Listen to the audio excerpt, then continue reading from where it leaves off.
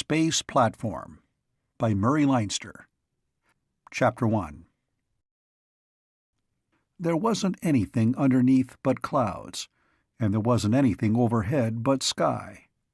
Joe Kenmore looked out the plane window past the co-pilot's shoulder. He stared ahead to where the sky and cloud bank joined. It was many miles away, and tried to picture the job before him. Back in the cargo space of the plane, there were 4 big crates. They contained the pilot gyros for the most important object then being built on Earth, and it wouldn't work properly without them. It was Joe's job to take that highly specialized, magnificently precise machinery to its destination, help to install it, and see to its checking after it was installed. He felt uneasy. Of course, the pilot and co-pilot, the only 2 other people on the transport plane, knew their stuff. Every imaginable precaution would be taken to make sure that a critically essential device like the pilot gyro assembly would get safely where it belonged. It was being treated as if it were a crate of eggs instead of massive metal smoothed and polished and lapped to a precision practically unheard of. But just the same, Joe was worried. He'd seen the pilot gyro assembly made. He'd helped on it. He knew how many times 1/1000th of an inch had been split in machining its bearings, and the breath-weight balance of its moving parts.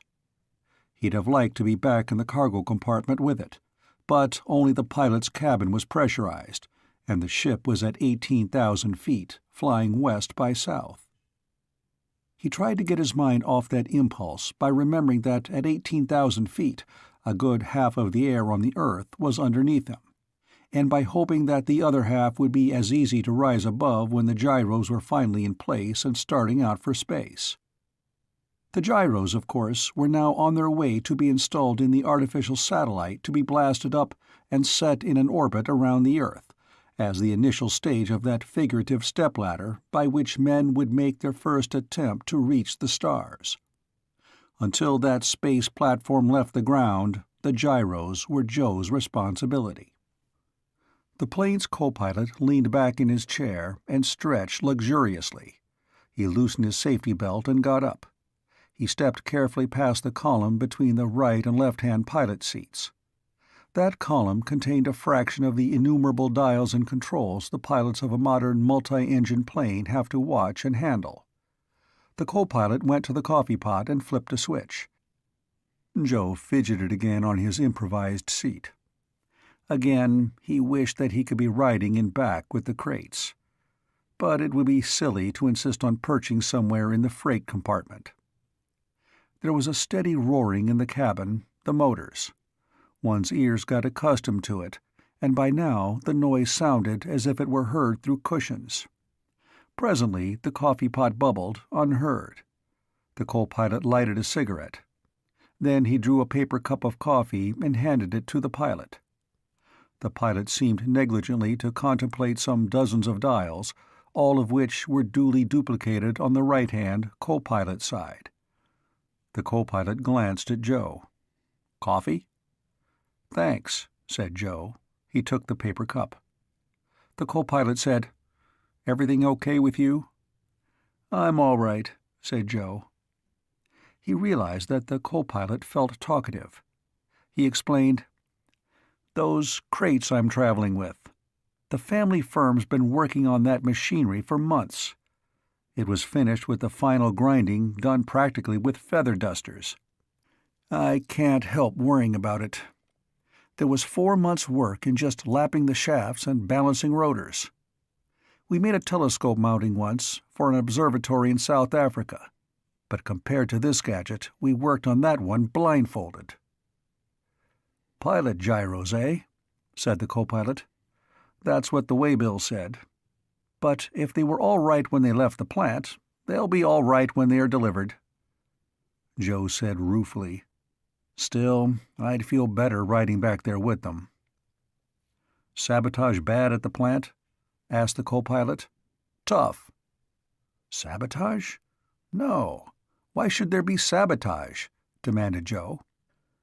The co-pilot said mildly, "Not quite everybody is anxious to see the space platform take off.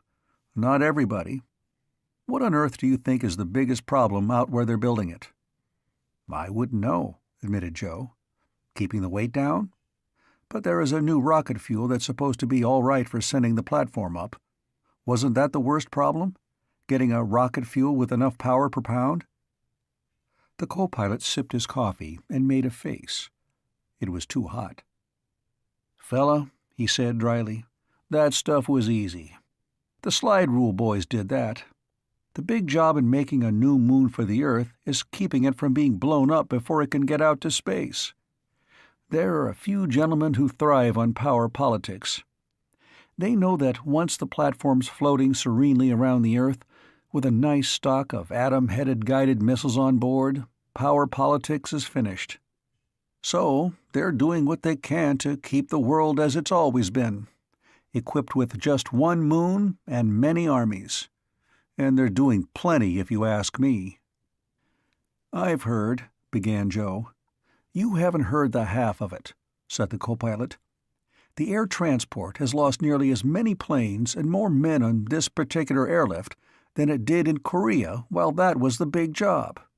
I don't know how many other men have been killed. But there's a strictly local hot war going on out where we're headed. No holds barred. Hadn't you heard?" It sounded exaggerated. Joe said politely, "I heard there was cloak-and-dagger stuff going on." The pilot drained his cup and handed it to the co-pilot. He said, "He thinks you're kidding him." He turned back to the contemplation of the instruments before him and the view out the transparent plastic of the cabin windows. "He does?" the co-pilot said to Joe. "You've got security checks around your plant. They weren't put there for fun. It's 100 times worse where the whole platform's being built." "Security?" said Joe. He shrugged. "We know everybody who works at the plant. We've known them all their lives. They get mad if we started to get stuffy. We don't bother." "That I'd like to see," said the co-pilot skeptically. "No barbed wire around the plant? No identity badges you wear when you go in? No security officer screaming blue murder every 5 minutes? What do you think all that's for? You built these pilot gyros. You had to have that security stuff." "But we didn't," insisted Joe. "Not any of it. The plant's been in the same village for 80 years. It started building wagons and plows, and now it turns out machine tools and precision machinery. It's the only factory around, and everybody who works there went to school with everybody else, and so did our fathers, and we know one another." The co-pilot was unconvinced. "No kidding?" "No kidding," Joe assured him. "In World War II, the only spy scare in the village was an FBI man who came around looking for spies. The village cop locked him up and wouldn't believe in his credentials. They had to send somebody from Washington to get him out of jail." The co-pilot grinned reluctantly. "I guess there are such places," he said enviously. "You should have built the platform. It's plenty different on this job. We can't even talk to a girl without security clearance for an interview beforehand, and we can't speak to strange men or go out alone after dark." The pilot grunted. The co-pilot's tone changed. "Not quite that bad," he admitted. "But it's bad. It's really bad. We lost 3 planes last week. I guess you'd call it inaction against saboteurs. One flew to pieces in mid-air. Sabotage. Carrying critical stuff. One crashed on takeoff, carrying irreplaceable instruments. Somebody put a detonator in a servo motor. And one froze in its landing glide and flew smack dab into its landing field. They had to scrape it up. When this ship got a major overhaul 2 weeks ago, we flew it with our fingers crossed for 4 trips running. Seems to be all right, though. We gave it the works. But I won't look forward to a serene old age until the platform's out of atmosphere. Not me." He went to put the pilot's empty cup in the disposal slot. The plane went on. There wasn't anything underneath but clouds, and there wasn't anything overhead but sky. The clouds were a long way down, and the sky was simply up. Joe looked down and saw a faint spot of racing brightness with a hint of colors around it. It was the sort of nimbus that substitutes for a shadow when a plane is high enough above the clouds. It raced madly over the irregular upper surface of the cloud layer. The plane flew and flew. Nothing happened at all. This was 2 hours from the field from which it had taken off with the pilot gyro cases as its last item of collected cargo. Joe remembered how grimly the 2 crew members had prevented anybody from even approaching it on the ground, except those who actually loaded the cases, and how one of the 2 had watched them every second. Joe fidgeted. He didn't quite know how to take the co-pilot's talk. The Kenmore Precision Tool Plant was owned by his family, but it wasn't so much a family as a civic enterprise. The young men of the village grew up to regard fanatically fine workmanship with the casual matter-of-factness elsewhere reserved for plowing or deep-sea fishing. Joe's father owned it, and someday Joe might head it, but he couldn't hope to keep the respect of the men in the plant unless he could handle every tool on the place and split 1,000th at least 5 ways. 10 would be better. But as long as the feeling at the plant stayed as it was now, there'd never be a security problem there. If the co-pilot was telling the truth, though. Joe found a slow burn beginning inside him. He had a picture in his mind that was practically a dream. It was of something big and bright and ungainly, swimming silently in emptiness with a field of stars behind it. The stars were tiny pinpoints of light. They were unwinking and distinct because there was no air where this thing floated. The blackness between them was absolute, because this was space itself. The thing that floated was a moon, a man-made moon. It was an artificial satellite of Earth. Men were now building it.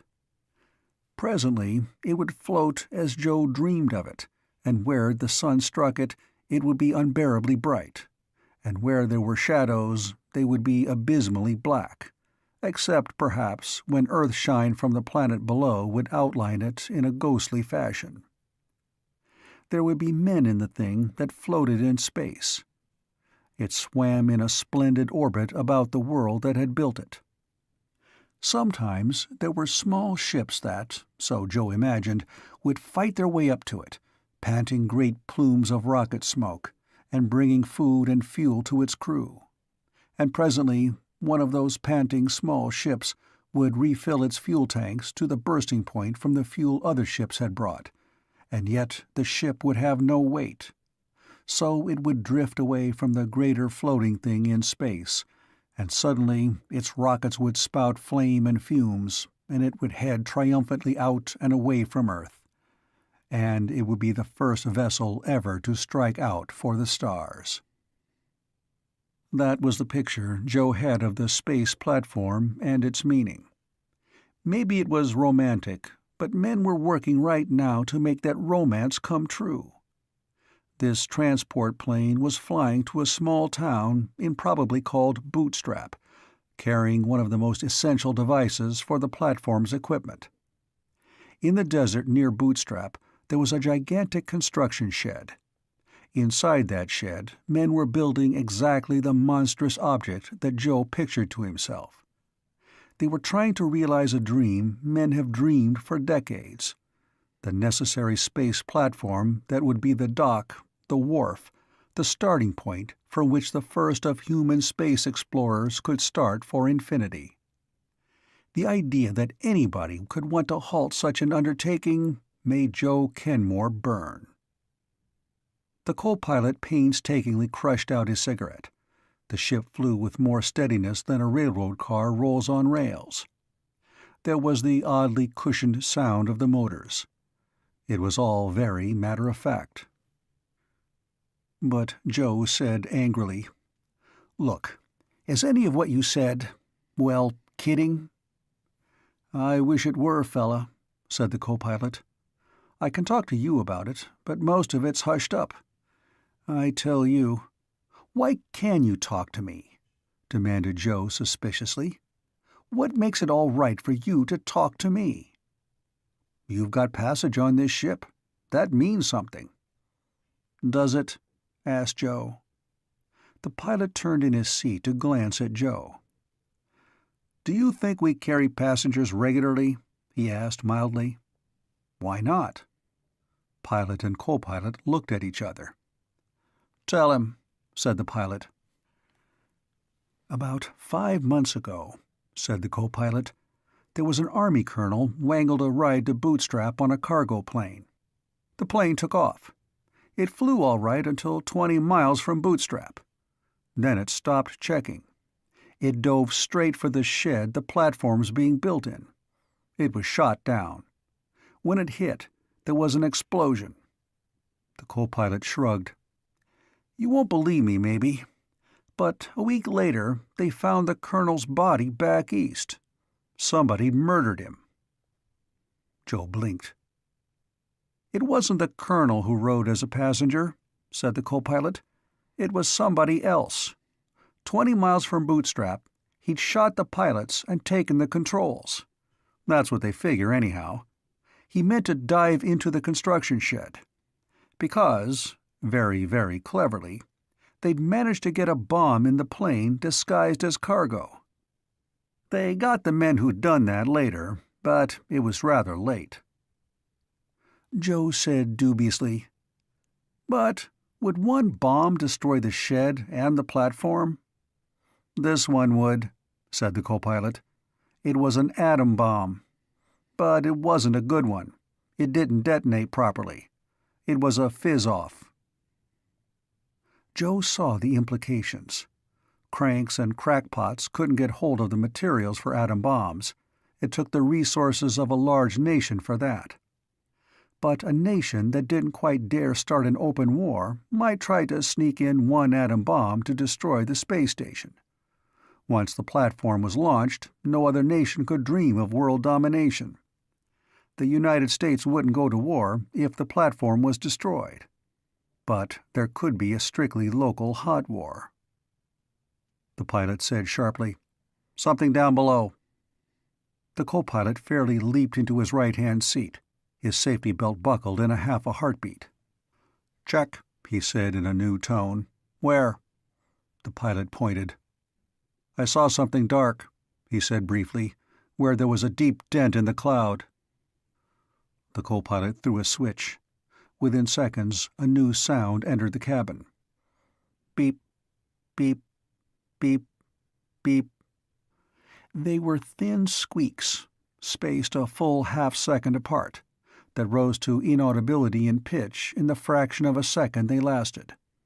The co-pilot snatched a handphone from the wall above his head and held it to his lips. "Flight 220 calling," he said crisply. "Something's got a radar on us. We saw it. Get a fix on us and come a-running. We're at 18,000 and—" Here the floor of the cabin tilted markedly. "Now we're climbing. Get a fix on us and come a-running. Over." He took the phone from his lips and said conversationally, "Radar's a giveaway. This is no flyway. You wouldn't think he'd take that much of a chance, would you?" Joe clenched his hands. The pilot did things to the levers on the column between the two pilot seats. He said curtly, "Arm the JADOs." The co-pilot did something mysterious and said, "Check." All this took place in seconds. The pilot said, "I see something." And instantly there was swift, tense teamwork in action. A call by radio, asking for help. The plane headed up for greater clearance between it and the clouds. The JADOs made ready for firing. They were the jet-assisted takeoff rockets, which, on a short or rough field, would double the motor's thrust for a matter of seconds. In straightaway flight, they should make the plane leap ahead like a scared rabbit. But they wouldn't last long. "I don't like this," said the co-pilot in a flat voice. "I don't see what he could do." Then he stopped. Something zoomed out of a cloud. The action was completely improbable. The thing that appeared looked absolutely commonplace. It was a silver-winged private plane, the sort that cruises at 175 knots and can hit nearly 250 if pushed. It was expensive, but not large. It came straight up out of the cloud layer and went lazily over on its back and dived down into the cloud layer again. It looked like somebody stunting for his own private lunatic pleasure, the kind of crazy thing some people do, and for which there is no possible explanation. But there was an explanation for this. At the very top of the loop, threads of white smoke appeared. They should have been unnoticeable against the cloud, but for the fraction of an instant they were silhouetted against the silver wings. They were not misty wisps of vapor. They were dense, sharply defined rocket trails. They shot upward, spreading out. The unreeled with incredible, ever-increasing velocity. The pilot hit something with the heel of his hand. There was a heart-stopping delay. Then the transport leapt forward with a force to stop one's breath. The JADOs were firing furiously, and the ship jumped. There was a bellowing that drowned out the sound of the engines. Joe was slammed back on the rear wall of the cabin. He struggled against the force that pushed him tailward. He heard the pilot saying calmly, "That plane shot rockets at us. If they're guided, we're sunk." Then the threads of smoke became the thickness of cables, of columns. They should have ringed the transport plane in. But the JADOs had jumped it crazily forward, and were still thrusting fiercely to make it go faster than any prop plane could.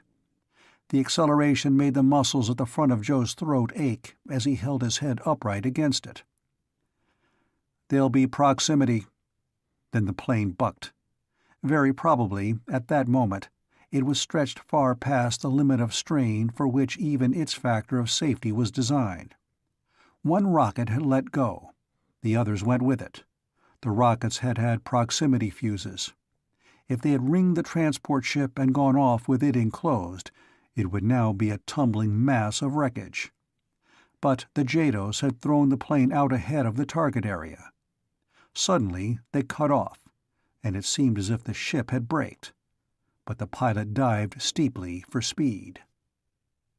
The co-pilot was saying coldly into the microphone, "He shot rockets. Looked like Army-issue 3.5s with proximities. They missed, and we're mighty lonely." The transport tore on, both pilots grimly watching the cloud bank below. They moved their bodies as they stared out the windows, so that by no possibility could any part of the plane mask something that they should see. As they searched, the co-pilot spoke evenly into the microphone at his lips. "He wouldn't carry more than 4 rockets, and he's dumping his racks and firing equipment now. But he might have a friend with him. Better get here quick if you want to catch him. He'll be the innocentest private pilot you ever saw in no time." Then the pilot grunted. Something was streaking across the cloud formation far, far ahead. 3 things. They were jet planes, and they seemed not so much to approach as to swell in size. They were coming at better than 500 knots, 10 miles a minute, and the transport was heading for them at its top speed of 300 knots. The transport and the flight of jets neared each other at the rate of a mile in less than 4 seconds. The pilot said crisply, "Silver Messner with red wingtips. The number began—" He gave the letter and first digits of the vanished plane's official designation, without which it could not take off from or be serviced at any flying field. Joe heard an insistent, swift beep, beep, beep, beep, which would be the radars of the approaching jets. He could not hear any answers that might reach the co-pilot as he talked to unseen persons who would relay his words to the jet fighters. One of them peeled off and sank into the cloud layer. The others came on. They set up in great circles about the transport, crossing before it, above it, around it, which gave the effect of flying around an object not in motion at all. The pilot flew on, frowning. The co-pilot said, "Yes, sure, I'm listening." There was a pause. Then he said, "Check, thanks." He hung the instrument back where it belonged, above his head and behind him. He thoughtfully mopped his brow. He looked at Joe. "Maybe," he said mildly, "you believe me when I tell you there's a sort of hot war on to keep the platform from taking off." The pilot grunted. "Here's the third jet coming up." It was true. The jet that had dived into the clouds came up out of the cloud formation with, somehow, an air of impassive satisfaction. "Did they spot the guy?" "Yeah," said the co-pilot. "He must have picked up my report. He didn't dump his radar. He stayed in the cloud bank. When the jet came for him, spotting him with its night fighter stuff, he tried to ram. Tried for a collision. So the jet gave him the works. Blew him apart. Couldn't make him land. Maybe they'll pick up something from the wreckage." Joe wet his lips. "I saw what happened," he said. "He tried to smash us with rockets. Where'd he get them? How were they smuggled in?" The co-pilot shrugged. "Maybe smuggled in, maybe stolen. They could have been landed from a sub anywhere on a good many thousand miles of coast. They could have been hauled anywhere in a station wagon. The plane was a private-type ship. Plenty of them flying around. It could have been bought easily enough. All they need would be a farm somewhere where it could land, and they could strap on a rocket rack and put in a radar. And they'd need information. Probably be a good lead, this business. Only just so many people could know what was coming on this ship, and what course it was flying, and so on. Security will have to check back from that angle." A shadow fell upon the transport ship. A jet shot past from above it. It waggled its wings and changed course. "We've got to land and be checked for damage," said the co-pilot negligently. "These guys will circle us and lead the way, as if we needed it." Joe subsided. He still had in his mind the glamorous and infinitely alluring picture of the space platform, floating grandly in its orbit, with white-hot sunshine on it and a multitude of stars beyond. He had been completely absorbed in that aspect of the job that dealt with the method of construction and the technical details by which the platform could be made to work. Now he had a sidelight on the sort of thing that has to be done when anything important is achieved. Figuring out how a thing can be done is only part of the job. Overcoming the obstacles to the apparently commonplace steps is 9/10 of the difficulty. It had seemed to him that the most dramatic aspect of building the space platform had been the achievement of a design that would work in space, that could be gotten up into space, and that could be lived in under circumstances never before experienced. Now he saw that getting the materials to the spot where they were needed called for nearly as much brains and effort. Screening out spies and destructionists, that would be an even greater achievement. He began to feel a tremendous respect and solicitude for the people who were doing ordinary jobs in the building of the platform, and he worried about his own share more than ever.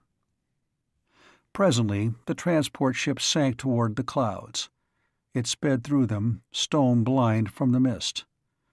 And then there was a small airfield below, and the pilot and co-pilot began a pattern of ritualistic conversation.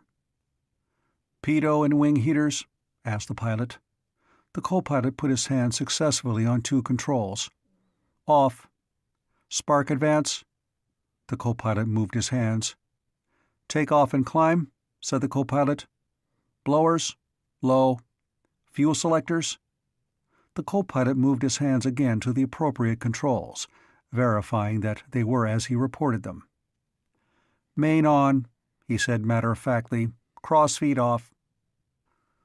The transport plane slanted down steeply for the landing field that had looked so small at first, but expanded remarkably as they drew near.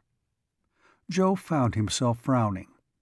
He began to see how really big a job it was to get a space platform even ready to take off for a journey that, in theory, should last forever.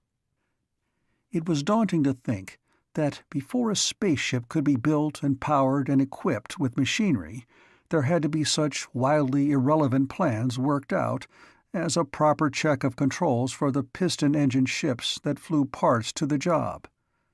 The details were innumerable.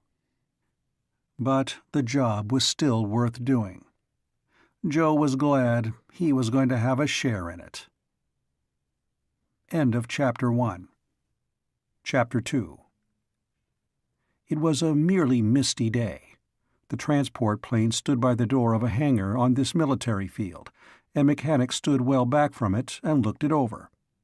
A man crawled over the tail assembly and found one small hole in the fabric of the stabilizer. A shell fragment had gone through when the war rockets exploded nearby. The pilot verified that the fragment had hit no strengthening member inside. He nodded. The mechanic made very neat fabric patches over the two holes, upper and lower. He began to go over the fuselage. The pilot turned away. "I'll go talk to Bootstrap," he told the co-pilot. "You keep an eye on things." "I'll keep 2 eyes on them," said the co-pilot.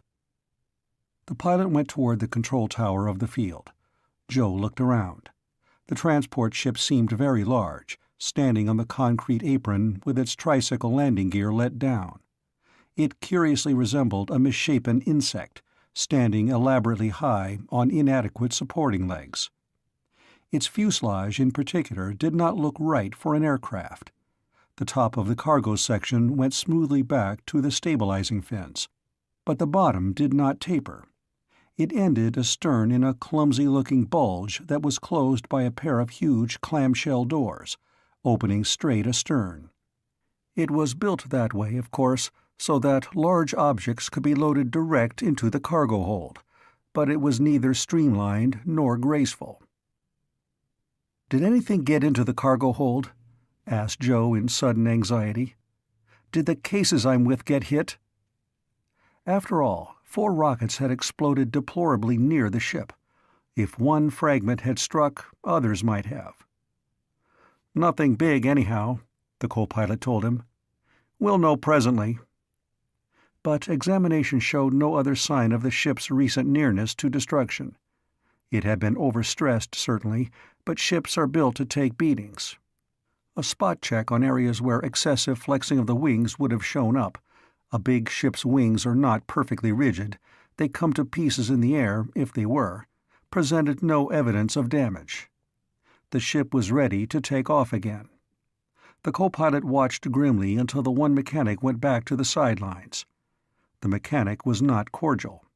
He and all the others regarded the ship and Joe and the co-pilot with disfavor. They worked on jets, and to suggest that men who worked on fighter jets were not worthy of complete confidence did not sit well with them. The co-pilot noticed it. "They think I'm a suspicious heel," he said sourly to Joe. "But I have to be. The best spies and saboteurs in the world have been hired to mess up the platform. When better saboteurs are made, they'll be sent over here to get busy." The pilot came back from the control tower. "Special flight orders," he told his companion. "We top off with fuel and get going." Mechanics got out the fuel hose, dragging it from the pit. One man climbed up on the wing. Other men handed up the hose. Joe was moved to comment, but the co-pilot was reading the new flight instructions. It was one of those moments of inconsistency to which anybody and everybody is liable. The 2 men of the ship's crew had it in mind to be infinitely suspicious of anybody examining their ship. But fueling it was so completely standard in operation that they merely stood by absently while it went on.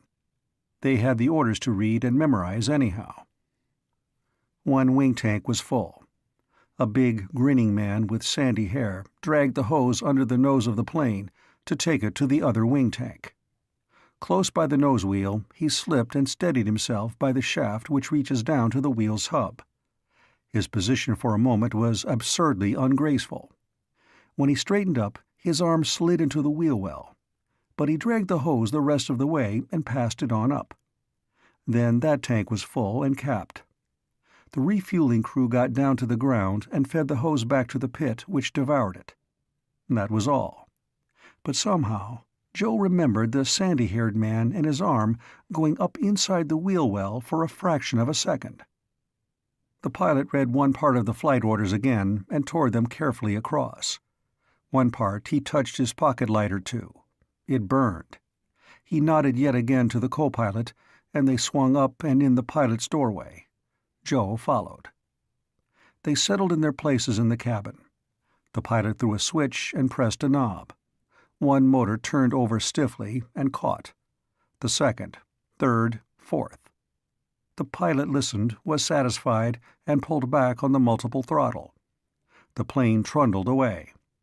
Minutes later, it faced the long runway. A tinny voice from the control tower spoke out of a loudspeaker under the instruments, and the plane roared down the field. In seconds, it lifted and swept around in a great half-circle. "Okay," said the pilot. "Wheels up." The co-pilot obeyed. The telltale lights that showed the wheels retracted glowed briefly. The men relaxed. "You know," said the co-pilot, "there was the devil of a time during the war with sabotage. Down in Brazil, there was a field planes used to take off from to fly to Africa. But they'd take off, head out to sea, get a few miles offshore, and then blow up. We must have lost a dozen planes that way. Then it broke. There was a guy, a sergeant, in the maintenance crew who was sticking a hand grenade up in the nose wheel wells. German he was, and very tidy about it, and nobody suspected him. Everything looked okay and tested okay. But when the ship was well away and the crew pulled up the wheels, that tightened a string and it pulled the pin out of the grenade. It went off. The master mechanic finally caught him and nearly killed him before the MPs could stop him. We've got to be plenty careful, whether the ground crews like it or not." Joe said dryly, "You were, except when they were topping off. You took that for granted." He told about the sandy-haired man. "He hadn't time to stick anything in the wheel well, though," he added. The co-pilot blinked. Then he looked annoyed. "Confound it, I didn't watch. Did you?" The pilot shook his head, his lips compressed. The co-pilot said bitterly, "And I thought I was security conscious. Thanks for telling me, fella. No harm this time, but that was a slip." He scowled at the dials before him. The plane flew on. This was the last leg of the trip, and now it should be no more than an hour and a half before they reached their destination. Joe felt a lift of elation. The space platform was a realization, or the beginning of it, of a dream that had been Joe's since he was a very small boy. It was also the dream of most other small boys at the time. The space platform would make space travel possible. Of course, it wouldn't make journeys to the moon or planets itself, but it would sail splendidly about the Earth in an orbit some 4,000 miles up, and it would gird the world in 4 hours, 14 minutes, and 22 seconds. It would carry atom-headed guided missiles, and every city in the world would be defenseless against it. Nobody could even hope for world domination so long as it floated on its celestial round. Which, naturally, was why there were such desperate efforts to destroy it before its completion. But Joe, thinking about the platform, did not think about it as a weapon. It was the first rung on the stepladder to the stars. From it, the moon would be reached, certainly. Mars next, most likely. Then Venus. In time, the moons of Saturn and the twilight zone of Mercury, and someday the moons of Jupiter. Possibly a landing could be dared on that giant planet itself, despite its gravity. The co-pilot spoke suddenly. "How do you rate this trip by cargo plane?" he asked curiously. "Mostly, even generals have to go on the ground. You rate plenty. How?" Joe pulled his thoughts back from satisfied imagining. It hadn't occurred to him that it was remarkable that he should be allowed to accompany the gyros from the plant to their destination. His family firm had built them, so it had seemed natural to him. He wasn't used to the idea that everybody looked suspicious to a security officer concerned with the safety of the platform. "Connections? I haven't any," said Joe. Then he said, "I do know somebody on the job.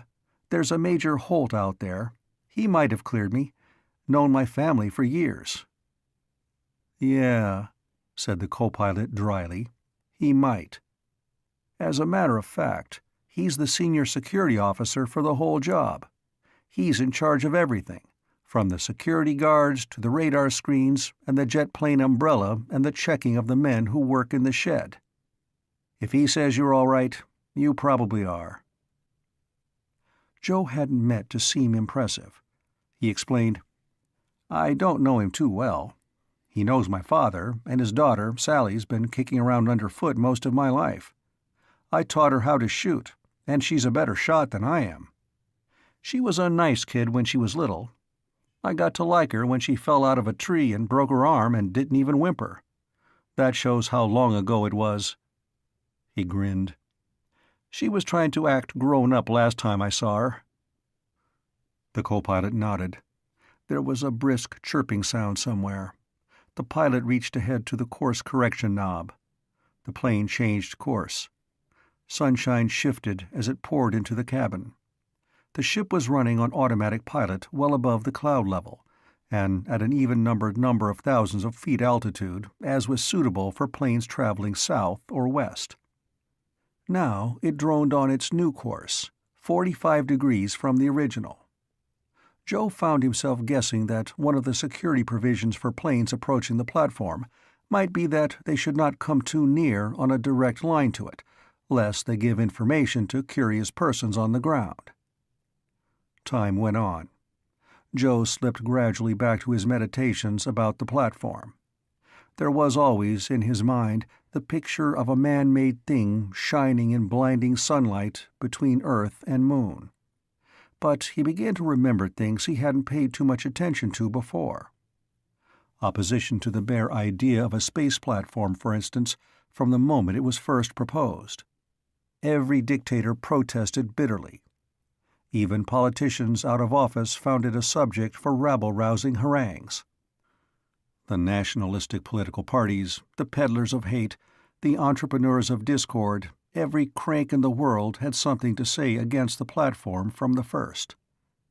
When they did not roundly denounce it as impious, they raved that it was a scheme by which the United States would put itself in position to rule all the earth. As a matter of fact, the United States had first proposed it as a United Nations enterprise, so that denunciations that politicians found good politics actually made very poor sense. But it did not get past the General Assembly. The proposal was so rabidly attacked on every side that it was not even passed up to the Council, where it would certainly have been vetoed anyhow. But it was exactly that furious denunciation which put the platform through the United States Congress, which had to find the money for its construction. In Joe's eyes, and in the eyes of most of those who hoped for it from the beginning, the platform's great appeal was that it was the necessary first step toward interplanetary travel, with starships yet to come. But most scientists wanted it desperately for their own ends. There were low-temperature experiments, electronic experiments, weather observations, star temperature measurements, astronomical observations. Any man in any field of science could name reasons for it to be built.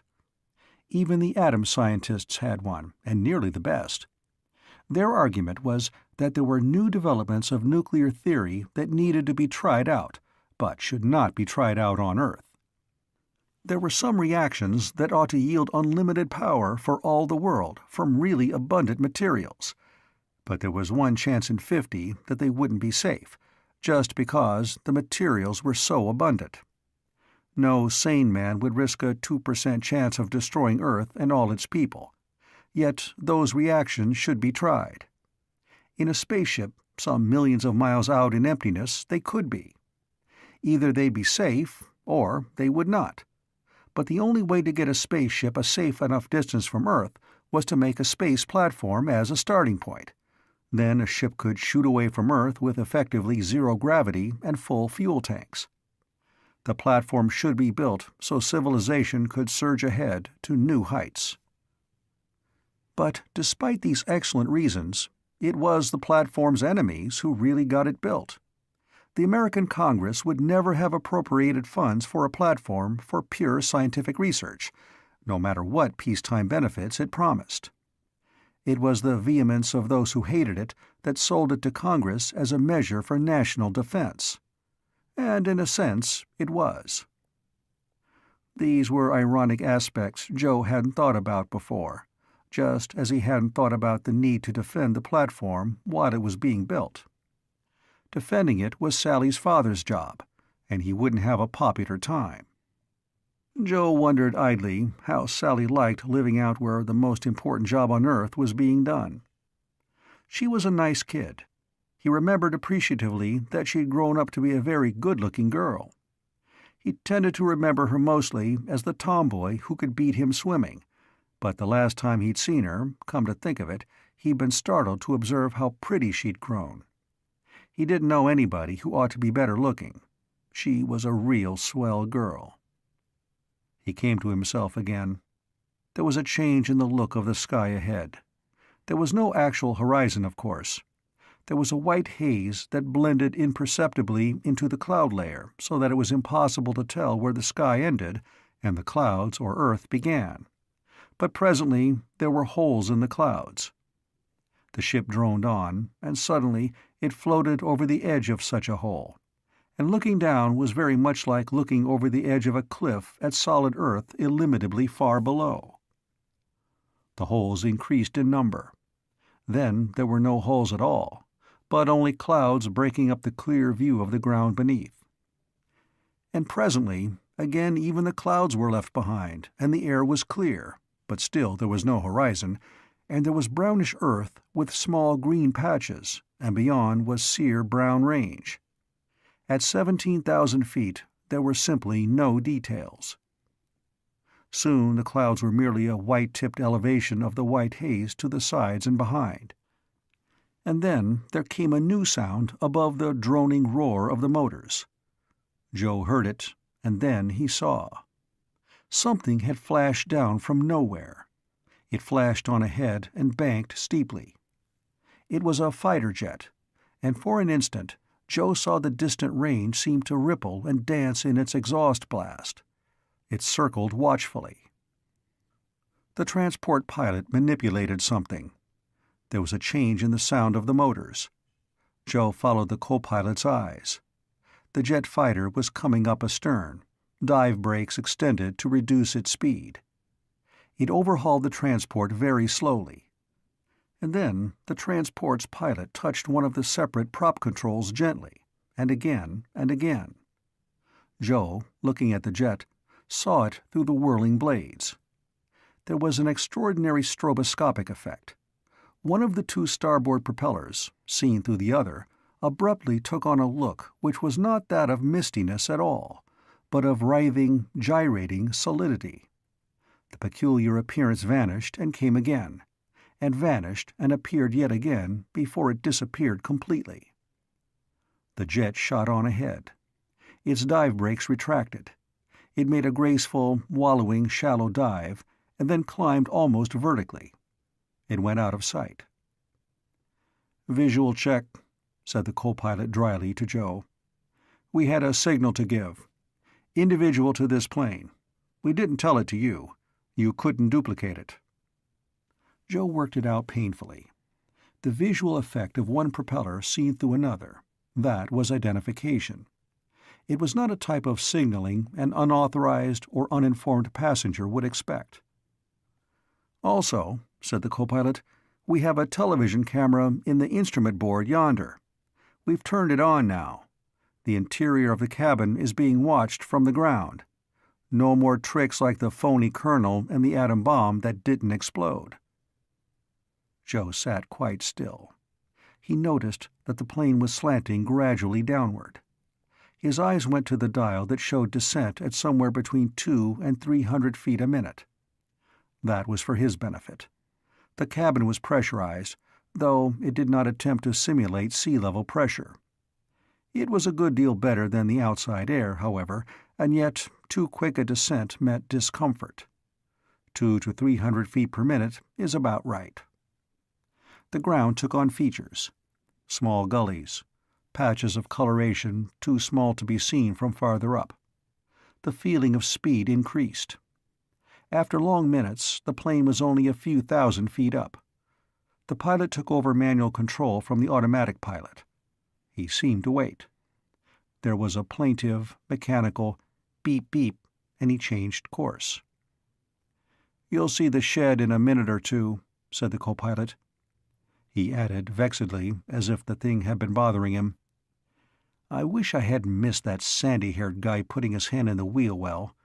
Nothing happened, but I shouldn't have missed it."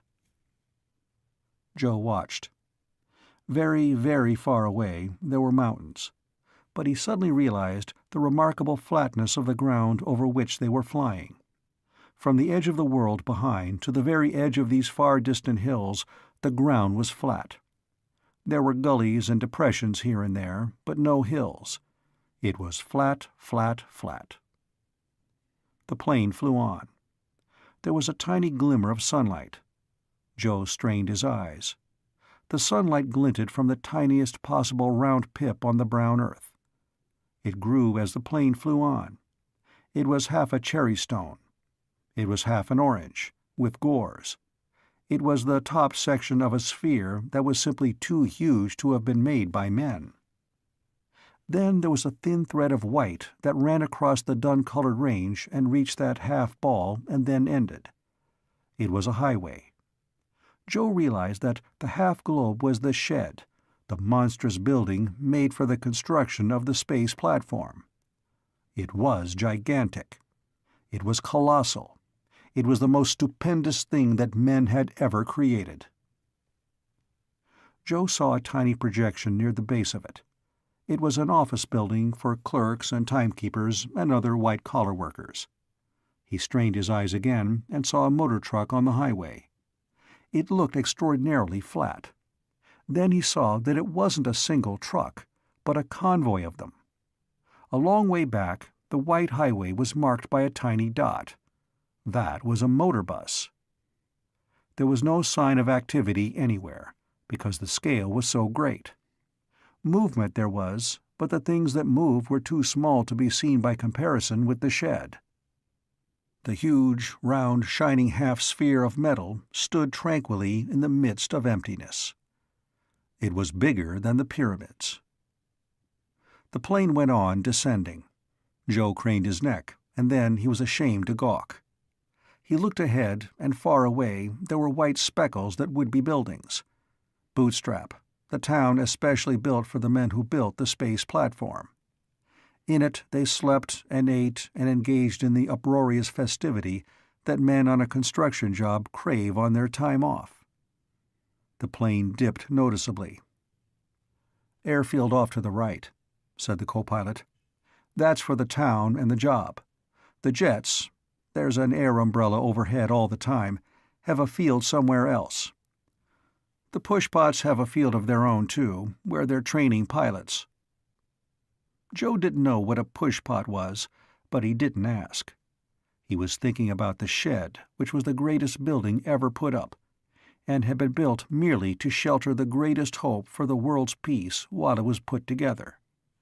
He'd be in the shed presently. He'd work there, setting up the contents of the crates back in the cargo space, and finally installing them in the platform itself. The pilot said, "Pitot and wing heaters?" "Off," said the co-pilot. "Spark and advance?" Joe didn't listen. He looked down at the sprawling small town with white-painted barracks and a business section and an obvious, carefully designed recreation area that nobody would ever use. The plane was making a great half-circle. The motor noise dimmed as Joe became absorbed in his anticipation of seeing the space platform and having a hand in its building. The co-pilot said sharply, "Hold everything." Joe jerked his head around. The co-pilot had his hand on the wheel release. His face was tense. "It don't feel right," he said very, very quietly. "Maybe I'm crazy, but there was that sandy-haired guy who put his hand up in the wheel well back at that last field, and this don't feel right." The plane swept on. The airfield passed below it. The co-pilot very cautiously let go of the wheel release, which, when pulled, should let the wheels fall down from their wells to lock themselves in landing position. He moved from his seat. His lips were pinched and tight. He scrabbled at a metal plate in the flooring. He lifted it and looked down. A moment later, he had a flashlight. Joe saw the edge of a mirror. There were 2 mirrors down there, in fact. One could look through both of them into the wheel well. The co-pilot made quite sure. He stood up, leaving the plate off the opening in the floor. "There's something down in the wheel well," he said in a brittle tone. "It looks to me like a grenade. There's a string tied to it. At a guess, that sandy-haired guy set it up like that saboteur sergeant down in Brazil. Only it rolled a little. And this one goes off when the wheels go down. I think, too, if we belly land. Better go around again, huh?" The pilot nodded. "First," he said evenly, "we get word down to the ground about the sandy-haired guy, so they'll get him regardless." He picked up the microphone hanging above and behind him and began to speak coldly into it. The transport plane started to swing in wide, sweeping circles over the desert beyond the airport while the pilot explained that there was a grenade in the nose wheel well, set to explode if the wheel were let down, or, undoubtedly, if the ship came in to a belly landing. Joe found himself astonishingly unafraid, but he was filled with a pounding rage. He hated the people who wanted to smash the pilot gyros because they were essential to the space platform. He hated them more completely than he had known he could hate anybody. He was so filled with fury that it did not occur to him that in any crash or explosive landing that would ruin the gyros, he would automatically be killed.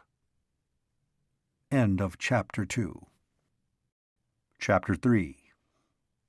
The pilot made an examination down the floor plate hole, with a flashlight to see by and 2 mirrors to show him the contents of a spot he could not possibly reach with any instrument.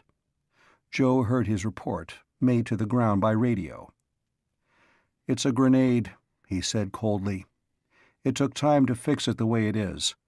At a guess, the ship was booby-trapped at the time of its last overhaul. But it was arranged that the booby-trap had to be set, the trigger cocked, by somebody doing something very simple at a different place and later on.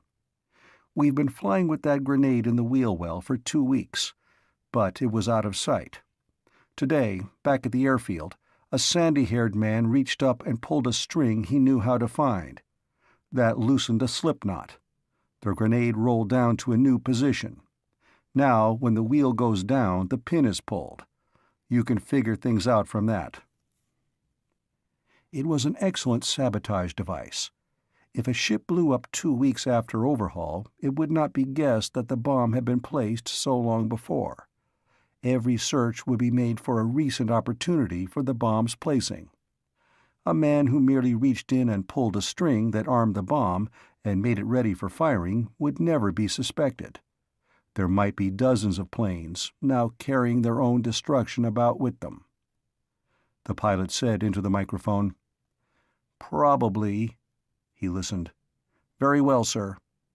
He turned away and nodded to the co-pilot, now savagely keeping the ship in wide, sweeping circles, the rims of which barely touched the farthermost corner of the airport on the ground below. "We've authority to jump," he said briefly. "You know where the chutes are, but there is a chance I can belly land without that grenade blowing. I'm going to try that." The co-pilot said angrily, "I'll get him a chute." He indicated Joe and said furiously, "They've been known to try 2 or 3 tricks, just to make sure. Ask if we should dump cargo before we crash land." The pilot held up the microphone again. He spoke. He listened. "Okay to dump stuff to lighten ship." "You won't dump my crates," snapped Joe, "and I'm staying to see you don't. If you can ride this ship down, so can I." The pilot got up and scowled at him. "Anything I can move out goes. Will you help?" Joe followed him through the door into the cargo compartment. The space there was very considerable and bitterly cold. The crates from the Kenmore plant were the heaviest items of cargo. Other objects were smaller. The co-pilot made his way to the rear and pulled a lever. Great curved doors opened at the back of the plane. Instantly, there was such a bellowing of motors that all speech was impossible. The co-pilot pulled out a clip of colored paper slips and checked one with the nearest movable parcel. He painstakingly made a check mark and began to push the box toward the doors. It was not a conspicuously sane operation. So near the ground, the plane tended to waver. The air was distinctly bumpy.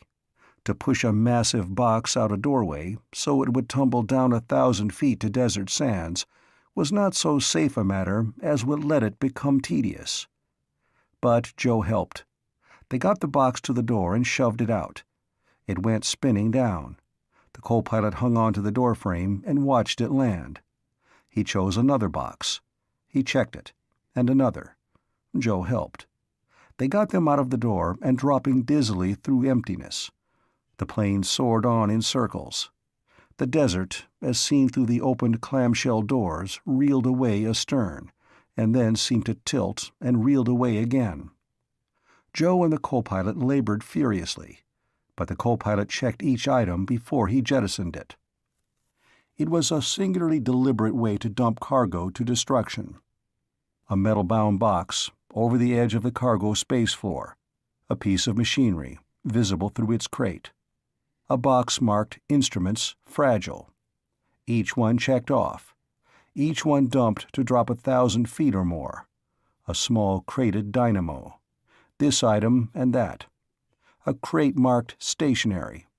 It would be printed forms for the timekeepers, perhaps, but it wasn't. It dropped out.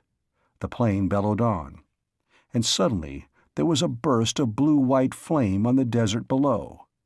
The box that should have contained time cards had contained something very much more explosive. As the plane roared on, rocking from the shock wave of the explosion, Joe saw a crater and a boiling cloud of smoke and flying sand. The co-pilot spoke explosively and furiously, in the blasting uproar of the motors. He vengefully marked the waybill of the parcel that had exploded. But then they went back to the job of dumping cargo. They worked well as a team now. In no more than minutes everything was out except the 4 crates that were the gyros. The co-pilot regarded them dourly, and Joe clenched his fists. The co-pilot closed the clamshell doors, and it became possible to hear oneself think again. "Ship's lighter, anyhow," reported the co-pilot back in the cabin. "Tell 'em this is what exploded." The pilot took the slip. He plucked down the microphone, exactly like somebody picking up an inter-office telephone, and reported the waybill number and description of the case that had been an extra bomb.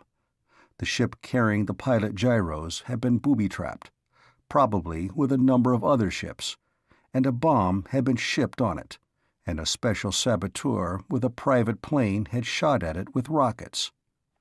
The pilot gyros were critical devices. They had to be on board the platform when it took off, and they took months to make and balance. There had been extra pains taken to prevent their arrival. "I'm dumping gas now," said the pilot into the microphone, "and then coming in for a belly landing." The ship flew straight away. It flew more lightly, and it bounced a little. When gas is dumped, one has to slow to not more than 175 knots and fly level. Then one is supposed to fly 5 minutes after dumping with the chutes in the drain position, and even then there is 45 minutes of flying fuel still in the tanks. The ship swept around and headed back for the now far-distant field.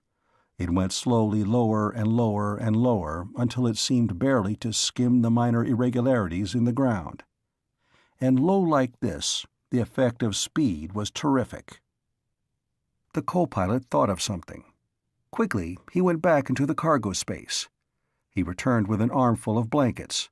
He dumped them on the floor. "If that grenade does go," he said sourly. Joe helped. In the few minutes before Bootstrap loomed near, they filled the bottom of the cabin with blankets, especially around the pilot's chairs. And there was a mound of blanketing above the actual place where the grenade might be. It made sense. Soft stuff like blankets would absorb an explosion better than anything else. but the pilot thought the grenade might not blow. "Hold fast," snapped the pilot. The wing flaps were down. That slowed the ship a little. It had been lightened. That helped. They went in over the edge of the field, less than man-height high. Joe found his hands closing convulsively on a hand grip. He saw a crash wagon starting out from the side of the runway. A fire truck started for the line the plane followed. 4 feet above the rushing sand. 3. The pilot eased back the stick. His face was craggy and very grim and very hard. The ship's tail went down and dragged. It bumped. Then the plane careened and slid and half-whirled crazily, and then the world seemed to come to an end. Crashes, bangs, shrieks of torn metal, bumps, thumps, and grindings. Then a roaring. Joe pulled himself loose from where he had been flung. It seemed to him that he peeled himself loose, and found the pilot struggling up, and he grabbed him to help. And then the co-pilot hauled at them both, and abruptly all 3 of them were in the open air and running at full speed away from the ship. The roar abruptly became a bellowing. There was an explosion. Flames sprouted everywhere. The 3 men ran stumblingly, but even as they ran, the co-pilot swore. "We left something," he panted. Joe heard a crescendo of booming, crackling noises behind. Something else exploded dully, but he should be far enough away by now. He turned to look, and he saw blackening wreckage immersed in roaring flames. The flames were monstrous. They rose sky-high, it seemed, more flames than 45 minutes of gasoline should have produced. As he looked, something blew up shatteringly, and fire raged even more furiously.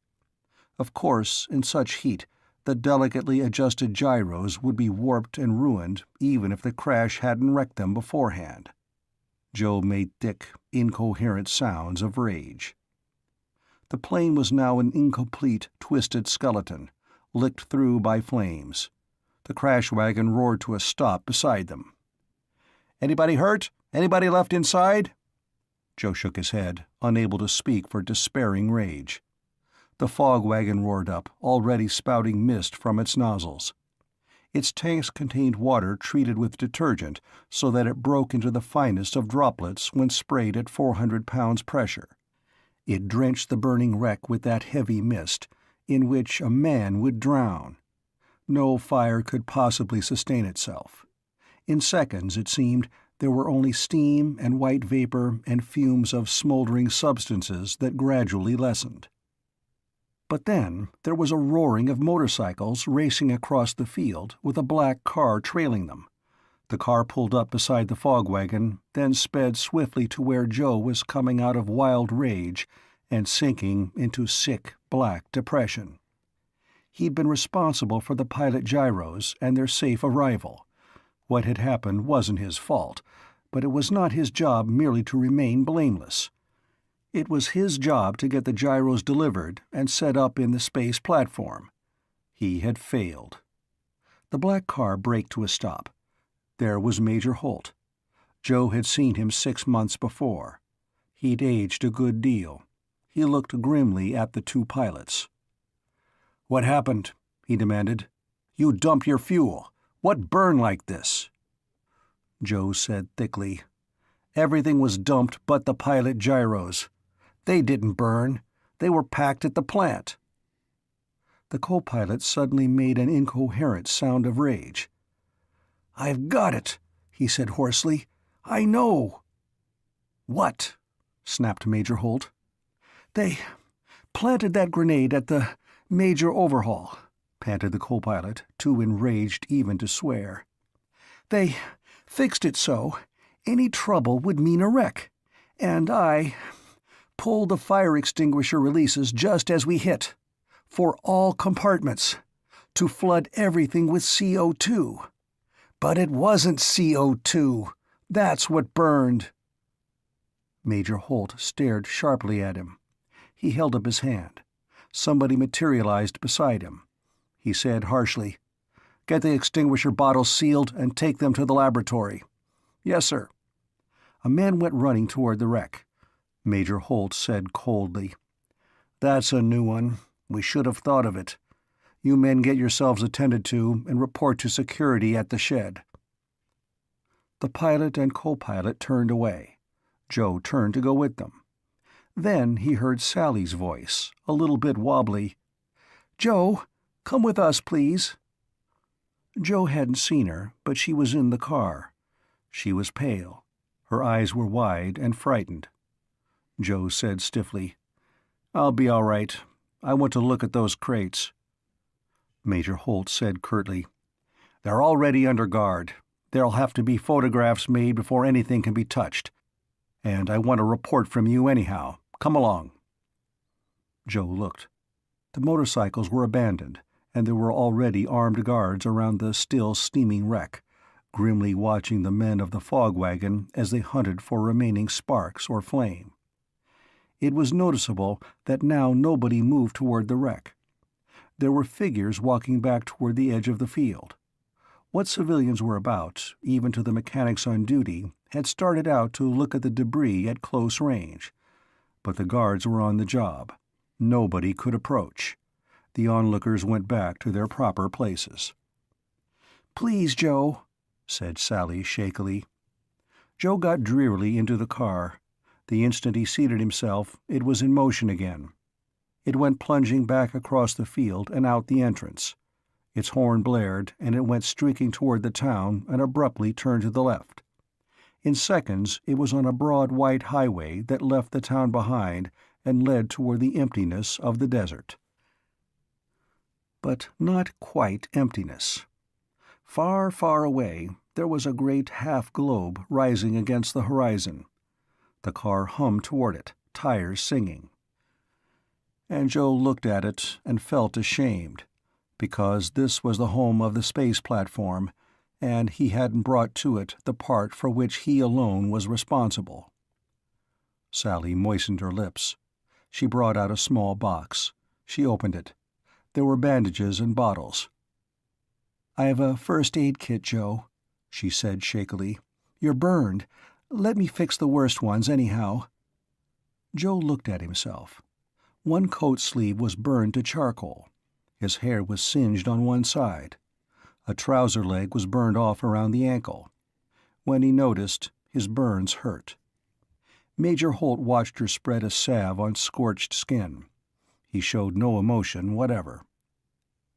"Tell me what happened," he commanded. "All of it." Somehow there seemed very little to tell, but Joe told it baldly as the car sped on. The great half-ball of metal loomed larger and larger, but did not appear to grow nearer as Sally practiced first aid. They came to a convoy of trucks, and the horn blared, and they turned out and passed it. Once they met a convoy of empty vehicles on the way back to Bootstrap. They passed a bus. They went on. Joe finished drearily.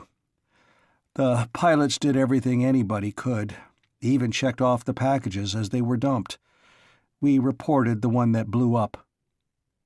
Major Holt said uncompromisingly, "Those were orders. In a sense, we've gained something even by this disaster. The pilots are probably right about the plane's having been booby-trapped after its last overhaul, and the traps armed later. I'll have an inspection made immediately, and we'll see if we can find out how it was done. There's the man you think armed the trap on this plane. An order for his arrest is on the way now. I told my secretary. And, that CO2. "I didn't understand that," said Joe drearily. "Planes have CO2 bottles to put fires out," said the Major impatiently. "A fire in flight lights a red warning light on the instrument panel telling where it is. The pilot pulls a handle, and CO2 floods the compartment, putting it out. And this ship was coming in for a crash landing, so the pilot, according to orders, flooded all compartments with CO2. Only it wasn't." Sally said in horror, "Oh, no." "The CO2 bottles were filled with an inflammable or an explosive gas," said her father, unbending. "Instead of making a fire impossible, they made it certain. We'll have to watch out for that trick now, too. Joe was too disheartened for any emotion except a bitter depression and a much more bitter hatred of those who were ready to commit any crime, and had committed most, in the attempt to destroy the platform. The shed that housed it rose and rose against the skyline. It became huge. It became monstrous. It became unbelievable.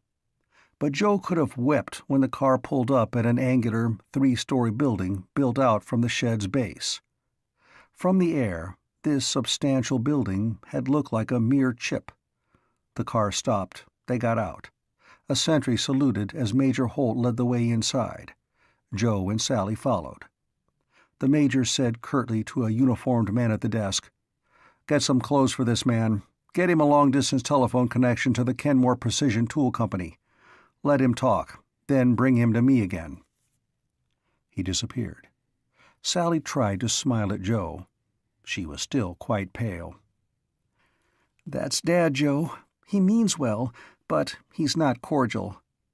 I was in his office when the report of sabotage to your plane came through. We started for Bootstrap. We were on the way when we saw the first explosion. I thought it was your ship." She winced a little at the memory. "I knew you were on board. It was not nice, Joe." She'd been badly scared. Joe wanted to thump her encouragingly on the back, but he suddenly realized that that would no longer be appropriate. So he said gruffly, "I'm all right." He followed the uniformed man. He began to get out of his scorched and tattered garments. The sergeant brought him more clothes, and he put them on.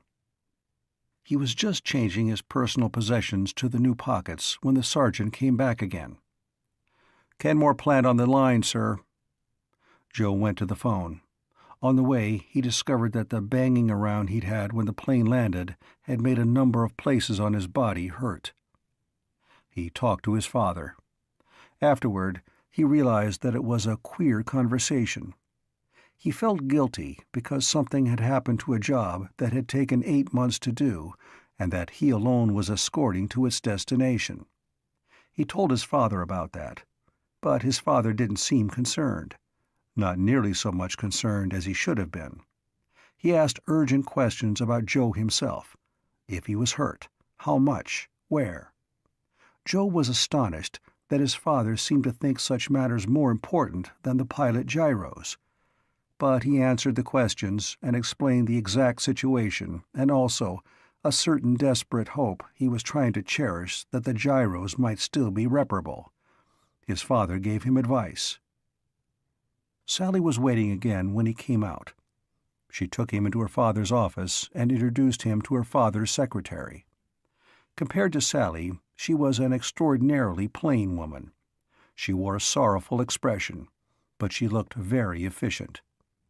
Joe explained carefully that his father said for him to hunt up Chief Bender, working on the job out here, because he was one of the few men who'd left the Kenmore plant to work elsewhere, and he was good. He and the chief, between them, would estimate the damage and the possibility of repair. Major Holt listened. He was military and official, and harassed and curt and tired. Joe'd known Sally and therefore her father all his life, but the Major wasn't an easy man to be relaxed with. He spoke into thin air, and immediately his sad-seeming secretary wrote out a pass for Joe. Then Major Holt gave crisp orders on a telephone and asked questions, and Sally said, "I know. I'll take him there. I know my way around." Her father's expression did not change. He simply included Sally in his orders on the phone. He hung up and said briefly, "The plane will be surveyed and taken apart as soon as possible. By the time you find your man, you can probably examine the crates. I'll have you cleared for it." His secretary reached in a drawer for order forms to fill out and hand him to sign. Sally tugged at Joe's arm. They left. Outside, she said, "There's no use arguing with my father, Joe. He has a terrible job, and it's on his mind all the time. He hates being a security officer, too. It's a thankless job, and no security officer ever gets to be more than a major." His ability never shows. What he does is never noticed unless it fails.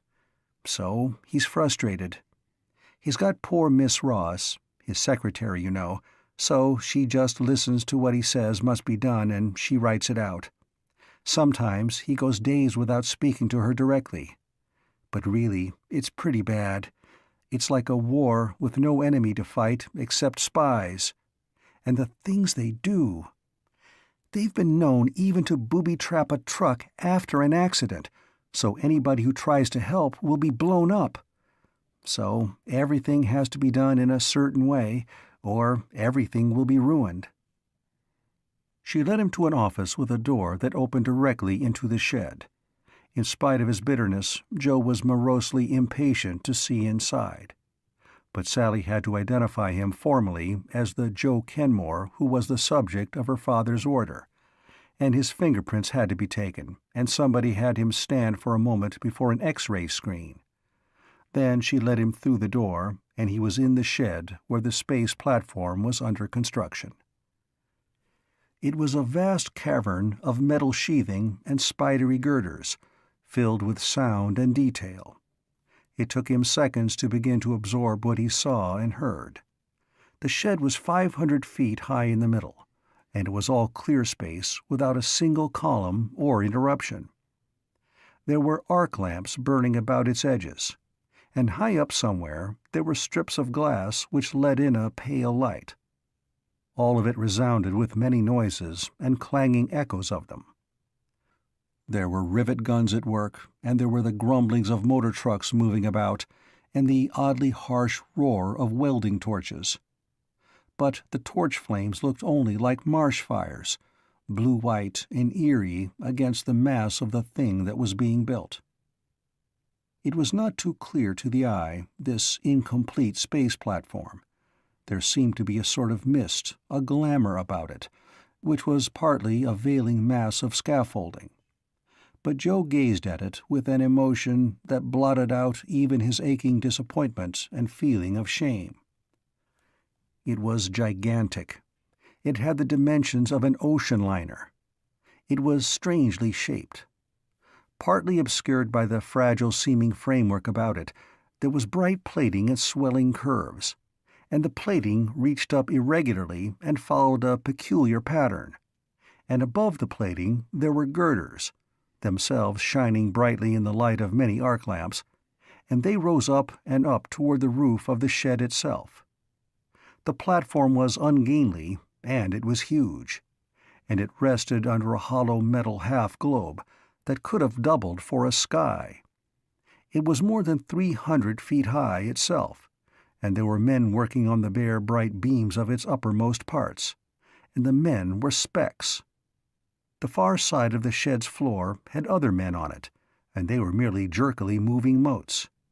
You couldn't see their legs as they walked. The shed and the platform were monstrous.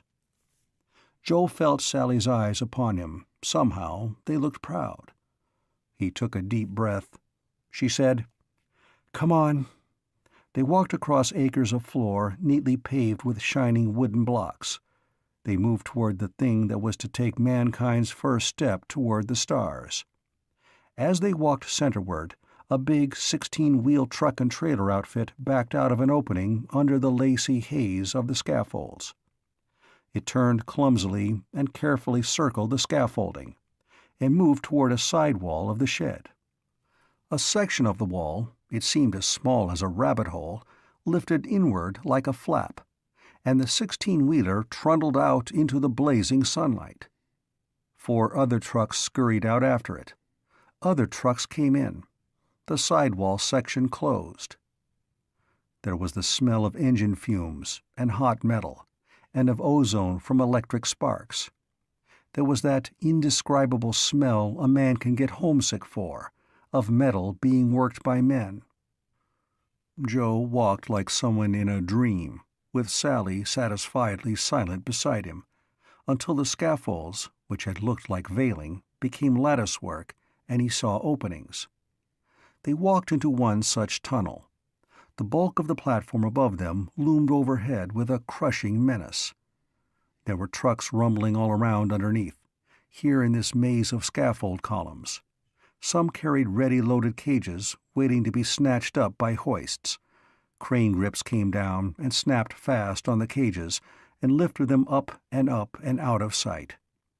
There was a diesel running somewhere, and a man stood and stared skyward and made motions with his hands, and the diesel adjusted its running to his signals. Then some empty cages came down and landed in a waiting truck body with loud clanking noises. Somebody cast off the hooks, and the truck grumbled and drove away.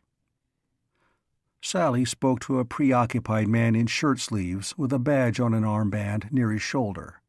He looked carefully at the passes she carried, using a flashlight to make sure. Then he led them to a shaft up which a hoist ran. It was very noisy here. A rivet gun banged away overhead, and the plates of the platform rang with the sound, and the echoes screeched, and to Joe the bedlam was infinitely good to hear. The man with the armband shouted into a telephone transmitter, and a hoist cage came down. Joe and Sally stepped on it. Joe took a firm grip on her shoulder, and the hoist shot upward. The hugeness of the shed and the platform grew even more apparent as the hoist accelerated toward the roof. The flooring seemed to expand. Spidery scaffold beams dropped past them. There were things being built over by the sidewall. Joe saw a crawling in-plant tow truck moving past those enigmatic objects. It was a tiny truck, no more than 4 feet high and with 12-inch wheels. It dragged behind it flat plates of metal with upturned forward edges. They slid over the floor like sledges. Cryptic loads were carried on those plates, and the tow truck stopped by a mass of steel piping being put together and began to unload the plates. Then the hoist slowed abruptly, and Sally winced a little. The hoist stopped. Here, 200 feet up, a welding crew worked on the skin of the platform itself. The plating curved in, and there was a wide flat space parallel to the ground. There was also a great gaping hole beyond. Though girders rose roofward even yet, this was as high as the plating had gone. That opening, Joe guessed, would ultimately be the door of an airlock, and this flat surface was designed for a tender rocket to anchor to by magnets. When a rocket came up from Earth, with supplies or reliefs for the platform's crew, or with fuel to be stored for an exploring ship's later use, it would anchor here and then inch toward that doorway. There were half a dozen men in the welding crew. They should have been working, but 2 men battered savagely at each other, their tools thrown down. One was tall and lean, with a wrinkled face and an expression of intolerable fury. The other was squat and dark, with a look of desperation. A third man was in the act of putting down his welding torch. He'd carefully turned it off first, to try to interfere. Another man gaped. Still another was climbing up by a ladder from the scaffold level below. Joe put Sally's hand on the hoist upright, instinctively freeing himself for action. The lanky man lashed out a terrific roundhouse blow. It landed, but the stocky man bored in. Joe had an instant's clear sight of his face. It was not the face of a man enraged. It had the look of a man both desperate and despairing. Then the lanky man's foot slipped. He lost balance, and the stocky man's fist landed. The thin man reeled backward. Sally cried out, choking. The lanky man teetered on the edge of the flat place. Behind him, the plating curved down. Below him, there were 200 feet of fall through the steel pipe maze of scaffolds. If he took one step back, he was gone inexorably down a slope on which he could never stop. He took that step. The stocky man's face abruptly froze in horror. The lanky man stiffened convulsively. He couldn't stop. He knew it. He'd go back and on over the rounded edge and fall. He might touch the scaffolding. It would not stop him. It would merely set his body spinning crazily as it dropped and crashed again and again before it landed 200 feet below. It was horror in slow motion, watching the lean man stagger backward to his death. Then Joe leapt. End of Chapter 3. Chapter 4. For an instant, in mid-air, Joe was incongruously aware of all the noises in the shed. The murky, girdered ceiling still 300 feet above him. The swelling, curving, glittering surface of steel underneath. Then he struck. He landed beside the lean man, with his left arm outstretched to share his impotence with him.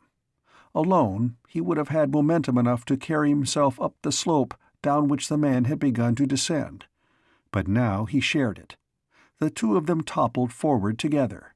Their arms were upon the flat surface, while their bodies dangled. The feel of gravity pulling them slantwise and downward was purest nightmare. But then, as Joe's innards crawled, the same stocky man who had knocked the lean man back was dragging frantically at both of them to pull them to safety. Then there were two men pulling. The stocky man's face was gray. His horror was proof that he hadn't intended murder. The man who'd put down his welding torch pulled. The man who'd been climbing the ladder put his weight to the task of getting them back to usable footing. They reached safety. Joe scrambled to his feet, but he felt sick at the pit of his stomach. The stocky man began to shake horribly. The lanky one advanced furiously upon him. "I didn't mean to kill you, Haney," the dark one panted. The lanky one snapped. "Okay, you didn't. But come on now. We finished this." He advanced toward the workman who had so nearly caused his death. But the other man dropped his arms to his sides. "I don't fight no more," he said thickly. "Not here. You kill me is okay. I don't fight." The lanky man, Haney, growled at him. "Tonight, then, in Bootstrap. Now get back to work." The stocky man picked up his tools. He was trembling. Haney turned to Joe and said ungraciously, "Much obliged. What's up?" Joe still felt queasy.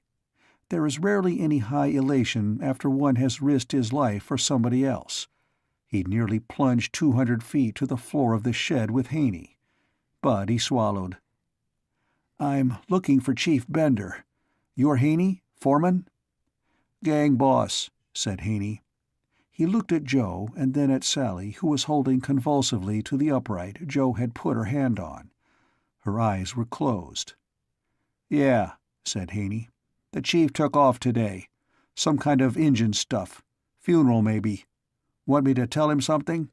I'll see him when I go off shift." There was an obscure movement somewhere on this part of the platform. A tiny figure came out of a crevice that would someday be an airlock.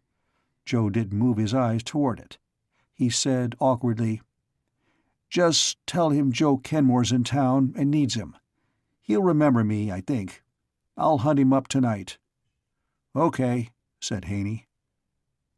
Joe's eyes went to the tiny figure that had come out from behind the plating. It was a midget in baggy, stained work garments like the rest of the men up here. He wore a miniature welding shield pushed back on his head. Joe could guess his function, of course. There'd be corners a normal-sized man couldn't get into, to buck a rivet or weld a joint. There'd be places only a tiny man could properly inspect. The midget regarded Joe without expression. Joe turned to the hoist to go down to the floor again. Haney waved his hand. The midget lifted his, in grave salutation. The hoist dropped down the shaft. Sally opened her eyes. "You saved that man's life, Joe," she said unsteadily. "But you scared me to death." Joe tried to ignore the remark, but he still seemed to feel slanting metal under him and a drop of 200 feet below. It had been a nightmarish sensation. "I didn't think," he said uncomfortably. "It was a crazy thing to do. Lucky it worked out." Sally glanced at him. The hoist still dropped swiftly. Levels of scaffolding shot upward past them. If Joe had slipped down that rolling curve of metal, he'd have dropped past all these. It was not good to think about. He swallowed again. The hoist checked in its descent. It stopped. Joe somewhat absurdly helped Sally off to solid ground. "It looks to me," said Sally, "as if you're bound to make me see somebody killed. Joe, would you mind leading a little bit less adventurous a life for a while I'm around?" He managed to grin, but he still did not feel right. "Nothing I can do until I can look at the plane," he said, changing the subject. "And I can't find the chief until tonight. Could we sightsee a little?" She nodded. They went out from under the intricate framework that upheld the platform. They went, in fact, completely under that colossal, incomplete object. Sally indicated the sidewall. "Let's go look at the pushpots. They're fascinating." She led the way. The enormous spaciousness of the shed again became evident. There was a catwalk part way up the inward curving wall. Someone leaned on its railing and surveyed the interior of the shed. He would probably be a security man. Maybe the fist fight up on the platform had been seen, or maybe not. The man on the catwalk was hardly more than a speck, and it occurred to Joe that there must be other watchers' posts high up on the outer shell, where men could search the sunlit desert outside for signs of danger. But he turned and looked yearningly back at the monstrous thing under the mist of scaffolding. For the first time he could make out its shape. It was something like an egg, but a great deal more like something he couldn't put a name to. Actually, it was exactly like nothing in the world but itself, and when it was out in space there would be nothing left on Earth like it. It would be in a fashion a world in itself, independent of the Earth that made it. There would be hydroponic tanks in which plants would grow to purify its air and feed its crew. There would be telescopes with which men would be able to study the stars as they had never been able to do from the bottom of Earth's ocean of turbulent air. But it would serve Earth. There would be communicators. They would pick up microwave messages and retransmit them to destinations far around the curve of the planet, or else store them and retransmit them to the other side of the world an hour or 2 hours later. It would store fuel with which men could presently set out for the stars, and out to emptiness for nuclear experiments that must not be made on Earth. And finally, it would be armed with squat, deadly atomic missiles that no nation could possibly defy. And so this space platform would keep peace on Earth. But it could not make goodwill among men. Sally walked on. They reached the mysterious objects being manufactured in a row around half the sidewall of the shed. They were of simple design, and by comparison, not unduly large. The first objects were merely frameworks of metal pipe, which men were welding together unbreakably. They were no bigger than, say, half of a 6-room house. A little way on, these were filled with intricate arrays of tanks and piping, and still farther there was a truck and hoist unloading a mass of objects into place right now. There were huge engines fitting precisely into openings designed to hold them.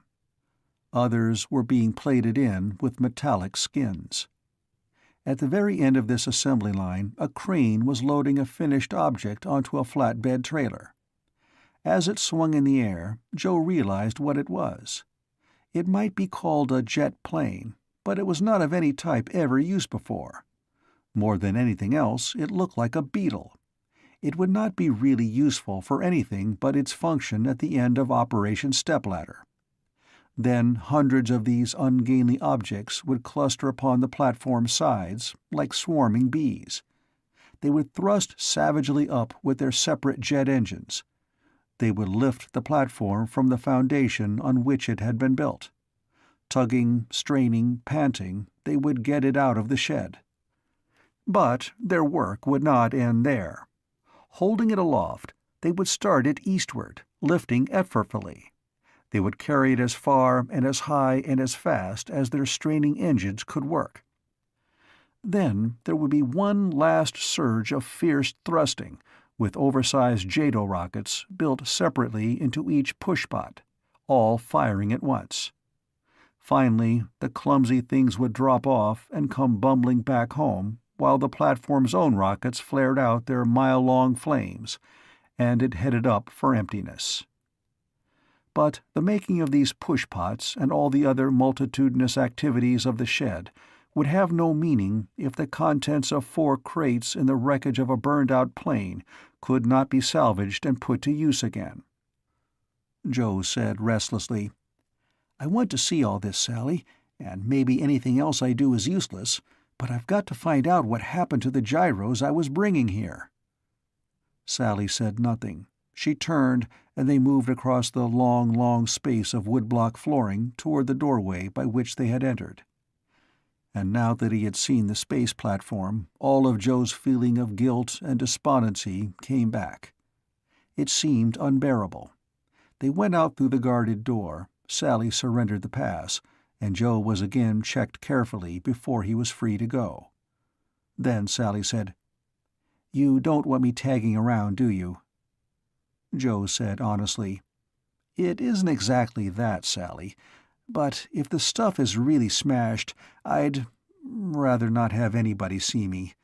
Please don't be angry, but—" Sally said quietly, "I know. I'll get somebody to drive you over." She vanished. She came back with the uniformed man who'd driven Major Holt. She put her hand momentarily on Joe's arm. "If it's really bad, Joe, tell me.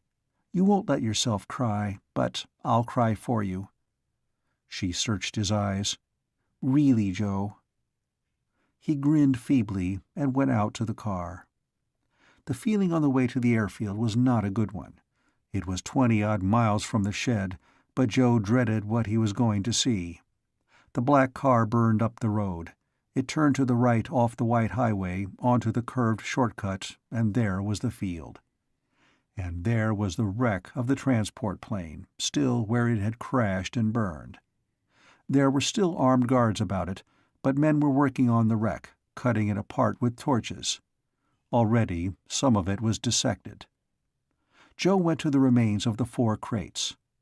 The largest was bent askew by the force of the crash, or an explosion. Joe didn't know which. The smallest was a twisted mass of charcoal. Joe gulped and dug into them with borrowed tools.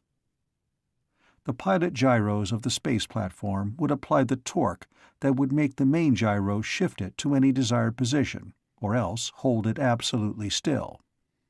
They were to act, in a sense, as a sort of steering engine on the takeoff, and keep a useful function out in space. If a star photograph was to be made, it was essential that the platform hold absolutely still while the exposure lasted. If a guided missile was to be launched, it must be started right, and the pilot gyros were needed. To turn to receive an arriving rocket from Earth. The pilot gyros were the steering apparatus of the space platform. They had to be more than adequate. They had to be perfect.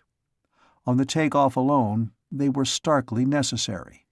The platform couldn't hope to reach its orbit without them. Joe chipped away charred planks. He pulled off flame-eaten timbers. He peeled off carbonized wrappings, but some did not need to be peeled. They crumbled at a touch. And in 20 minutes he knew the whole story. The rotor motors were ruined. The couplers, pilot-to-main gyro connections, had been heated red-hot and were no longer hardened steel. Their dimensions had changed, and they would no longer fit. But these were not the disastrous items. They were serious, but not tragic. The tragedy was the gyros themselves. On their absolute precision and utterly perfect balance, the whole working of the platform would depend. And the rotors were gashed in one place, and the shafts were bent.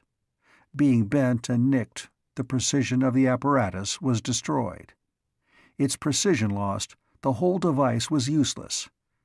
And it had taken 4 months' work merely to get it perfectly balanced. it had been the most accurate piece of machine work ever done on Earth.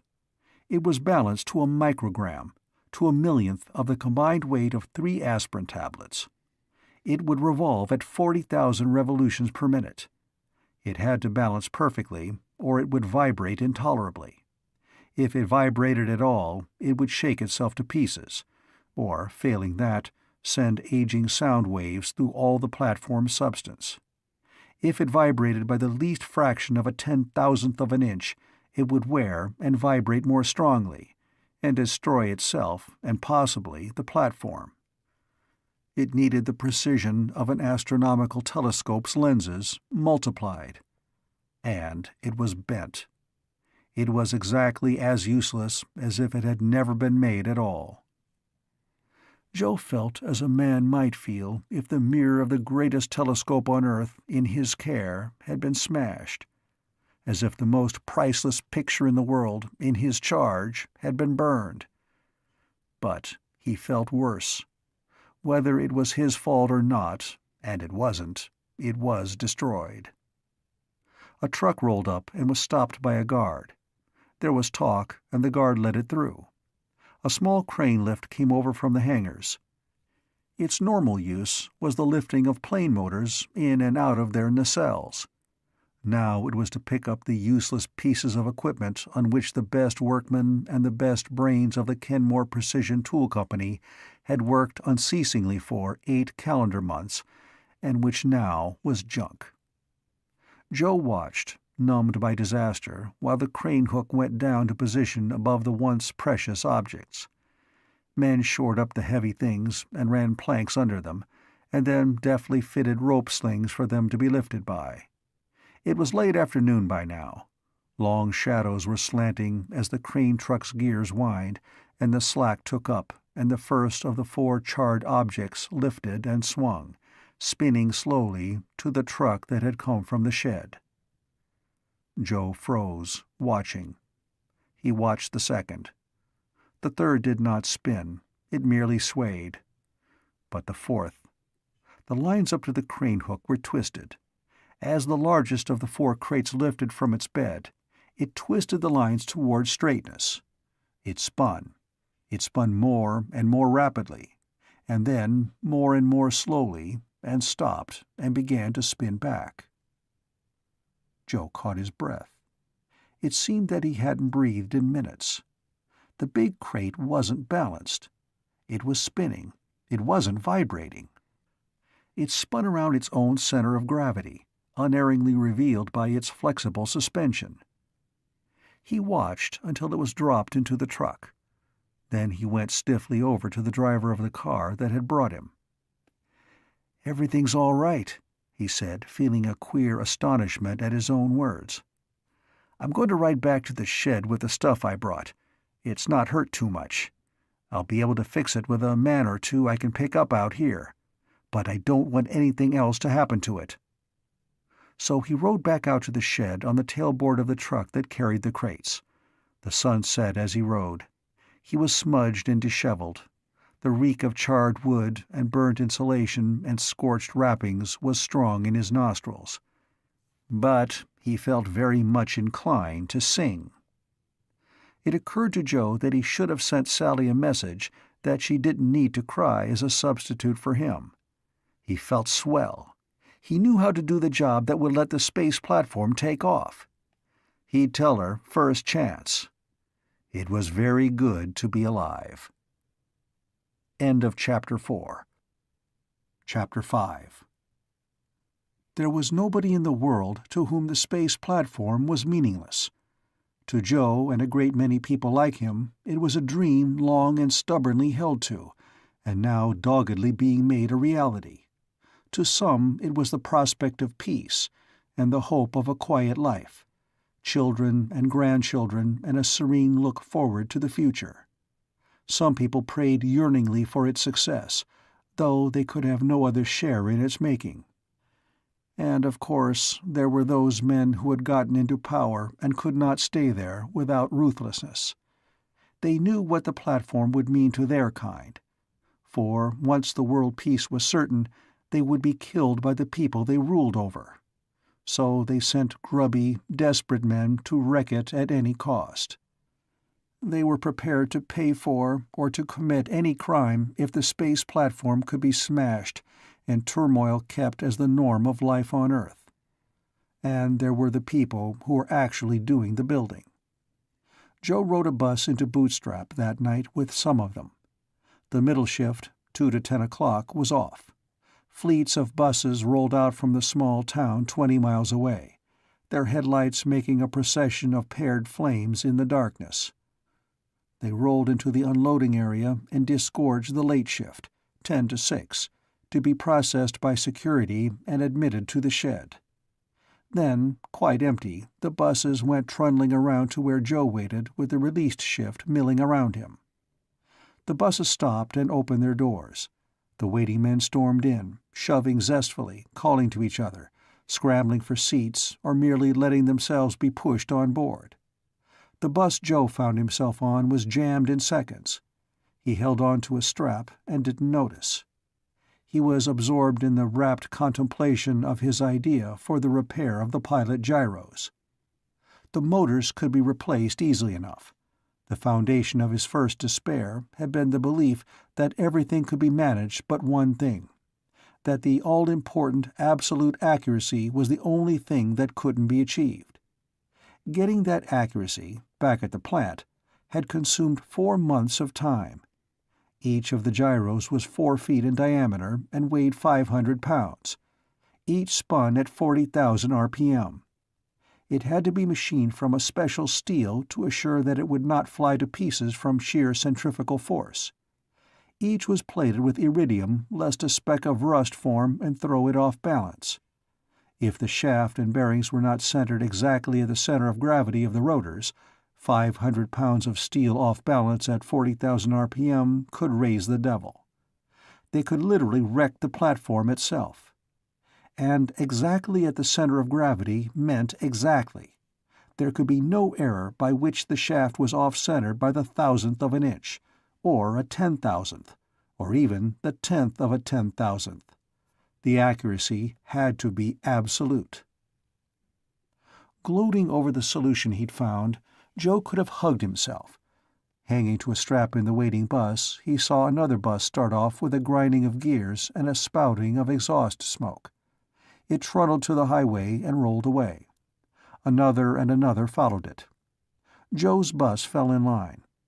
They headed for Bootstrap in a convoy, a long, long string of lighted vehicles running one behind the other. It was dark outside. The shed was alone, for security. It was 20 miles from the town where its workforce slept and ate and made merry. That was security, too.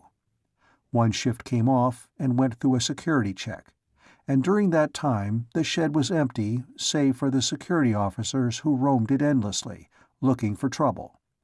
Sometimes they found it. The shift coming on also passed through a security check. Nobody could get into the shed without being identified past question.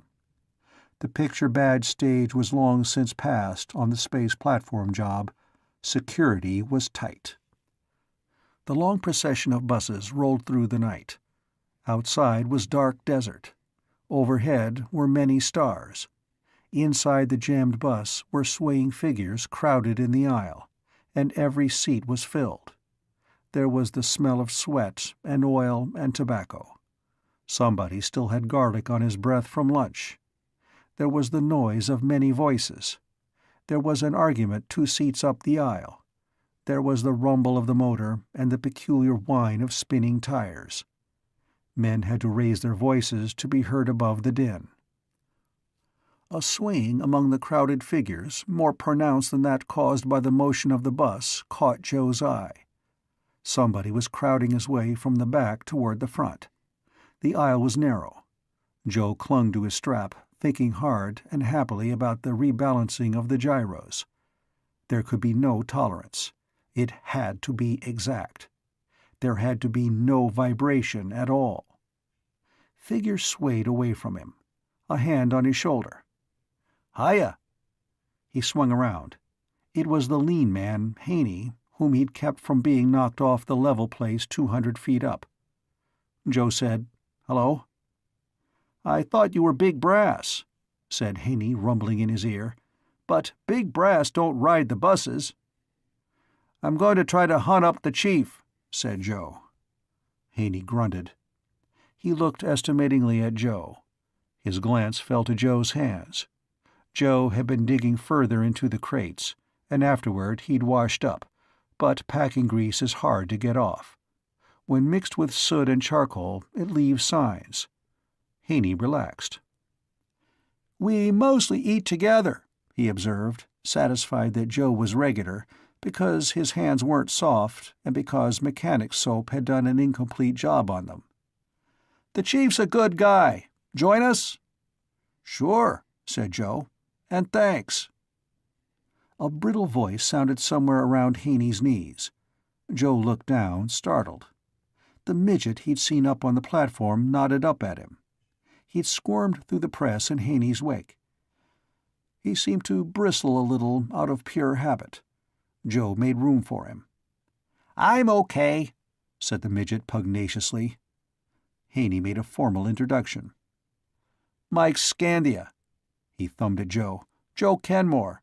He's eating with us. Wants to find the chief." There had been no reference to the risk Joe had run in keeping Haney from a 200-foot fall. But now Haney said approvingly, "I wanted to say thanks anyhow for keeping your mouth shut. New here?" Joe nodded. The noise in the bus made any sort of talk difficult. Haney appeared used to it. "Saw you with, Major Holt's daughter," he observed again. "That's why I thought you were Brass. Figured one or the other'd tell on Braun. You didn't, or somebody'd have raised Cain. But I'll handle it." Braun would be the man Haney had been fighting. If Haney wanted to handle it his way, it was naturally none of Joe's business. He said nothing. "Braun's a good guy," said Haney. "Crazy, that's all. He picked that fight. Picked it. Up there. Could have been him knocked off. And I'd have been in a mess. I'll see him tonight." The midget said something biting in his peculiarly cracked and brittle voice. The bus rolled and rolled and rolled. It was a long 20 miles to Bootstrap. The desert outside the bus windows was utterly black and featureless, but once a convoy of trucks passed, going to the shed. Presently, though, lights twinkled in the night. Again the bus slowed, in column with the others. Then there were barracks-like buildings, succeeding each other, and then there was a corner, and suddenly the outside was ablaze with light. The buses drew up to the curb and stopped, and everybody was immediately in a great hurry to get out, shoving unnecessarily, and Joe let himself be carried along by the crowd. He found himself on the sidewalk with bright neon signs up and down the street. He was in the midst of the crowd which was the middle shift released. It eddied and dispersed without seeming to lessen. Most of the figures in sight were men. There were very, very few women. The neon signs proclaimed that here one could buy beer, and that this was Fred's place, and that was Sid's steak joint. Bowling, pool. A store, still open for this shift's trade, sold fancy shirts and strictly practical work clothes and highly eccentric items of personal adornment. A movie house, a second, a third. Somewhere a record shop fed repetitious music to the night air. There was movement and crowding and jostling, but the middle of the street was almost empty save for the buses. There were some bicycles, but practically no other wheeled traffic. After all, Bootstrap was strictly a security town. A man could leave whenever he chose, but there were formalities, and personal cars weren't practical. "Chief'll be yonder," said Haney in Joe's ear. "Come along." They shouldered their way along the sidewalk. The passers-by were of a type, construction men. Somebody here had taken part in the building of every skyscraper and bridge and dam put up in Joe's lifetime. They could have been kept away from the space platform job only by a flat refusal by security to let them be hired. Haney and Joe moved toward Sid's steak joint, with Mike the Midget marching truculently between them. Med nodded to them as they passed. Joe marshaled in his mind what he was going to tell the chief. He had a trick for fixing the pilot gyros. A speck of rust would spoil them, and they had been through a plane crash and a fire and explosions. But his trick would do, in 10 days or less, what the plant back home had needed 4 months to accomplish. The trick was something to gloat over. Into Sid's steak joint. A jukebox was playing. Over in a booth, 4 men ate hungrily, with a slot machine in the wall beside them showing wrestling matches out in San Francisco. A waiter carried a huge tray from which steam and fragrant odors arose.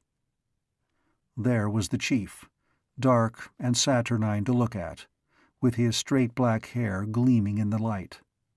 He was a Mohawk, and he and his tribe had taken to steel construction work a long time back. They were good. There were not many big construction jobs on which the chief's tribesmen were not to be found working.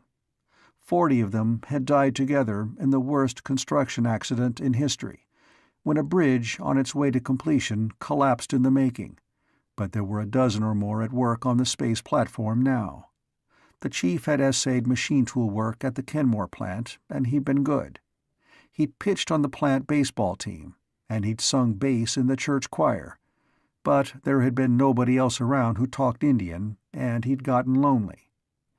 At that, though, he'd left because the space platform began, and wild horses couldn't have kept him away from a job like that. He'd held a table for Haney and Mike, but his eyes widened when he saw Joe.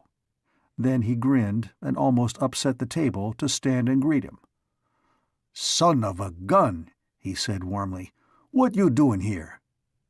"Right now," said Joe, "I'm looking for you. I've got a job for you." The chief, still grinning, shook his head. "Not me. I'm here till the platform's done." "It's on the job," said Joe. "I've got to get a crew together to repair something I brought out here today and that got smashed in the landing." The 4 of them sat down. Mike's chin was barely above the tabletop. The chief waved to a waiter. "Steaks all around," he bellowed. Then he bent toward Joe. "Shoot it." Joe told his story, concisely. The pilot gyros, which had to be perfect, had been especially gunned at by the saboteurs. An attack with possibly stolen proximity-fused rockets. The plane was booby-trapped, and somebody at an airfield had a chance to spring the trap. So it was wreckage, crashed and burned on landing. The chief growled. Haney pressed his lips together. The eyes of Mike were burning. "Plenty of that sabotage stuff," growled the chief. "Hard to catch the so-and-sos. Smash the gyros, and the takeoff would have to wait till new ones got made, and that's more time for more sabotage." Joe said carefully, "I think it can be licked. Listen a minute, will you?" The chief fixed his eyes upon him. "The gyros have to be rebalanced," said Joe. "They have to spin on their own center of gravity. At the plant, they set them up, spun them, and found which side was heavy. They took metal off till it ran smoothly at 500 RPM. Then they spun it at 1,000. It vibrated. They found imbalance that was too small to show up before. They fixed that. They speeded it up, and so on. They tried to make the center of gravity the center of the shaft by trimming off the weight that put the center of gravity somewhere else, right?" The chief said irritably, "No other way to do it. No other way." "I saw one," said Joe. "When they cleaned up the wreck at the airfield, they heaved up the crates with a crane. The slings were twisted. Every crate spun as it rose, but not one wobbled. They found their own centers of gravity and spun around them." The chief scowled, deep in thought. Then his face went blank. "By the holy mud turtle," he grunted. "I get it." Joe said, with very great pains not to seem triumphant, "Instead of spinning the shaft and trimming the rotor, we'll spin the rotor and trim the shaft. We'll form the shaft around the center of gravity, instead of trying to move the center of gravity to the middle of the shaft. We'll spin the rotors on a flexible bearing base. I think it'll work." Surprisingly, it was Mike the Midget who said warmly, "You got it. Yes, sir, you got it. The chief took a deep breath. Yeah, and do you know how I know? The plant built a high-speed centrifuge once, remember? He grinned with the triumph Joe concealed. It was just a plate with a shaft in the middle. There were veins on the plate. It fitted in a shaft hole that was much too big. They blew compressed air up the shaft hole. It floated the plate up. The air hit the veins and spun the plate, and it ran as sweet as honey. Balanced itself and didn't wobble a bit. We'll do something like that, sure. Will you work on it with me? Asked Joe. We'll need a sort of crew, 3 or 4 altogether. Have to figure out the stuff we need. I can ask for anybody I want. I'm asking for you. You pick the others. The chief grinned broadly. Any objections, Haney? You and Mike and me and Joe here? Look. He pulled a pencil out of his pocket. He started to draw on the plastic tabletop, and then took a paper napkin instead. Something like this. The steaks came, sizzling on the platters they'd been cooked in. The outside was seared, and the inside was hot and deliciously rare. Intellectual exercises like the designing of a machine tool operation could not compete with such aromas and sights and sounds. The 4 of them fell too. But they talked as they ate. Absorbed, and often with their mouths full, frequently with imperfect articulation, but with deepening satisfaction as the steaks vanished and the method they used took form in their minds. It wouldn't be wholly simple, of course. When the rotors were spinning about their centers of gravity, trimming off the shaft would change the center of gravity. But the change would be infinitely less than trimming off the rotor's rims. If they spun the rotors and used an abrasive on the high side of the shaft as it turned— "Going to have precession," warned Mike. "Have to have a polishing surface. Quarter turn behind the cutter. That'll hold it." Joe only remembered afterward to be astonished that Mike would know gyro theory. At the moment, he merely swallowed quickly to get the words out. "Right, and if we cut too far down, we can plate the bearing up to thickness and cut it down again." "Plate it up with iridium," said the chief. He waved his steak knife. "Man, this is going to be fun. No tolerance, you say, Joe?" "No tolerance," agreed Joe. "Accurate within the limits of measurement."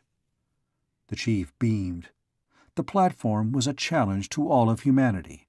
The pilot gyro was essential to the functioning of the platform. To provide that necessity against impossible obstacles was a challenge to the 4 who were undertaking it.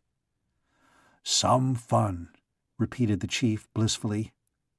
They ate their steaks talking. They consumed huge slabs of apple pie with preposterous mounds of ice cream on top, still talking urgently. They drank coffee, interrupting each other to draw diagrams. They used up all the paper napkins and were still at it when someone came heavily toward the table. It was the stocky man who had fought with Haney on the platform that day. Braun. He tapped Haney on the shoulder. The 4 at the table looked up. "We had a fight today," said Braun in a queer voice. He was oddly pale. "We didn't finish. You want to finish?" Haney growled. "That was a fool business," he said angrily. "That ain't any place to fight up on the job. You know it." "Yeah," said Braun in the same odd voice. "You want to finish it now?" Haney said formidably, "I'm not dodging any fight. I didn't dodge it then. I'm not dodging it now. You picked it. It was crazy. But if you got over the craziness—" Braun smiled a remarkably peculiar smile. "I'm still crazy. We finish, huh?" Haney pushed back his chair and stood up grimly. "Okay, we finish it. You could have killed me. I could have killed you too, with that fall ready for either of us." "Sure. Too bad nobody got killed," said Braun. "You fellas wait," said Haney angrily to Joe and the rest. "There's a storeroom out back. Sid'll let us use it." But the chief pushed back his chair. He said, shaking his head. "We're watching this." Haney spoke with elaborate courtesy. "You mind, Braun? Want to get some friends of yours, too?" "I got no friends," said Braun. "Let's go." The chief went authoritatively to the owner of Sid's steak joint.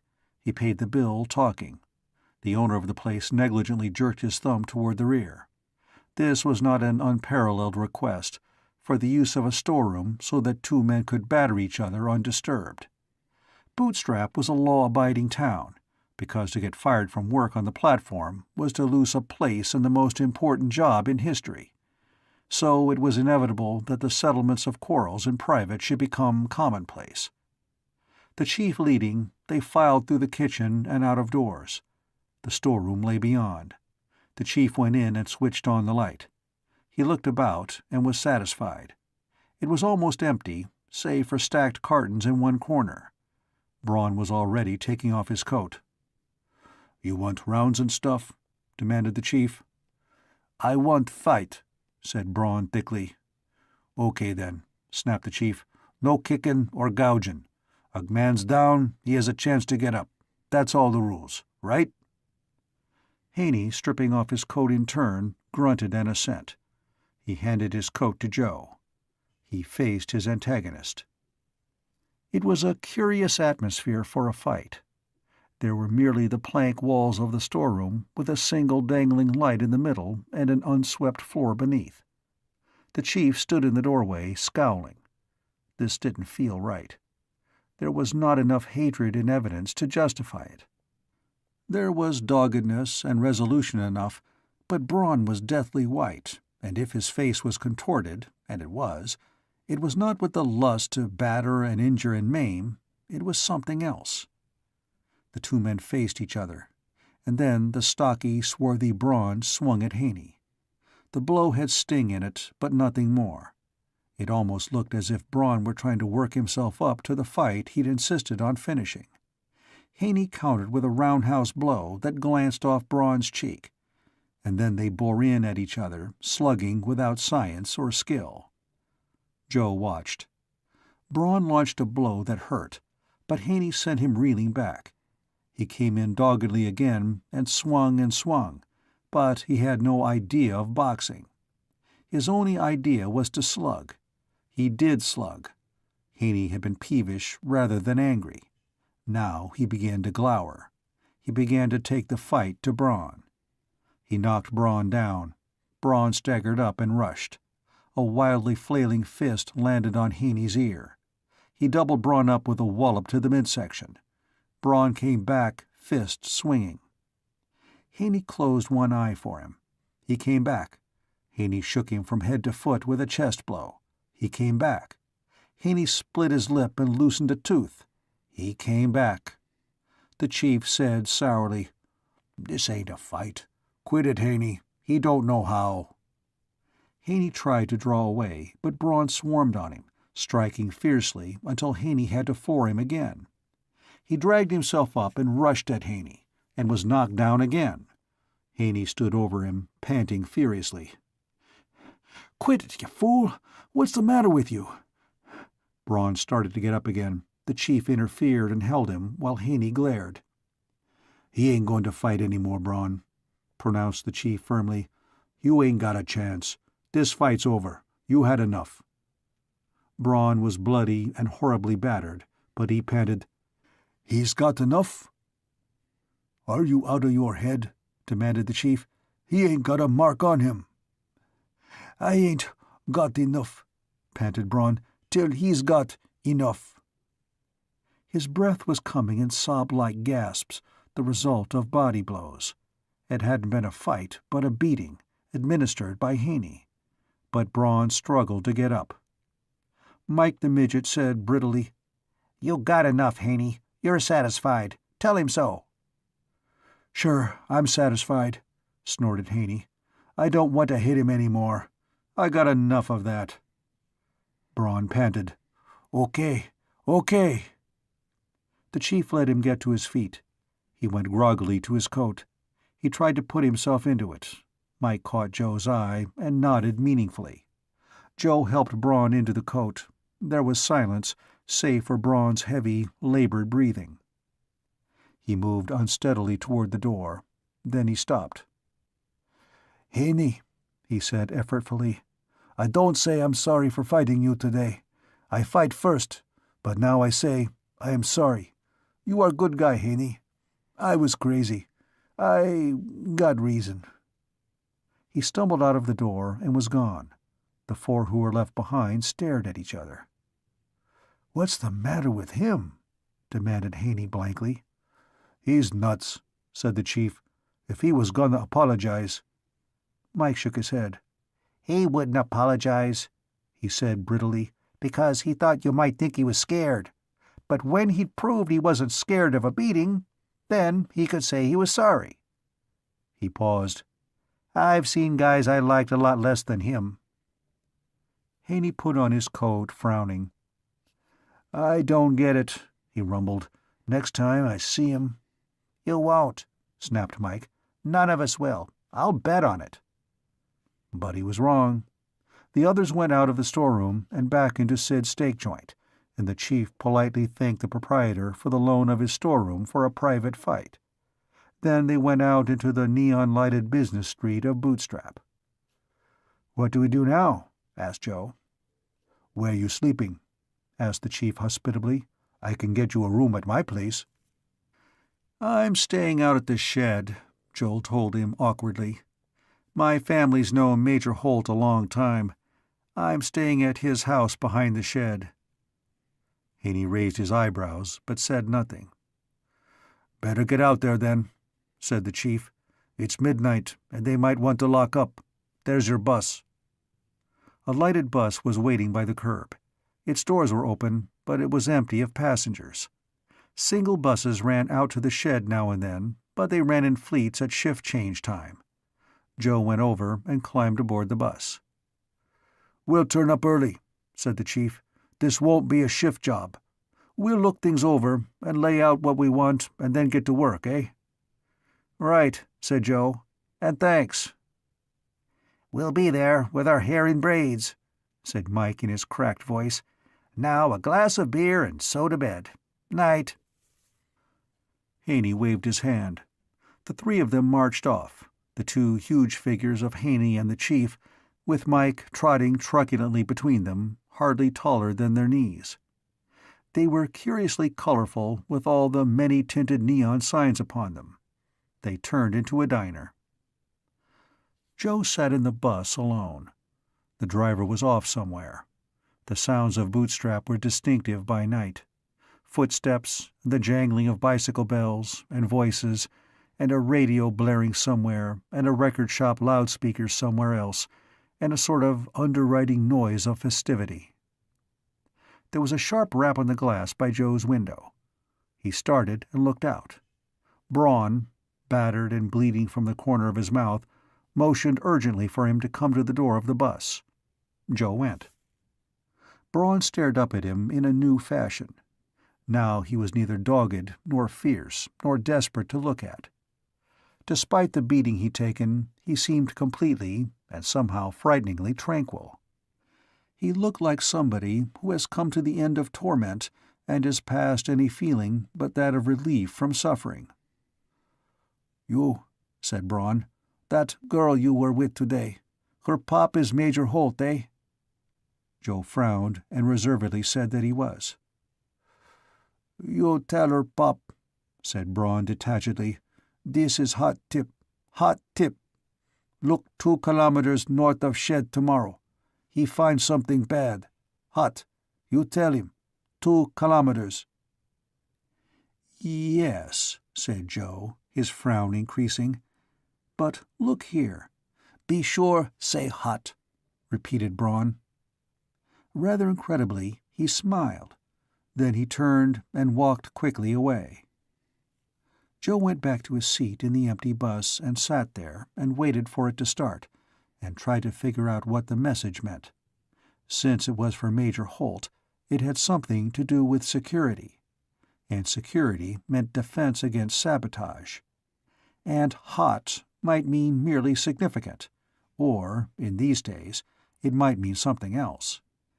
In fact, it might mean something to make your hair stand on end when thought of in connection with the space platform. Joe waited for the bus to take off. He became convinced that Braun's use of the word hot did not mean merely significant. The other meaning was what he had in mind.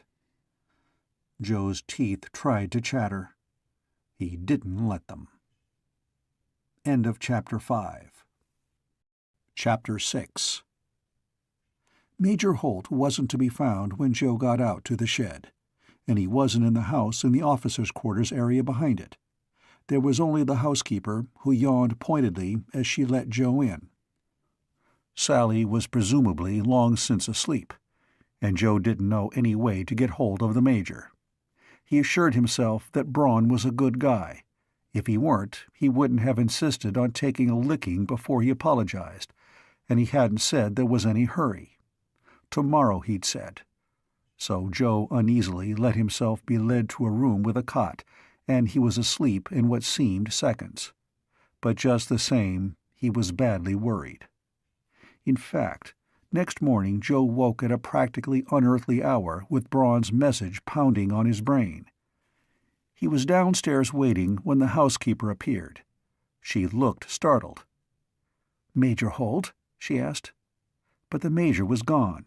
He must have done with no more than 3 or 4 hours' sleep. There was an empty coffee cup whose contents he'd gulped down before going back to the security office. Joe trudged to the barbed wire enclosure around the officers' quarters area and explained to the sentry where he wanted to go. A sleepy driver whisked him around the half-mile circle to the security building, and he found his way to Major Holt's office. The plain and gloomy secretary was already on the job, too. She led him in to face Major Holt. He blinked at the sight of Joe. I have some news," he observed. "We backtracked the parcel that exploded when it was dumped from the plane." Joe had almost forgotten it. Too many other things had happened since. "We've got 2 very likely prisoners out of that affair," said the Major. "They may talk. Also, an emergency inspection of other transport planes has turned up 3 other grenades tucked away in front wheel wells. CO2 bottles have turned out to have something explosive in them. A very nice bit of work, that. The sandy-haired man who fueled your plane, disappeared. That is bad." Joe said politely, "That's fine, sir." "All in all, you've been the occasion of our forestalling a good deal of sabotage," said the Major. "Bad for you, of course. Did you find the men you were looking for?" "I found them, but—" "I'll have them transferred to work under your direction," said the Major briskly. "Their names?" Joe gave the names. The Major wrote them down. "Very good. I'm busy now." "I have a tip for you," said Joe. "I think it should be checked right away. I don't feel too good about it." The Major waited impatiently, and Joe explained, very carefully, about the fight on the platform the day before, Braun's insistence on finishing the fight in Bootstrap, and then the tip he'd given Joe after everything was over. He repeated the message exactly, word for word. The Major, to do him justice, did not interrupt. He listened with an expression that varied between grimness and weariness. When Joe ended, he picked up a telephone. He talked briefly. Joe felt a reluctant sort of approval. Major Holt was not a man one could ever feel very close to, and the work he was in charge of was not likely to make him popular, but he did think straight, and fast. He didn't think hot meant significant either. When he'd hung up the phone, he said curtly, "When will your work crew get here?" "Early, but not yet," said Joe. "Not for some time yet." "Go with the pilot," said the Major. "You'd recognize what Braun meant as soon as anybody. See what you see." Joe stood up. "You think the tip is straight?" "This isn't the first time," said Major Holt detachedly, "that a man has been blackmailed into trying sabotage. If he's got a family somewhere abroad, and they're threatened with death or torture unless he does such and such here, he's in a bad fix. It's happened. Of course, he can't tell me. He's watched. But he sometimes finds an out." Joe was puzzled. His face showed it. "He can try to do the sabotage," said the Major precisely, Or he can arrange to be caught trying to do it. If he's caught, he tried, and the blackmail threat is no threat at all so long as he keeps his mouth shut, which he does. And, you would be surprised how often a man who wasn't born in the United States would rather go to prison for sabotage than commit it, here. Joe blinked. "If your friend Braun is caught," said the Major, "he will be punished, severely, officially. But privately, someone will, mention this tip and say thanks, and he'll be told that he will be released from prison just as soon as he thinks it's safe. And he will be. That's all." He turned to his papers. Joe went out. On the way to meet the pilot who'd check on his tip, he thought things over. He began to feel a sort of formless but very definite pride. He wasn't quite sure what he was proud of, but it had something to do with being part of a country toward which men of wholly different upbringing could feel deep loyalty. If a man who was threatened unless he turned traitor, a man who might not even be a citizen, arranged to be caught and punished for an apparent crime against a country rather than commit it, that wasn't bad. There can be a lot of things wrong with a nation, but if somebody from another one entirely can come to feel that kind of loyalty toward it, well, it's not too bad a country to belong to. Joe had a security guard with him this time instead of Sally, as he went across the vast, arc-lit interior of the shed and past the shimmering, growing monster that was the platform. He went all the way to the great swinging doors that led in materials trucks. And there were guards there, and they checked each driver very carefully before they admitted his truck. But somehow it wasn't irritating. It wasn't scornful suspicion. There'd be snide and snappy characters in the security force, of course, swaggering and throwing their weight about, but even they were guarding something that some men, were willing to throw away their lives for. Joe and his guard reached one of the huge entrances as a 10-wheeler truck came in with a load of shining metal plates. Joe's escort went through the opening with him, and they waited outside. The sun had barely risen. It looked huge but very far away, and Joe suddenly realized why just this spot had been chosen for the building of the platform. The ground was flat. All the way to the eastern horizon there wasn't even a minor hillock rising above the plain. It was bare, arid, sun-scorched desert. It was featureless, save for sage and mesquite and tall thin stalks of yucca. But it was flat. It could be a runway. It was a perfect place for the platform to start from. The platform shouldn't touch ground at all after it was out of the shed, but at least it wouldn't run into any obstacles on its way toward the horizon. A light plane came careening around the great curved outer surface of the shed. It landed and taxied up to the door. It swung smartly around, and its side door opened. A bandaged hand waved at Joe. He climbed in. The pilot of this light, flimsy plane was the co-pilot of the transport of yesterday. He was the man Joe had helped to dump cargo. Joe climbed in and settled himself. The small motor popped valiantly, the plane rushed forward over hard-packed desert earth and went swaying up into the air. The co-pilot, pilot now, shouted cheerfully above the din, "Hiya! You couldn't sleep either. Burns hurt?" Joe shook his head. "Bothered," he shouted in reply. Then he added, "Do I do something to help, or am I along just for the ride?" "First, we take a look," the pilot called over the motor racket. 2 kilometers due north of the shed, eh?" "That's right." "We'll see what's there," the pilot told him.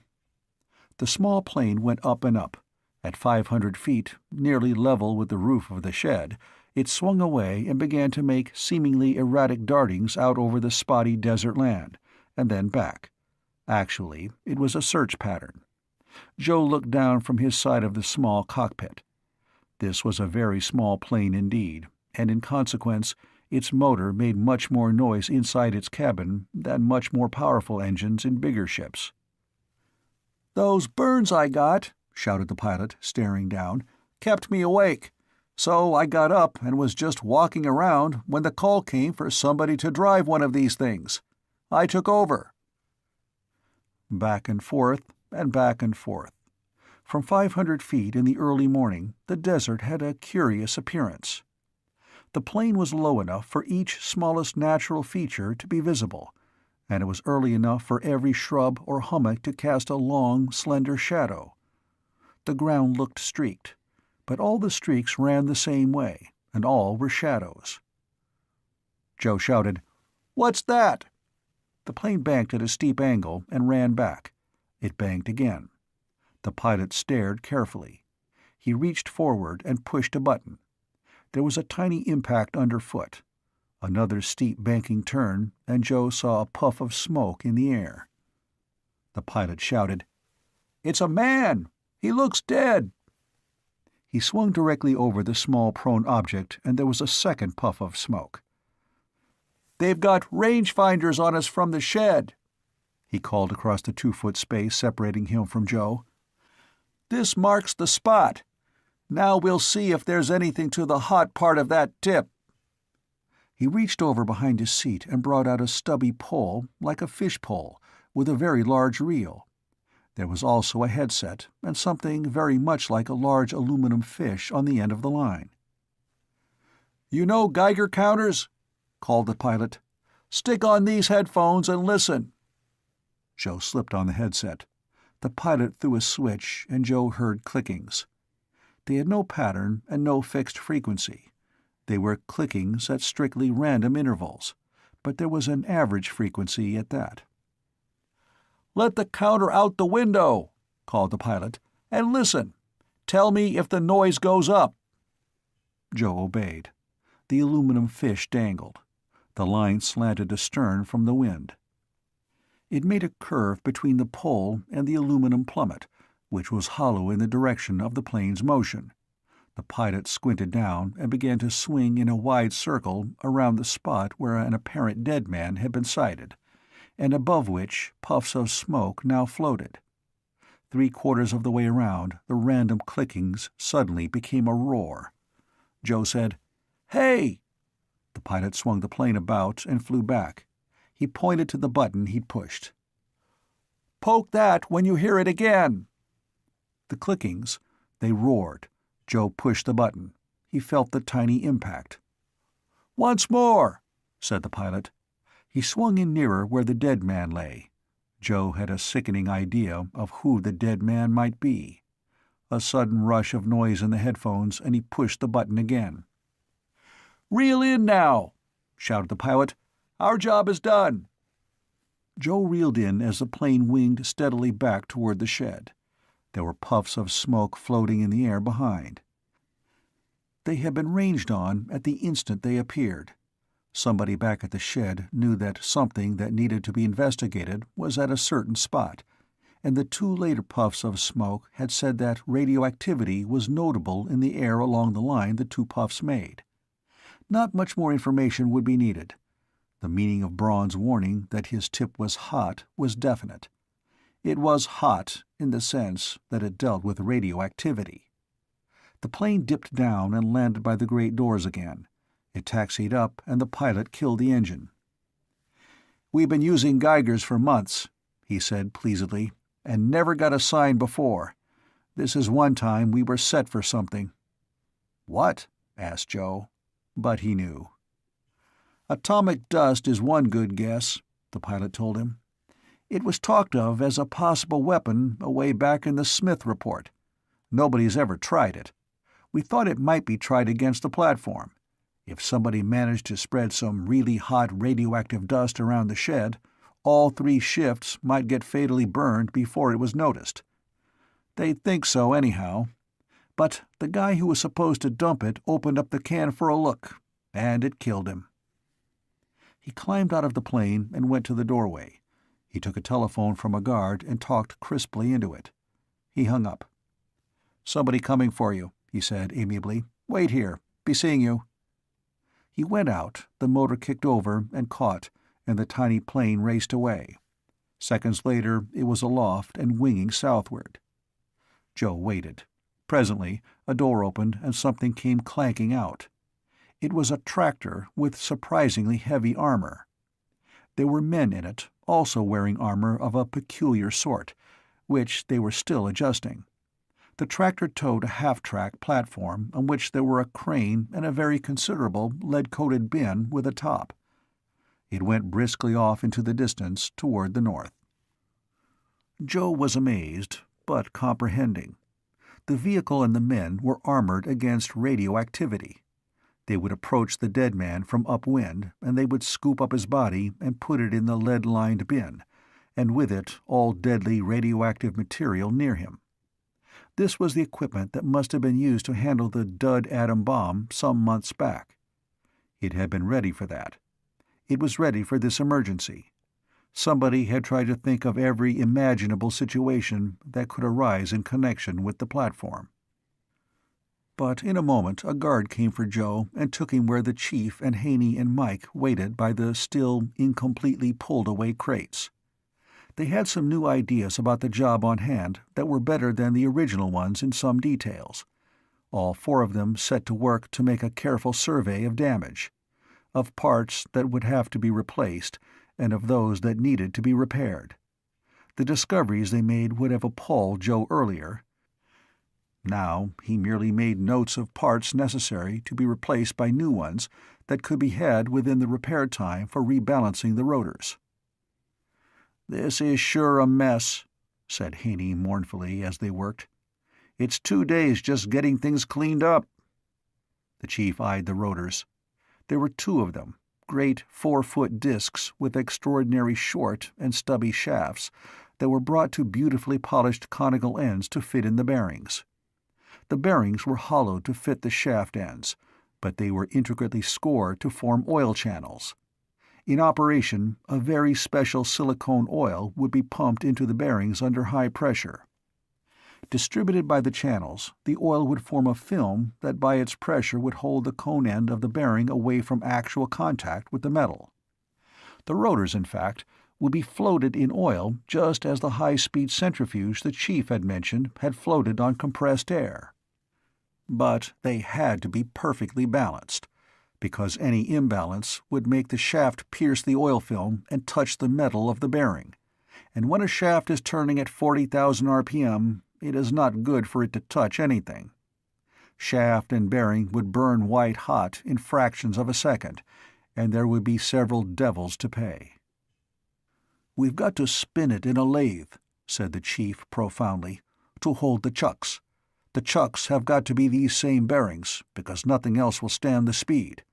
And we got to cut out the bed plate of any lathe we find. We got to do our spinning with the shaft lined up with the Earth's axis, too." Mike nodded wisely, and Joe knew he'd pointed that out. It was true enough. A high-speed gyro could only be run for minutes in one single direction if its mount were fixed. If a precisely mounted gyro had its shaft pointed at the sun, for example, while it ran, its axis would try to follow the sun. It would try not to turn with the Earth, and it would wreck itself. They had to use the cone bearings, but in order to protect the fine channelings for oil, they'd have to use cone-shaped shims at the beginning while running at low speed. The cone ends of the shaft would need new machining to line them up. The bearings had to be fixed, yet flexible. They had used many paper napkins the night before, merely envisioning these details. New problems turned up as the apparatus itself was being uncovered and cleaned. They worked for hours, clearing away soot and charred material. Joe's list of small parts to be replaced from the home plant was as long as his arm. The motors, of course, had to be scrapped and new ones substituted. Considering their speed, the field strength at operating rate was almost imperceptible, they had to be built new, which would mean round-the-clock work at Kenmore. A messenger came for Joe. The security office wanted him. Major Holt's gloomy secretary did not even glance up as he entered. Major Holt himself looked tired. "There was a man out there," he said curtly. "I think it's your friend Braun. I'll get you to look and identify." Joe had suspected as much. He waited.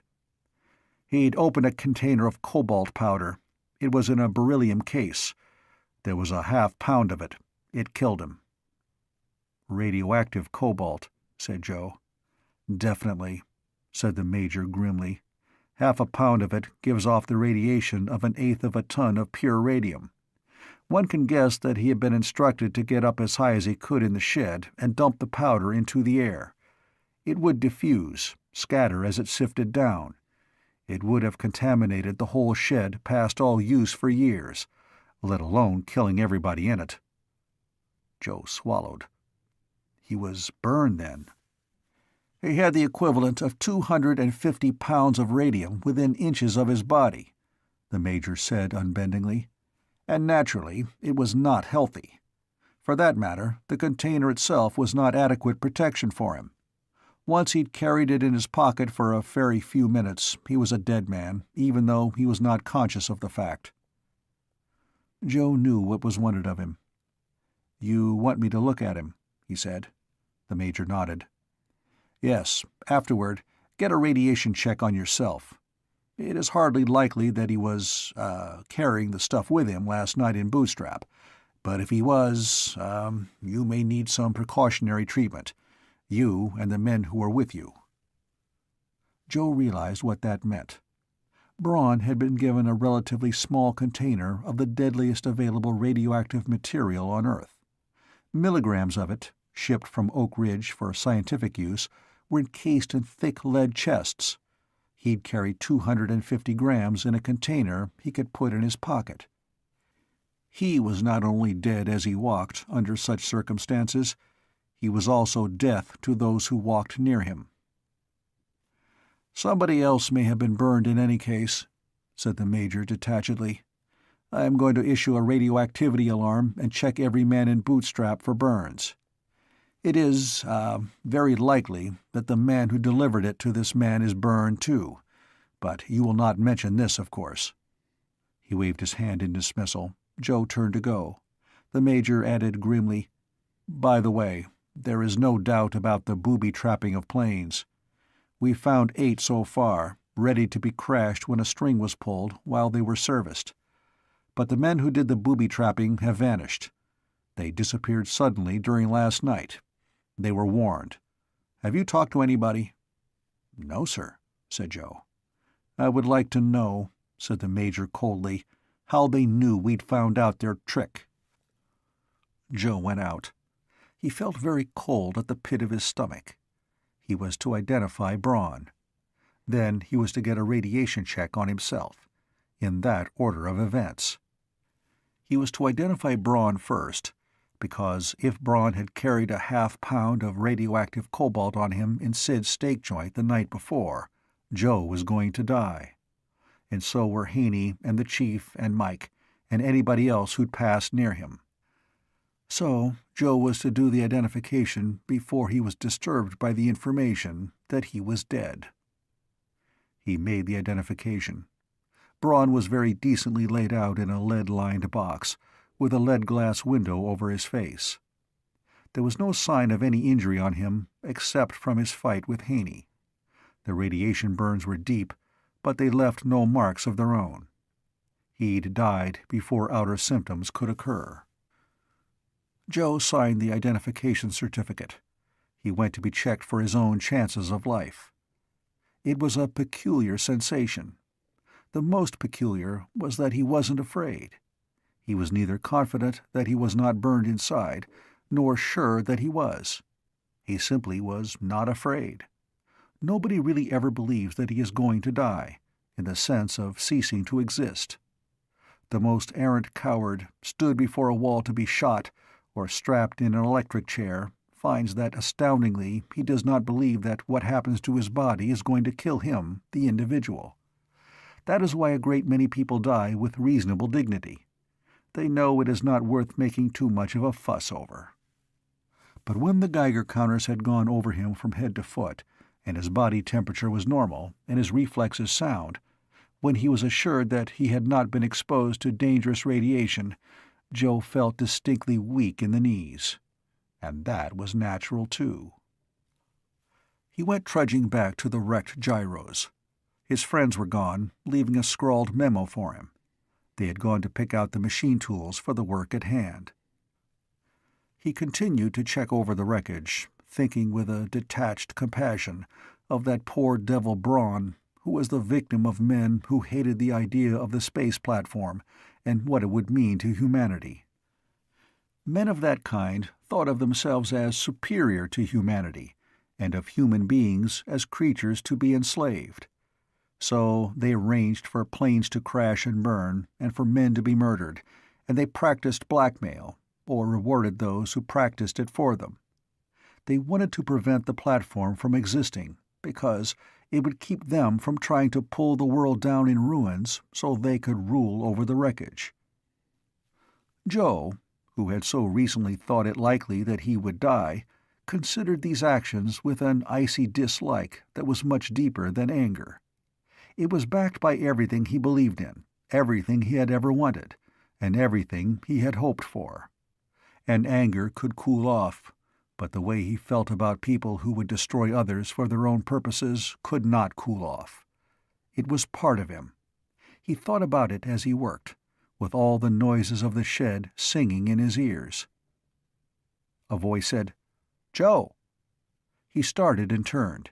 Sally stood behind him, looking at him very gravely. She tried to smile.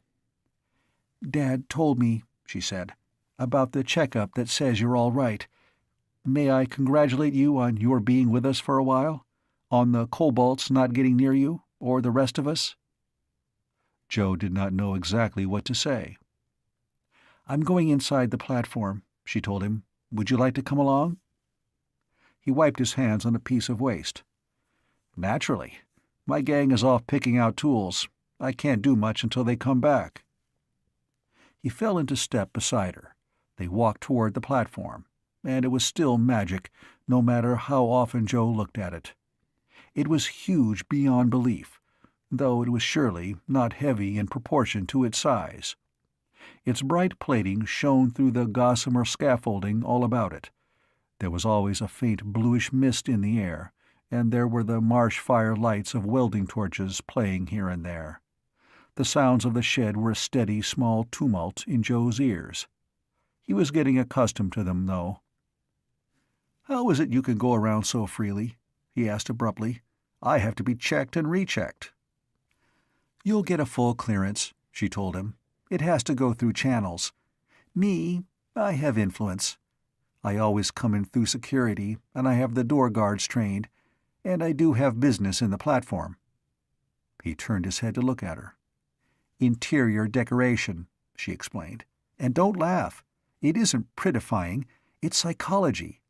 The platform was designed by engineers and physicists and people with slide rules.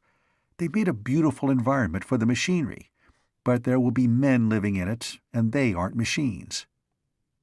"I don't see—" "They designed the hydroponic garden," said Sally with a certain scorn. "They calculated very neatly that 11 square feet of leaf surface of a pumpkin plant will purify all the air a resting man uses, and so much more will purify the air a man uses when he's working hard. So they designed the gardens for the most efficient production of the greatest possible leaf surface, of pumpkin plants. They figured food would be brought up by the tender rockets. But can you imagine the men in the platform, floating among the stars, living on dehydrated food and stuffing themselves hungrily with pumpkins because that is the only fresh food they have?" Joe saw the irony. "They're thinking of mechanical efficiency," said Sally indignantly. "I don't know anything about machinery, but I've wasted an awful lot of time at school and otherwise if I don't know something about human beings. I argued, and the garden now isn't as mechanically efficient. But it'll be a nice place for a man to go into. He won't smell pumpkin plants all the time either. I've even gotten them to include some flowers." They were very near the platform, and it was very near to completion. Joe looked at it hungrily, and he felt a great sense of urgency. He tried to strip away the scaffolding in his mind and see it floating proudly free in emptiness, with white-hot sunshine glinting from it and only a background of unwinking stars. Sally's voice went on. And I've really put up an argument about the living quarters. They had every interior wall painted aluminum. I argued that in space or out of it, where people have to live, it's housekeeping. This is going to be their home. They ought to feel human in it." They passed into one of the openings in the maze of uprights. All about them there were trucks and puffing engines and hoists. Joe dragged Sally aside as a monstrous truck and trailer came from where it had delivered some gigantic item of interior use. It rumbled past them, and she led the way to a flight of temporary wooden stairs, with 2 security guards at the bottom. Sally talked severely to them, and they grinned and waved for Joe to go ahead.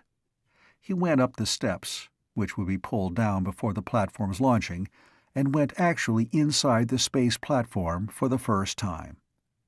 It was a moment of extreme vividness for him. Within the past hour, he'd come to think detachedly of the possibility of death for himself, and then had learned that he would live for a while yet.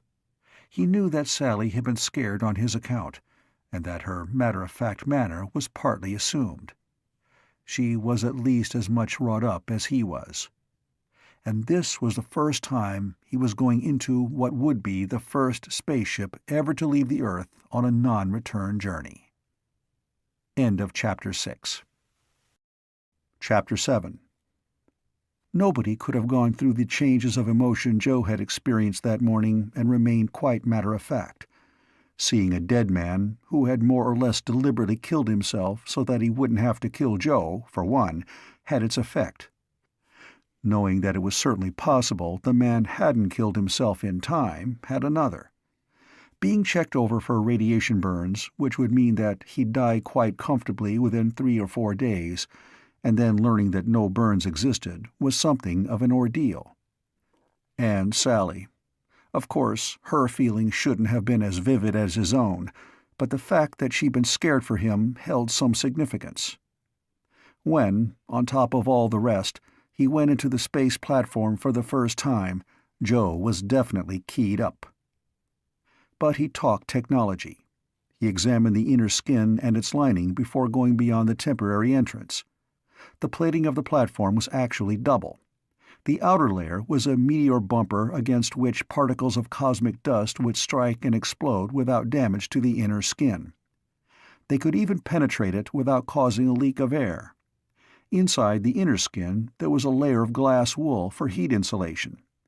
Inside the glass wool was a layer of material serving exactly the function of the coating of a bulletproof gasoline tank. No meteor under a quarter-inch size could hope to make a puncture, even at the 45-mile-per-second speed that is the theoretical maximum for meteors. And if one did, the self-sealing stuff would stop the leak immediately. Joe could explain the protection of the metal skins. He did. "When a missile travels fast enough," he said absorbedly, "it stops acquiring extra puncturing ability. Over a mile a second, impact can't be transmitted from front to rear. The back end of the thing that hits has arrived at the hit place before the shock of arrival can travel back to it. It's like a train in a collision which doesn't stop all at once. A meteor hitting the platform will telescope on itself like the cars of a railroad train that hits another at full speed." Sally listened enigmatically. "So," said Joe, "the punching effect isn't there. A meteor hitting the platform won't punch. It'll explode. Part of it will turn to vapor, metallic vapor if it's metal, and rocky vapor if it's stone. It'll blow a crater in the metal plate. It'll blow away as much weight of the skin as it weighs itself. Mass for mass. So that weight for weight, pea soup would be just as effective armor against meteors as hardened steel." Sally said, "Dear me, you must read the newspapers." "The odds figure out. The odds are even that the platform won't get an actual meteor puncture in the first 20,000 years it's floating around the Earth." 20,270, Joe," said Sally. She was trying to tease him, but her face showed a little of the strain. "I read the magazine articles, too. In fact, I sometimes show the tame article writers around, when they're cleared to see the platform." Joe winced a little. Then he grinned wryly. That cuts me down to size, eh?" She smiled at him. They both felt queer. They went on into the interior of the huge spaceship. "Lots of space," said Joe. "This could have been smaller." "It'll be 9/10 empty when it goes up," said Sally. "But you know about that, don't you?" Joe did know. The reasons for the streamlining of rockets to be fired from the ground didn't apply to the platform. Not with the same urgency, anyhow.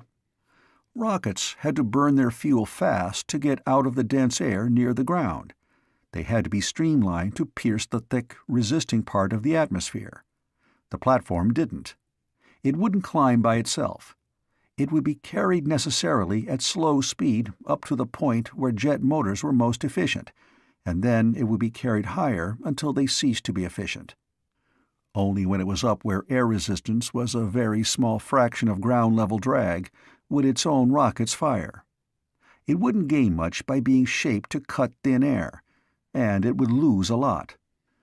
For one thing, the launching process planned for the platform allowed it to be built complete so far as its hull was concerned. Once it got out into its orbit, there would be no more worries. There wouldn't be any gamble on the practicability of assembling a great structure in a weightless world. The two of them, and the way they both felt, it seemed natural for Joe to be helping Sally very carefully through the corridors of the platform, the two of them came to the engine room. This wasn't the place where the drive of the platform was centered. It was where the service motors and the air circulation system and the fluid pumps were powered.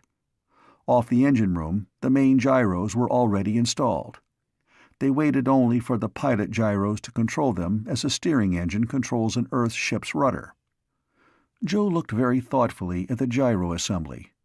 That was familiar from the working drawings. But he let Sally guide him on without trying to stop and look closely. She showed him the living quarters.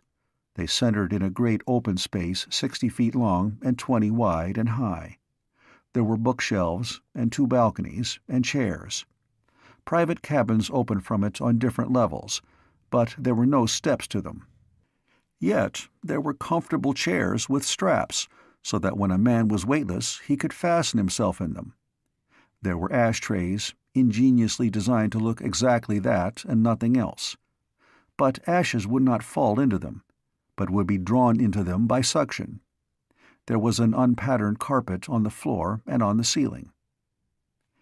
"It's going to feel queer," said Sally, oddly quiet, "when all this is out in space, but it will look fairly normal. I think that's important. This room will look like a big private library more than anything else. One won't be reminded every second, by everything he sees, that he's living in a strictly synthetic environment. He won't feel cramped. If all the rooms were small, a man would feel as if he were in prison. At least this way he can pretend that things are normal." Her mind was not wholly on her words. She'd been frightened for Joe, and he was acutely aware of it, because he felt a peculiar after-effect himself. "Normal," he said dryly, "except that he doesn't weigh anything." "I've worried about that," said Sally. "Sleeping's going to be a big problem."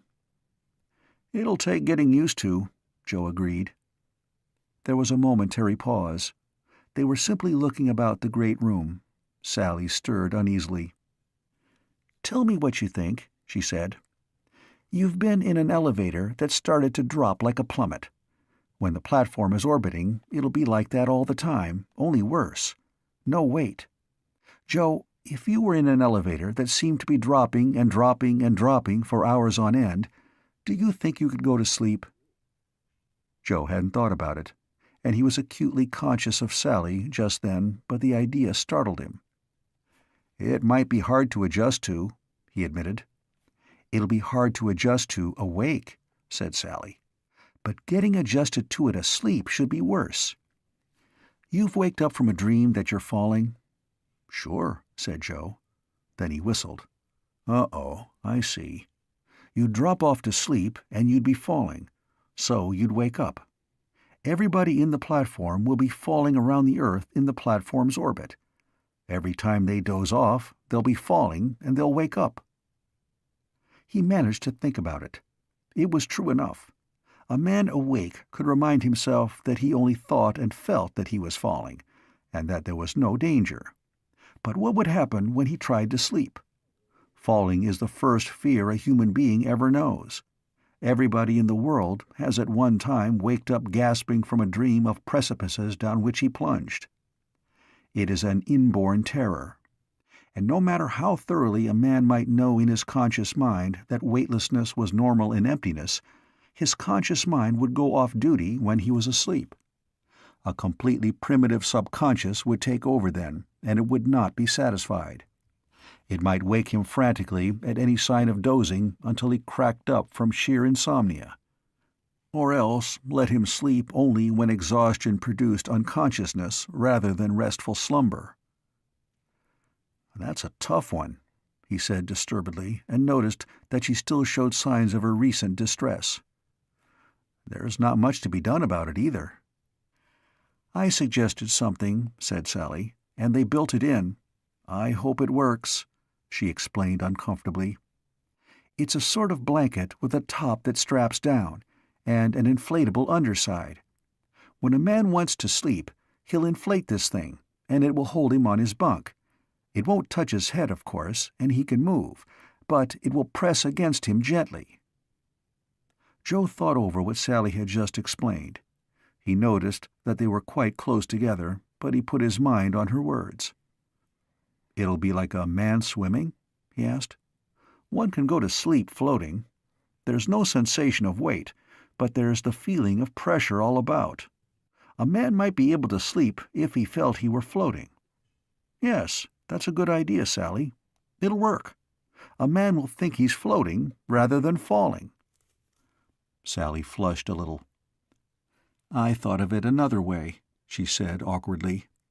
"When we go to sleep, we go way back. We're like babies, with all a baby's fears and needs. It might feel like floating, but I tried one of those bunks. It feels sort of dreamy, as if someone were holding one quite safe. It feels as if one were a baby, and beautifully secure. But of course, I haven't tried it weightless. I just hope it works." As if embarrassed, she turned abruptly and showed him the kitchen. Every pan was covered. The top of the stove was Alnico magnet strips, arranged rather like the top of a magnetic chuck. Pans would cling to it, and the covers had a curious flexible lining which Joe could not understand. "It's a flexible plastic that's heat-proof," said Sally. "It inflates and holds the food down to the hot bottom of the pan. They expected the crew to eat ready-prepared food. I said that it would be bad enough to have to drink out of plastic bottles instead of glasses. They hung one of these stoves upside down for me, and I cooked bacon and eggs and pancakes with the cover of the pan pointing to the floor. They said the psychological effect would be worthwhile." Joe was stirred. He followed her out of the kitchen and said warmly, the more warmly because these contributions to a space platform came on top of a personal anxiety on his own account, "You must be the first girl in the world who thought about housekeeping in space." "Girls will be going into space, won't they?" she asked, not looking at him. "If there are colonies on the other planets, they'll have to. And someday, to the stars." She stood quite still, and Joe wanted to do something about her and the world and the way he felt. The interior of the platform was very silent. Somewhere far away, where the glass wool insulation was incomplete, the sound of workmen was audible, but the inner corridors of the platform were not resonant.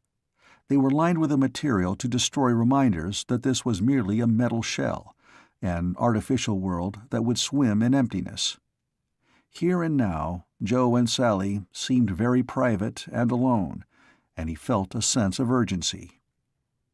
He looked at her yearningly. Her color was a little higher than usual. She was not just a nice kid, she was swell, and she was good to look at. Joe had noticed that before, but now, with the memory of her fright because he'd been in danger, her worry because he might have been killed, he thought of her very absurd but honest offer to cry for him.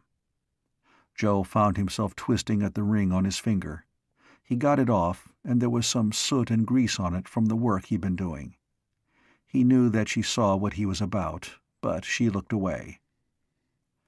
"Look, Sally," he said awkwardly, "we've known each other a long time. I've, liked you a lot. And I've got some things to do first, but—" He stopped. He swallowed. She turned and smiled at him. "Look," he said desperately, "what's a good way to ask if you'd like to wear this?" She nodded, her eyes shining a little. "That was a good way, Joe. I'd like it a lot." There was an interlude then, during which she very ridiculously cried and explained that he must be more careful and not risk his life so much. And then there was a faint, faint sound outside the platform. It was the yapping sound of a siren, crying out in short and choppy ululations as it warmed up. Finally, its note steadied, and it wailed and wailed and wailed. "That's the alarm!" exclaimed Sally. She was still misty-eyed. "Everybody out of the shed! Come on, Joe!" They started back the way they'd come in, and Sally looked up at Joe and grinned suddenly. "When I have grandchildren," she told him, "I'm going to brag that I was the very first girl in all the world ever to be kissed in a spaceship." But before Joe could do anything about the comment, she was out on the stairs, in plain view and going down, so he followed her. The shed was emptying. The bare wood-block floor was dotted with figures moving steadily toward the security exit. There was no hurry, because security men were shouting that this was not an alarm but a precautionary measure, and there was no need for haste. Each security man had been informed by the miniature walkie-talkie he wore. By it, every guard could be told anything he needed to know, either on the floor of the shed, or on the catwalks aloft, or even in the platform itself. Trucks lined up in orderly fashion to go out the swing-up doors. Men came down from the scaffolds after putting their tools in proper between-shifts positions, for counting and inspection, and other men were streaming quietly from the push-pot assembly line. Except for the gigantic object in the middle, and for the fact that every man was in work clothes, the scene was surprisingly like the central waiting room of a very large railroad station, with innumerable people moving briskly here and there. "No hurry," said Joe, catching the word from a security man as he passed it on. "I'll go see what my gang found out." The trio, Haney and Mike and the chief, were just arriving by the piles of charred but now uncovered wreckage. Sally flushed ever so slightly when she saw the chief eye Joe's ring on her finger. "Rest of the day off, huh?" said the chief. "Look, we found most of the stuff we need. They're going to give us a shop to work in. We'll move this stuff there. We're going to have to weld a false frame on the lathe we picked, and then cut out the bed plate to let the gyros fit in between the chucks. Mount it so the spinning is in the right line." That would be the axis of the rotors parallel to the axis of the Earth. Joe nodded. "We'll be able to get set up in the morning," added Haney, "and get started. You got the parts list off to the plant for your folks to get busy on?" Sally said quickly, "He's sending that by facsimile now. Then—" The chief beamed in benign mockery. "What you going to do after that, Joe? If we got the rest of the day off." Sally said hurriedly, He was going off on a picnic with me, to Red Canyon Lake. Do you really need to talk business all afternoon?" The chief laughed. He'd known Sally, at least by sight, back at the Kenmore plant. "No, ma'am," he told her. "Just askin'. I worked on that Red Canyon dam job years back. That dam that made the lake. It ought to be right pretty around there now. Okay, Joe. See you as soon as work starts up. In the morning, most likely." Joe started away with Sally. Mike the midget called hoarsely, "Joe, just a minute." Joe drew back. The midget's seamed face was very earnest. He said in his odd voice, "Here's something to think about. Somebody worked mighty hard to keep you from getting those gyros here. They might work hard to keep them from getting repaired. That's why we asked for a special shop to work in. It's occurred to me that a good way to stop these repairs would be to stop us. Not everybody would have figured out how to rebalance this thing. You get me?" "Sure," said Joe. You three had better look out for yourselves." Mike stared at him and grimaced. "You don't get it," he said brittlely. "All right, I may be crazy at that." Joe rejoined Sally. The idea of a picnic was brand new to him, but he approved of it completely. They went to the small exit that led to the security building. They were admitted. There was remarkable calm and efficiency here, even though routine had been upset by the need to stop all work. As they went toward Major Holt's office, Joe heard somebody dictating in a matter-of-fact voice. "This attempt at atomic sabotage was defeated outside the shed, but it never had a chance of success. Geiger counters would have instantly shown any attempt to smuggle radioactive material into the shed." Joe glanced sidewise at Sally. "That's for a publicity release?" he asked. She nodded. "It's true, too. Nothing goes in or out of the shed without passing close to a Geiger counter. Even radium-dial watches show up, though they don't set the sirens to screaming." Joe said, "I'll get my order for new parts off on the facsimile machine." But he had to get Major Holt's secretary to show him where to feed in the list. It would go east to the nearest facsimile receiver and then be rushed by special messenger to the plant.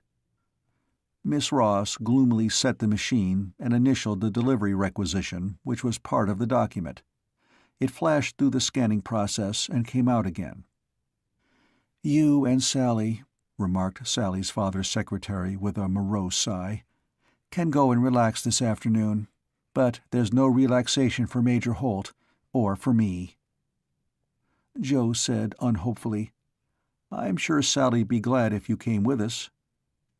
Major Holt's plain, unglamorous assistant shook her head. "I haven't had a day off since the work began here," she said, frowning. "The Major depends on me. Nobody else could do what I do. You are going to Red Canyon Lake?" "Yes," agreed Joe. "Sally thought it might be pleasant." "It's terribly dry and arid there," said Miss Ross sadly. "That's the only body of water in 100 miles or more. I hope it's pretty there. I've never seen it." She handed Joe back his original memo from the facsimile machine. An exact copy of his written list, in his handwriting, was now in existence more than 1,500 miles away, and would arrive at the Kenmore Precision Tool Plant within a matter of hours. There could be no question of errors in transmission. It had to be right. Sally came out, smiled at her father's secretary, and led Joe down to the entrance. "I have the car," she said cheerfully, "and there'll be a lunch basket waiting for us at the house. I agreed that the lake was too cold for swimming, though. It is. Snow water feeds it. But it's nice to look at." They went out the door, and the workers on the platform were just beginning to pile into the waiting fleet of buses. But the black car was waiting too. Joe opened the door, and Sally handed him the key. She regarded the men swarming on the buses. "There'll be bulletins all over Bootstrap," she observed, "saying that Braun tried to dust-bomb the shed. They'll say that he may have carried the cobalt about with him, and so he may have burned other people, in a restaurant, a movie theater, anywhere, while he was carrying the dust and dying without knowing it. So everybody's supposed to report to the hospital for a checkup for radiation burns. Some people may really have them. But Dad thinks that since you weren't burned, Braun didn't carry it around. If anyone is burned, it'll be the person who brought the cobalt here to give him. And, well, he'll turn up because everybody does, and because he's burned, he'll be asked plenty of questions." Joe stepped on the starter. Then he pressed the accelerator, and the car sped forward. They stopped at the house in the officers' quarters area on the other side of the shed. Sally picked up the lunch basket that her father's housekeeper had packed on telephoned instructions. They drove away. Red Canyon was 80 miles from the shed, and the only way to get there was through Bootstrap, because the only highway away from the shed led to that small synthetic town. It was irritating, though they had no schedule, to find that the long line of buses was ahead of them on that 20-mile stretch. The buses ran nose to tail and filled the road for a half-mile or more. It was not possible to pass so long a string of close-packed vehicles. There was just enough traffic in the opposite direction to make that impracticable. They had to trail the line of buses as far as Bootstrap and crawl through the crowded streets. Once beyond the town, they came to a security stop. Here Sally's pass was good. Then they went rolling on through an empty, arid, sun-baked terrain toward the hills to the west. It looked remarkably lonely. Joe thought for the first time about gas. He looked carefully at the fuel gauge. Sally shook her head. "Don't worry, plenty of gas. Security takes care of that. When I said where we were going and that I wanted the car, Dad had everything checked. If I live through this, I'll bet I stay a fanatic about cautiousness all my life." Joe said distastefully, "I suppose it gets everybody. Mike, the midget you know, called me back just now to suggest that the people who tried to spoil the gyros might try to harm the four of us to hinder their repair." "It's not just foolishness," Sally admitted. "The strain is pretty bad, especially when you know things. You've noticed that Dad's getting gray. That's strain. And Miss Ross is about as tense. Things leak out in the most remarkable way, and Dad can't find out how. Once there was a case of sabotage, and he could have sworn that nobody had the information that permitted it but himself and Miss Ross. She had hysterics. She insisted that she wanted to be locked up somewhere so she couldn't be suspected of telling anybody anything. She'd resign tomorrow if she could. It's ghastly." Then she hesitated and smiled faintly. "In fact, so Dad wouldn't worry about me this afternoon—" He took his eyes off the road to glance at her. "What?" "I promised we wouldn't go swimming, and—" Then she said awkwardly, "There are 2 pistols in the glove compartment. Dad knows you, so I promised you'd put one in your pocket up at the lake." Joe drew a deep breath. She opened the glove compartment and handed him a pistol. He looked at it. .38 caliber, hammerless. A good safe weapon. He slipped it in his coat pocket, but he frowned. "I was looking forward to not worrying for a while," he said wryly. "But now I'll have to remember to keep looking over my shoulder all the time." "Maybe," said Sally, "you can look over my shoulder and I'll look over yours, and we can glance at each other occasionally." She laughed, and he managed to smile. But the trace of a frown remained on his forehead. Joe drove and drove and drove. Once they came to a very small town. It may have contained 100 people. There were gas pumps and a restaurant and 2 or 3 general stores, which were certainly too many for the permanent residents. But there were cow-ponies hitched before the stores, and automobiles were also in view. The ground here was slightly rolling. The mountains had grown to good-sized ramparts against the sky. Joe drove carefully down the single street, turning out widely once to dodge a dog sleeping placidly in an area normally reserved for traffic. Finally, they came to the foothills, and then the road curved and recurved as it wound among them. And 2 hours from Bootstrap, they reached Red Canyon. They first saw the dam from downstream.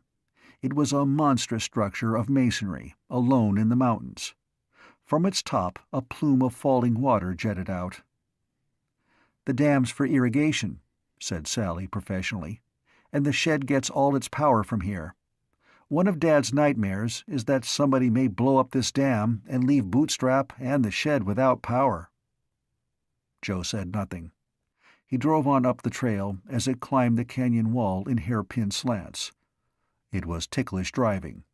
But then, quite suddenly, they reached the top of the canyon wall and the top of the dam and the level of the lake at once. Here there was a sheet of water that reached back among the barren hillsides for miles and miles. It twisted out of sight. There were small waves on its surface, and grass at its edge. There were young trees. The powerhouse was a small, squat structure in the middle of the dam. Not a person was visible anywhere. "Here we are," said Sally, when Joe stopped the car. He got out and went around to open the door for her, but she was already stepping out with the lunch basket in her hand when he arrived. He reached for it, and she held on, and they moved companionably away from the car, carrying the basket between them. "There's a nice place," said Sally, pointing. A small ridge of rock stretched out into the lake, and rose and spread, and formed what was almost a miniature island some 50 feet across. There were some young trees on it. Sally and Joe climbed down the slope and out on the rocky isthmus that connected it with the shore. Sally let down the lunchbox on a stone and laughed for no reason at all as the wind blew her hair. It was a cool wind from over the water, and Joe realized with a shock of surprise that the air felt different and smelled different when it blew over open water like this. Up to now, he hadn't thought of the dryness of the air in Bootstrap and the shed. The lunch basket was tilted a little. Joe picked it up and settled it more solidly. Then he said, "Hungry?" There was literally nothing on his mind at the moment but the luxurious, satisfied feeling of being off somewhere with grass and a lake and Sally, and a good part of the afternoon to throw away. It felt good, so he lifted the lid of the lunch basket. There was a revolver there. It was the other one from the glove compartment of the car. Sally hadn't left it behind. Joe regarded it and said, ironically, "Happy, carefree youth. That's us. Which are the ham sandwiches, Sally?" End of Chapter 7. Chapter 8. Nevertheless, the afternoon began splendidly. Joe dunked the bottled soft drinks in the lake to cool. Then he and Sally ate and talked and laughed. Joe, in particular, had more than the usual capacity for enjoyment today. He'd been through 24 hours of turmoil, but now things began to look better. And there was the arrangement with Sally, which had a solid satisfactoriness about it. Sally was swell. If she'd been homely, Joe would have liked her just the same, to talk to and to be with. But she was pretty, and she was wearing his ring. She'd wrapped some string around the inside of the band to make it fit. The only trouble was that Joe was occasionally conscious of the heavy weight in his right-hand coat pocket. But they spent at least an hour in contented, satisfying, meaningless loafing that nobody can describe, but that everybody likes to remember afterward. From time to time Joe looked ashore, when the weight in his pocket reminded him of danger. But he didn't look often enough. He was pulling the chilled soft drink bottles out of the lake when he saw a movement out of the corner of his eye. He whirled, his hand in his pocket. It was the chief, with Haney and Mike the midget. They were striding across the rocky small peninsula. Haney called out sharply, "Everything okay?" "Sure," said Joe. "Everything's fine. What's the matter?" "Mike had a hunch," said the chief. "And, I remembered I worked on the job when this dam was built 15 years ago." He looked about him. "It looked different then." Then he caught Joe's eye and jerked his head almost imperceptibly to one side. Joe caught the signal. "I'll see about some more soft drinks," he said. "Come help me fish up the bottles." Sally smiled at the other two. She was already inspecting the lunch basket. "We still have some sandwiches," she said hospitably, "and some cake." Haney came forward awkwardly. Mike advanced toward her with something of truculence. Joe knew what was in his mind.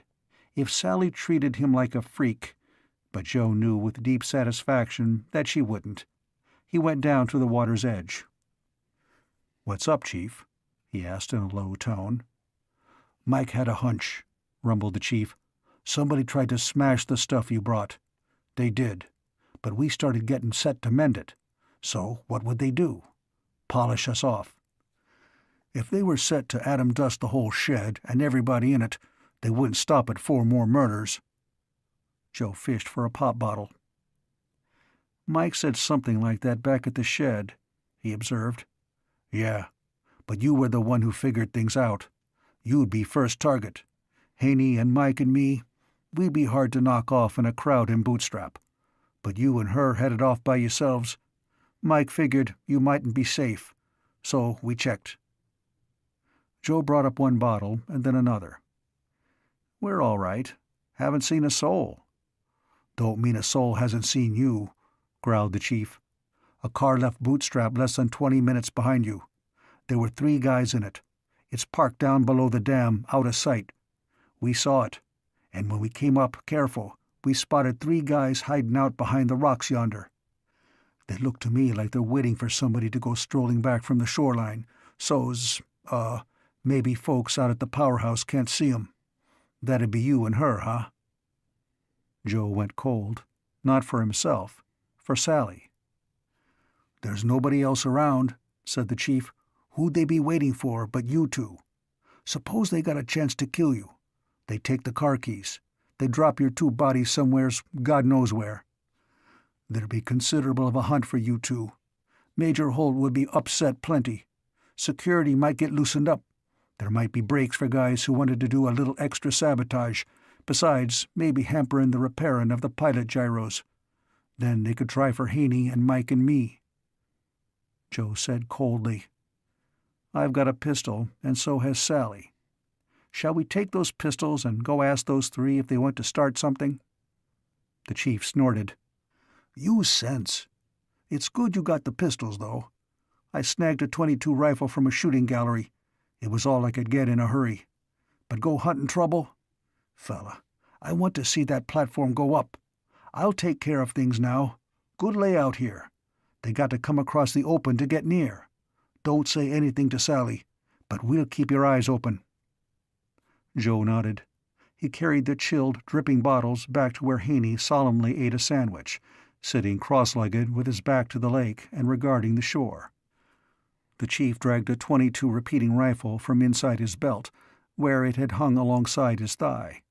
He casually strolled over to Mike and dropped the rifle. "You said you felt like target practice," he remarked blandly. "Here's your armament. Any more sandwiches, ma'am?" Sally smilingly passed him the last. She left the top of the basket open. The pistol that had been there was gone. Then Sally's eyes met Joe's, and she was aware that his 3 friends had not come here merely to crash a picnic. But she took it in stride. It was an additional reason for Joe to approve of Sally. "Me?"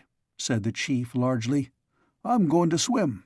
I haven't had any more water round me than a shower bath for so long that I crave to soak and splash. I'll go yonder and dunk myself." He wandered off, taking bites from the sandwich as he went. He vanished. Haney leaned back against a sapling, his eyes roving about the shoreline and the rocks and brush behind it. Mike was talking in his crackling, high-pitched voice. "But just the same, it's crazy. Fighting sabotage when we little guys could take over in a week and make sabotage just plain foolish. We could do the whole job while the saboteurs weren't looking." Sally said with interest, "Have you got the figures? Were they ever passed on?" "I spent a month's pay once," said Mike sardonically, "hiring a math shark to go over them. He found one mistake. It raised the margin of what we could do." Sally answered, "Joe, listen to this. Mike says he has the real answer to sabotage, and, in a way, to space travel. Listen." Joe dropped to the ground. "Shoot it," he said. He was grimly alert just the same. There were men waiting for them to start back to the car. These saboteurs were armed, and they intended to murder Sally and himself. Joe's jaws clamped tautly shut at the grim ideas that came into his mind. But Mike was beginning to speak. "Forget about the platform a minute," he said, standing up to gesticulate, because he was only 3.5 feet high. "Just figure on a rocket straight to the moon. With old-style rockets, they'd have had to have a mass ratio of 120 to 1. You'd have to burn 120 tons of old-style fuel to land 1 ton on the moon. Now it could be done with 60, and when the platform's up, that figure'll drop again. Okay, you're going to land a man on the moon. He weighs 200 pounds. He uses up 20 pounds of food and drink and oxygen a day. Give him grub and air for 2 months, 1,200 pounds. A cabin 7 feet high and 10 feet across. 1,600 pounds, counting insulation and braces for strength. That makes a payload of 1.5 tons, and you'd have to burn 180 tons of fuel, old style, to take it to the moon, and another 120 for every ton the rocket ship weighed. You might get a man to the moon with a 1,200-ton rocket, maybe. That's with the old fuels. He'd get there, and he'd live 2 months, and then he'd die for lack of air. With the new fuels, you'd need 90 tons of fuel to carry the guy there, and 60 more for every ton the ship weighed itself. Call it 600 tons for the rocket to carry 1 man to the moon." Sally nodded absorbedly. "I've seen figures like that," she agreed. "But take a guy like me," said Mike the midget bitterly. "I weigh 45 pounds, not 200. I use 4 pounds of food and air a day. A cabin for me to live in would be 4 feet high and 5 across. Being smaller, it wouldn't need so much bracing. You could do it for 200 pounds. 300 for grub and air, 50 for me. Me on the moon supplied for 2 months would come to 550 pounds. 16 tons of fuel to get me to the moon direct.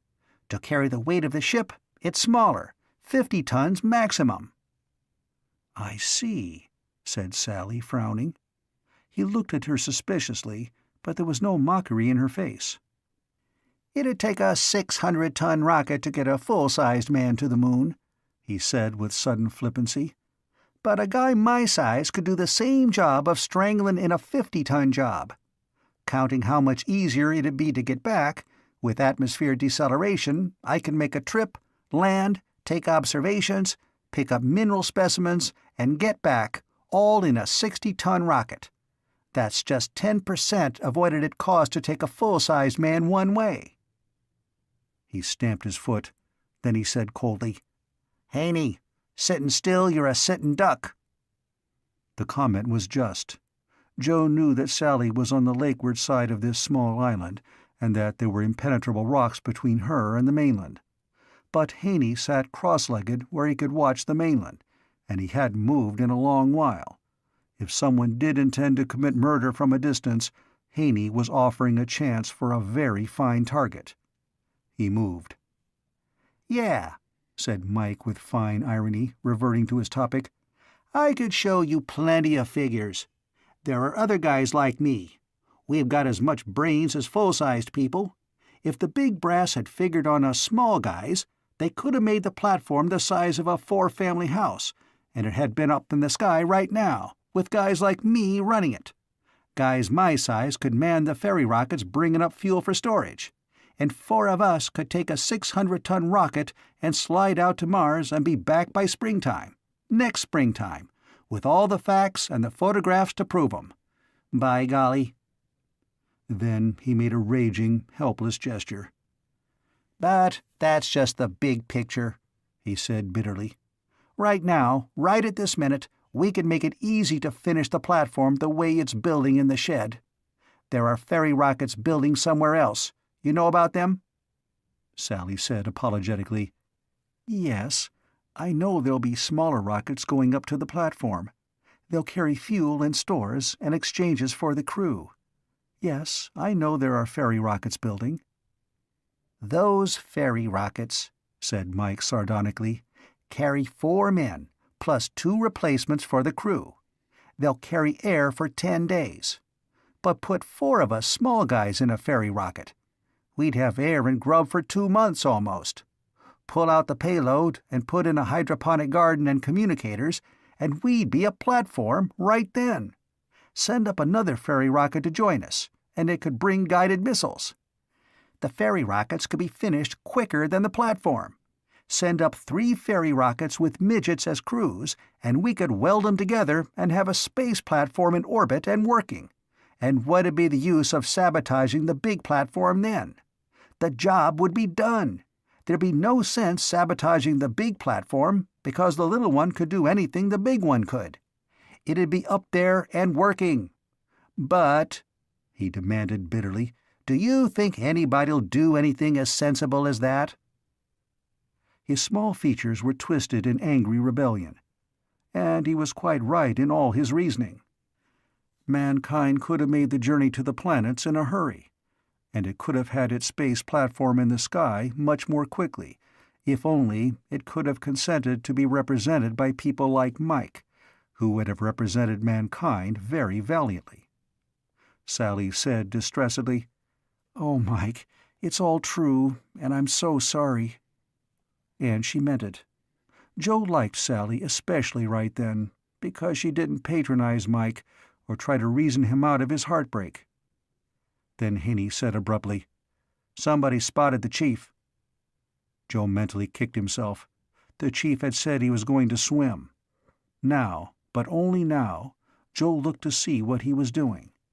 He was far out from the shore, swimming unhurriedly to the powerhouse at the middle of the dam. He would reach it and swing up the ladder that could just be seen going down the lakeside of the dam's top, and he would explain the situation on shore. A telephone call to Bootstrap would bring security men rushing at 80 miles an hour, and parachute troopers a good deal faster. But even before they arrived, the chief would lead the powerhouse crew ashore, armed with the shotguns they kept for shooting waterfowl in and out of season. The men on the shore might or might not consider the chief's swim to be proof that he knew their intentions. They were probably discussing the matter in some agitation right now. But they couldn't know that the party on this semi-island was armed. Suddenly Mike said crisply, "We're going to have visitors." He lay down carefully on the ground 15 feet uphill from Sally, where he could look over the ridge. He snuggled the .22 target rifle professionally to his shoulder. He drew a bead. 3 men very casually strolled out of the brushwood on the shore. They moved nonchalantly toward the strand of rocks that led out to the picnic spot. They looked like anybody else from Bootstrap. Casual, rough work clothing. Haney bent down and picked up 4 good throwing stones. His expression was pained. Joe said, "We've got pistols, Haney, and Sally's a good shot." The men came on. Their manner was elaborately casual. Joe stepped up into view. "No visitors," he called. "We don't want company." One of the men held his hand to his ear, as if not understanding. They came on. They made no threatening gestures. Then Joe took his hand out of his pocket, the pistol Sally'd given him gripped tightly. "I mean that," he said harshly. "Stand back." One of the 3 spoke sharply. On that instant, 3 snub-nosed pistols appeared. Bullets whined as the men hurtled forward. The purpose was not so much murder at this moment as the demoralizing effect of bullets flying overhead while the 3 assassins got close enough to do their bloody job with precision. A stone whizzed by Joe. Haney had thrown it, and the small target rifle in Mike's hands coughed twice. Joe held his fire. He had only 6 bullets and 3 targets to hit. With a familiar revolver, he'd have started shooting now, but 30 yards is a long range with a strange pistol at a moving target. One of the 3 killers stumbled and crashed to the ground. A second seemed suddenly to be grinning widely on one side of his face. A .22 bullet had slashed his cheek. The third ran head-on into a rock thrown by Haney. It knocked the breath out of him, and his pistol fell from his hand. Joe fired deliberately at the widely grinning man and saw him spin around. Mike's target rifle spat again, and the man Joe had hit wheeled and ran heavily, making incoherent yells. The one who tumbled scrambled to his feet and fled, hopping crazily, favoring one leg. Deserted, the third man turned and ran too, still doubled over and still gasping. Mike's voice crackled. He was in a towering rage because of the way the target rifle shot. It threw high and to the right. The shooting gallery paid off in cigarettes for high scores, so the guns didn't shoot straight. Until this moment, Joe had been relatively calm, because he had something to do. But just then he heard Sally say, "Oh," in a queer voice. He whirled. Unknown to him, she had not been waiting under cover, but standing with her pistol out and ready. And her face was very white, and she was plucking at her hair. A strand came away in her fingers. A bullet had clipped it just above her shoulder. Then Joe went sick, weak, trembling, and he disgraced himself by half hysterically grabbing Sally and demanding to know if she was hurt, and raging at her for exposing herself to fire, while his throat tried to close and shut off his breath from horror. There came loud pop-pop-popping noises. With the peculiar reverberation of sound over water, 2 motorcycles started from the powerhouse along the crest of the dam. They streaked for the shore carrying 5 men, one of whom was the chief, with a red-checked tablecloth about his middle, brandishing a fire-axe in default of other weapons. The danger was over. But the assassins couldn't be followed immediately. They still had at least 2 pistols. 8 men and a girl, counting Mike, with an armament of only 2 pistols, a .22 rifle, 2 shotguns, and a fire-axe, were not a properly equipped posse to hunt down killers. Also, by now it was close to sunset. So the victors did the sensible thing. Joe and Sally and Haney and the chief, his clothes retrieved, plus Mike headed back for Bootstrap. Joe and Sally rode in the Major's black car, and the other 3 in the jalopy they'd rented for the afternoon. On the way into the canyon below the dam, they stopped at the parked car their would-be assassins had come in. They removed its distributor and fan belt. The other men returned to the powerhouse with their shotguns and the fire-axe, and telephoned to Bootstrap. The 3 gunmen who had planned murder became fugitives, with no means of transportation but their legs. They had a good many thousand square miles of territory to hide in, but it wasn't likely that they had food or any competence to find it in the wilds. 2 were certainly hurt. With dogs and planes and organization, it would be possible to catch them handily come morning. So Joe and Sally drove back to Bootstrap with the other car following closely through all the miles that had to be covered in the dark. Halfway back, they met a grim search party in cars, heading for the dam to begin their manhunt in the morning. After that, Joe felt better. But his teeth still tended to chatter every time he thought of Sally's startled, scared expression as she pulled away a lock of her hair that had been severed by a bullet. When they got back to the shed, Major Holt looked tired and old. Sally explained breathlessly that her danger was her own fault. Joe thought she was safe under cover. "It was my fault," said the Major detachedly. "I let you go away from the shed. I do not blame Joe at all." But he did not look kindly. Joe wet his lips, ready to agree that any disgrace he might be subjected to was justified, since he had caused Sally to be shot at. "I blame myself a great deal, sir," he said grimly, "but I can promise I'll never take Sally away from safety again, not until the platform's up and there's no more reason for her to be in danger." The Major said remotely, "I shall have to arrange for more than that. I shall put you in touch with your father by telephone. You will explain to him, in detail, exactly how the repair of your apparatus is planned. I understand that the gyros can be duplicated more quickly by the method you have worked out?" Joe said, "Yes, sir. The balancing of the gyros can, which was the longest single job. But anything can be made quicker the second time. The patterns for the castings are all made, and the bugs worked out of the production process." "You will explain that to your father," said the Major heavily. "Your father's plant will begin to duplicate these, pilot gyros at once. Meanwhile, your, work crew will start to repair the one that is here." "Yes, sir." "And," said the Major, "I am sending you to the Pushpot airfield. I intend to scatter the targets the saboteurs might aim at. You are one of them. Your crew is another. From time to time, you will confer with them and verify their work. If any of them should be, disposed of, you will be able to instruct the others." "It's really the other way about, sir," objected Joe. "The Chief and Haney are pretty good, and Mike's got brains." The Major moved impatiently. "I am looking at this from a security standpoint," he said. "I am trying to make it plainly useless to attack the gyros again. Duplicates will be in production at your father's plant. There will be 3 men repairing the smashed ones.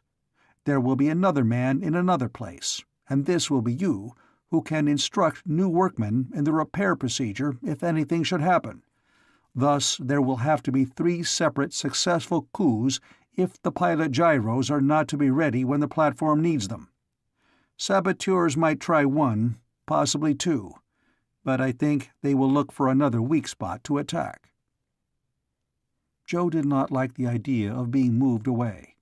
He wanted to be on the job repairing the device that was primarily his responsibility. Besides, he had a feeling about Sally. If she were in danger, he wanted to be on hand. "About Sally, sir. Sally," said the Major tiredly, "is going to have to restrict herself to the point where she'll feel that jail would be preferable. But she will see the need for it. She will be guarded a good deal more carefully than before, and you may not know it, but she has been guarded rather well." Joe saw Sally smiling ruefully at him. What the Major had said was unpleasant, but he was right. This was one of those arrangements that nobody likes, an irritating, uncomfortable, disappointing necessity. But such necessities are a part of every actual achievement. The difference between things that get done and things that don't get done is often merely the difference between patience and impatience with tedious details. This arrangement would mean that Joe couldn't see Sally very often. It would mean that the Chief and Haney and Mike would do the actual work of getting the gyros ready. It would take all the glamour out of Joe's contribution. These deprivations shouldn't be necessary, but they were. "All right, sir," said Joe gloomily. "When do I go over to the field?" "Right away," said the Major. "Tonight." Then he added detachedly, "Officially, the excuse for your presence there will be that you have been useful in uncovering sabotage methods. You have. After all, through you a number of planes that would have been blown up have now had their booby traps removed. I know you do not claim credit for the fact, but it is an excuse for keeping you where I want you to be for another reason entirely. So it will be assumed that you are at the pushpot field for counter-sabotage inspection." The Major nodded dismissal with an indefinable air of irony, and Joe went unhappily out of his office. He telephoned his father at length. His father did not share Joe's disappointment at being removed to a place of safety. He undertook to begin the castings for an entire new set of pilot gyros at once. A little later, Sally came out of her father's office. "I'm sorry, Joe." He grinned unhappily. "So am I. I don't feel very heroic, but if this is what has to be done to get the platform out of the shed and on the way up, it's what has to be done. I suppose I can phone you." "You can," said Sally, "and you'd better." They had talked a long time that afternoon, very satisfyingly and without any cares at all. Neither could have remembered much of what had been said. It probably was not earth-shaking in importance, but now there seemed to be a very great deal of other similar conversation urgently needing to be gone through. "I'll call you," said Joe. Then somebody approached to take him to the pushpot airfield. They separated very formally under the eyes of the impersonal security officer who would drive Joe to his destination. It was a tedious journey through the darkness. This particular security officer was not companionable. He was one of those conscientious people who think that if they keep their mouths shut it will make up for their inability to keep their eyes open. Socially, he treated Joe as if he were a highly suspect person. It could be guessed that he treated everybody that way. Joe went to sleep in the car. He was only half awake when he arrived, but he didn't bother to rouse himself completely when he was shown to a cubbyhole in the officers' barracks. He went to bed, making a half-conscious note to buy himself some clothes, especially fresh linen, in the morning. Then he knew nothing until he was awaked in the early morning by what sounded exactly like the crack of doom. End of Chapter 8. Chapter 9. It was not, however, the crack of doom. When Joe stared out the window by the head of his cot, he saw gray-red dawn breaking over the landing field. There were low, featureless structures silhouetted against the sunrise. As the crimson light grew brighter, Joe realized that the angular shapes were hangars. Improbable crane poles loomed above them. One was in motion, handling something he could not make out, but the noise that had awakened him was less now. It seemed to circle overhead, and it had an angry, droning, buzzing quality that was not natural in any motor he had ever heard before. Joe shivered, standing at the window. It was cold and dank in the dawn light at this altitude, but he wanted to know what that completely unbelievable roar had been. A crane beam by the hangars tilted down, slowly, and then lifted as if released of a great weight. The light was growing slowly brighter. Joe saw something on the ground. Rather, it was not quite on the ground. It rested on something on the ground. Suddenly, that unholy uproar began again. Something moved. It ran heavily out from the masking dark of the hangars. It picked up speed. It acquired a reasonable velocity, 40 or 50 miles an hour. As it scuttled over the dimly lighted field, it made a din like all the boiler factories in the world and all the backfiring motors in creation trying to drown each other's noise out, and all of them being very successful. It was a pushpot. Joe recognized it with incredulity. It was one of those utterly ungainly creations that were built around one half of the sidewall of the shed. In shape, its upper part was like the top half of a loaf of bread. In motion, here, it rested on some sort of wheeled vehicle, and it was reared up like an indignant caterpillar, and a blue-white flame squirted out of its tail, with coy and frolicsome flirtings from side to side. The pushpot lifted from the vehicle on which it rode, and the vehicle put on speed and got away from under it with frantic agility. The vehicle swerved to one side, and Joe stared with amazed eyes at the pushpot, some 20 feet aloft. It had a flat underside and a topside that still looked to him like the rounded top half of a loaf of baker's bread. It hung in the air at an angle of about 45 degrees, and it howled like a panic-stricken dragon. Joe was getting his metaphors mixed by this time, and it swung and wobbled and slowly gained altitude, and then suddenly it seemed to get the knack of what it was supposed to do. It started to circle around, and then it began abruptly to climb skyward. Until it began to climb, it looked heavy and clumsy and wholly unimpressive. But when it climbed, it really moved. Joe found his head out the window, craning up to look at it. Its unearthly din took on the indignant quality of an irritated beehive. But it climbed. It went up without grace, but with astonishing speed. And it was huge. But it became lost in the red-flecked dawn sky while Joe still gaped. Joe flung on his clothes. He went out the door through resonant empty corridors, hunting for somebody to tell him something. He blundered into a mess hall. There were many tables, but the chairs around them were pushed back, as if used and then left behind by people in a hurry to be somewhere else. There were exactly 2 people still visible over in a corner.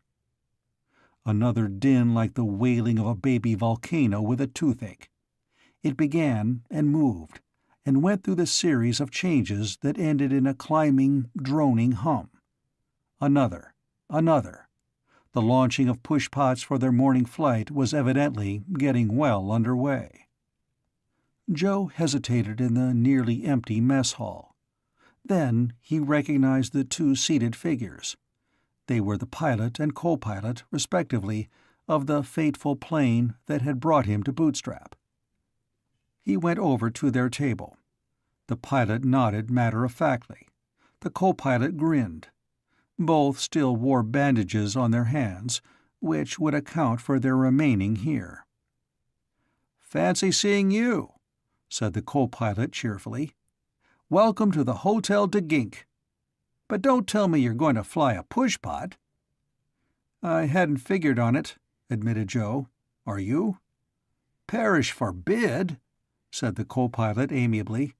"I tried it once, for the devil of it. Those things fly with the grace of a lady elephant on ice skates." "Did you by any chance notice that they haven't got any wings? And did you notice where their control surfaces were?" Joe shook his head. He saw the remnants of ham and eggs and coffee. He was hungry. There was the uproar to be expected of a basso profundo banshee in pain. Another pushpot was taking off. "How do I get breakfast?" he asked. The co-pilot pointed to a chair. He rapped sharply on a drinking glass. A door opened, he pointed at Joe, and the door closed. "Breakfast coming up," said the co-pilot. "Look, I know you're Joe Kenmore. I'm Brick Tally, and this is Captain, no less than Captain, Thomas J. Walton. Impressed?" "Very much," said Joe. He sat down. "What about the control surfaces on pushpots?" "They're in the jet blast," said the co-pilot, now identified as Brick Tally. "Like the V-2 rockets when the Germans made 'em. Vanes in the exhaust blast, no kidding. Landing and skidding in on their tails like they do, they haven't speed enough to give wing flaps a grip on the air, even if they had wings to put the wing flaps on. Those dinkuses are things to have bad dreams about." Again a door opened, and a man in uniform with an apron in front came marching in with a tray. There was tomato juice and ham and eggs and coffee. He served Joe briskly and marched out again. "That's Hotel de Gink service," said Tally. "No wasted motion, no sloppy civilities. He was about to eat that himself. He gave it to you. And now he'll cook himself a double portion of everything. What are you doing here, anyhow?" Joe shrugged. It occurred to him that it would neither be wise nor creditable to say that he'd been sent here to split up a target at which saboteurs might shoot. "I guess I'm attached for rations," he observed. "There'll be orders along about me presently, I suppose. Then I'll know what it's all about." He fell to on his breakfast. The thunderous noises of the pushpots taking off made the mess hall quiver. Joe said between mouthfuls, "Funny way for anything to take off, riding on— it looked like a truck." "It is a truck," said Tally. "A high-speed truck. 50 of them specially made to serve as undercarriages so pushpot pilots can practice. The pushpots are really only expected to work once, you know." Joe nodded. "They aren't to take off," Tally explained. "Not in theory. They hang onto the platform and heave. They go up with it, pushing. When they get it as high as they can, they'll shoot their JADOs, let go, and come bumbling back home. So they have to practice getting back home and landing. For practicing, it doesn't matter how they get aloft. When they get down, a big straddle truck on caterpillar treads picks them up. They land in the doggonedest places sometimes, and brings them back. Then a crane heaves them up on a high-speed truck, and they do it all over again." Joe considered while he ate. It made sense. The function of the pushpots was to serve as the first booster stage of a multiple-stage rocket. Together, they would lift the platform off the ground and get it as high as their jet motors would take it, traveling east at the topmost speed they could manage. Then they'd fire their JADOs simultaneously, and in doing that, they'd be acting as the second booster stage of a multiple-stage rocket. Then their work would be done, and their only remaining purpose would be to get their pilots back to the ground alive, while the platform on its own third stage shot out to space. "So," said Tally, "since their pilots need to practice landings, the trucks get them off the ground. They go up to 50,000 feet, just to give their oxygen tanks a chance to conk out on them. Then they barge around up there a while. The advanced trainees shoot off a JATO at top speed. It's gauged to build them up to the speed they'll give the platform. And then, if they come out of that and get back down to ground safely, they uncross their fingers. A merry life those guys lead. When a man's made 10 complete flights, he retires. 1 flight a week thereafter to keep in practice only, until the big day for the platform's takeoff. Those guys sweat." "Is it that bad?" The pilot grunted. The co-pilot, Tally, spread out his hands. "It is that bad. Every so often, one of them comes down untidily. There's something the matter with the motors. They've got a little too much power, maybe. Sometimes, occasionally, they explode." "Jet motors?" asked Joe. "Explode? That's news." "A strictly special feature," said Tally dryly. "Exclusive with push-pots for the platform. They run 'em and run 'em and run 'em on test. Nothing happens. But occasionally one blows up in flight. Once it happened warming up. That was a mess. The field's been losing 2 pilots a week, lately more." "It doesn't sound exactly reasonable," said Joe slowly. He put a last forkful in his mouth. "It's also inconvenient," said Tally, "for the pilots." The pilot, Walton, opened his mouth. "It'd be sabotage," he said curtly, "if there was any way to do it. 4 pilots killed this week." He lapsed into silence again. Joe considered. He frowned. A pushpot, outside the building, hysterically bellowed its way across the runway, and its noise changed and was aloft. It went spiraling up and up. Joe stirred his coffee. There were thin shoutings outside. A screaming, whistling noise. A crash. Something metallic shrieked and died. Then silence. Tally, the co-pilot, looked sick.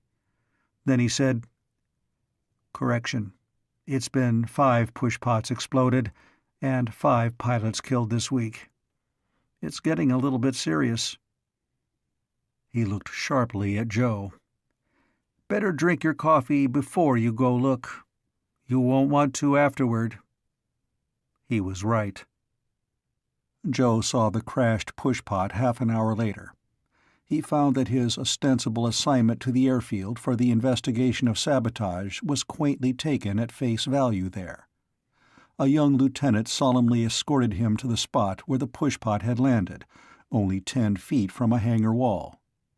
The impact had carried parts of the pushpot 5 feet into the soil, and the splash effect had caved in the hangar wall footing.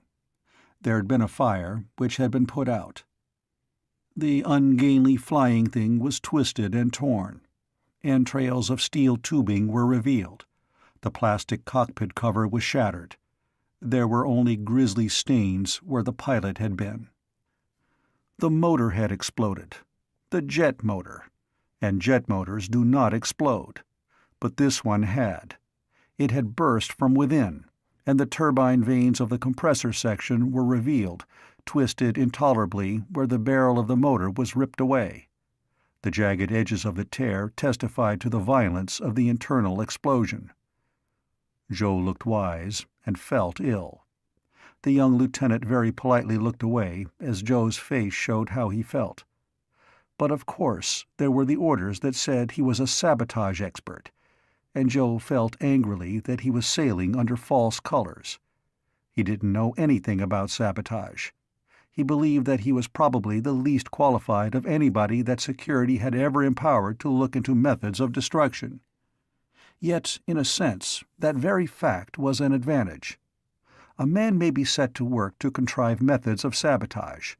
Another man may be trained to counter him. The training of the second man is essentially a study of how the first man's mind works. Then it can be guessed what this saboteur will think and do. But such a trained security man will often be badly handicapped if he comes upon the sabotage methods of a second man, an entirely different saboteur who thinks in a new fashion.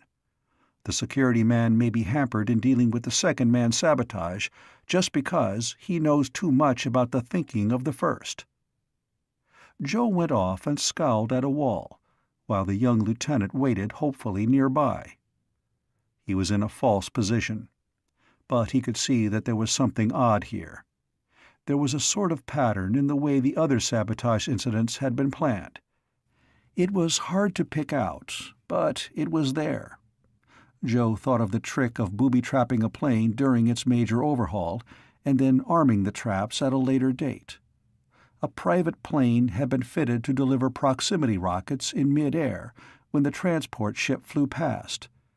There was the explosion of the cargo parcel, which was supposed to contain requisition forms and stationery, and the attempt to smash the entire platform by getting an atomic bomb into a plane and having a saboteur shoot the crew and then deliver the bomb at the shed in an officially harmless aircraft. The common element in all those sabotage tricks was actually clear enough, but Joe wasn't used to thinking in such terms. He did know, though, that there was a pattern in those devices which did not exist in the blowing up of jet motors from inside. He scowled and scowled, racking his brains, while the young lieutenant watched respectfully, waiting for Joe to have an inspiration. Had Joe known it, the lieutenant was deeply impressed by his attempt at concentration on the problem it had not been Major Holt's intention for Joe to consider. When Joe temporarily gave up, the young lieutenant eagerly showed him over the whole field and all its workings. In mid-morning, another push-pot fell screaming from the skies. That made 6 push-pots and 6 pilots for this week, 2 today. The things had no wings. They had no gliding angle. Pointed up, they could climb unbelievably. While their engines functioned, they could be controlled after a fashion, but they were not aircraft in any ordinary meaning of the word. They were engines with fuel tanks and controls in their exhaust blast. When their engines failed, they were so much junk falling out of the sky. Joe happened to see the second crash, and he didn't go to noon mess at all. He hadn't any appetite. Instead, he gloomily let himself be packed full of irrelevant information by the young lieutenant, who considered that since Joe had been sent by security to look into sabotage, he must be given every possible opportunity to evaluate — that would be the word the young lieutenant would use — the situation. But all the time that Joe followed him about, his mind fumbled with a hunch.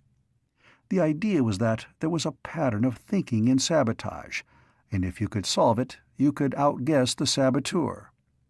But the trouble was to figure out the similarity he felt existed in, say, a private plane shooting rockets and overhaul mechanics planting booby-traps and faked shippers getting bombs on planes, and come to think of it, there was Braun.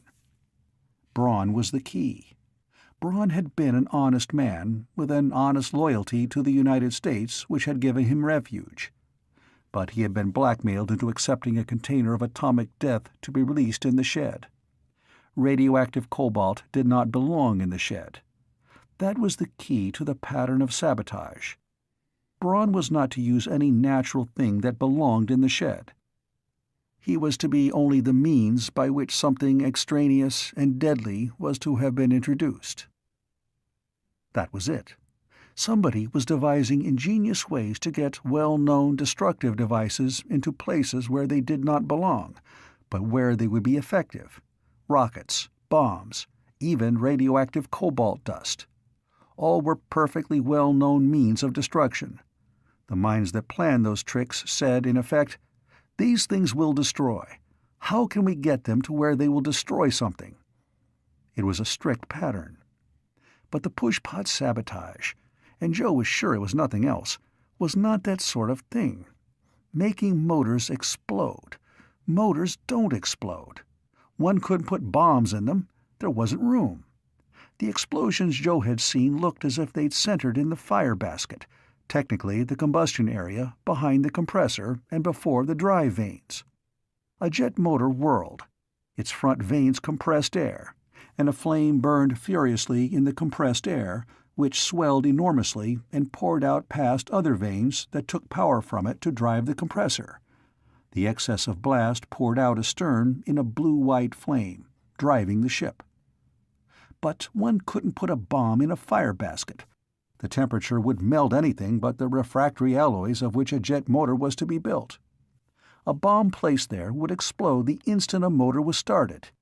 It couldn't resist until the pushpot took off. It couldn't. This was a different kind of sabotage. There was a different mind at work. In the afternoon, Joe watched the landings while the young lieutenant followed him patiently about. A pushpot landing was quite unlike the landing of any other airborne thing. It came flying down with incredible clumsiness, making an uproar out of all proportion to its landing speed.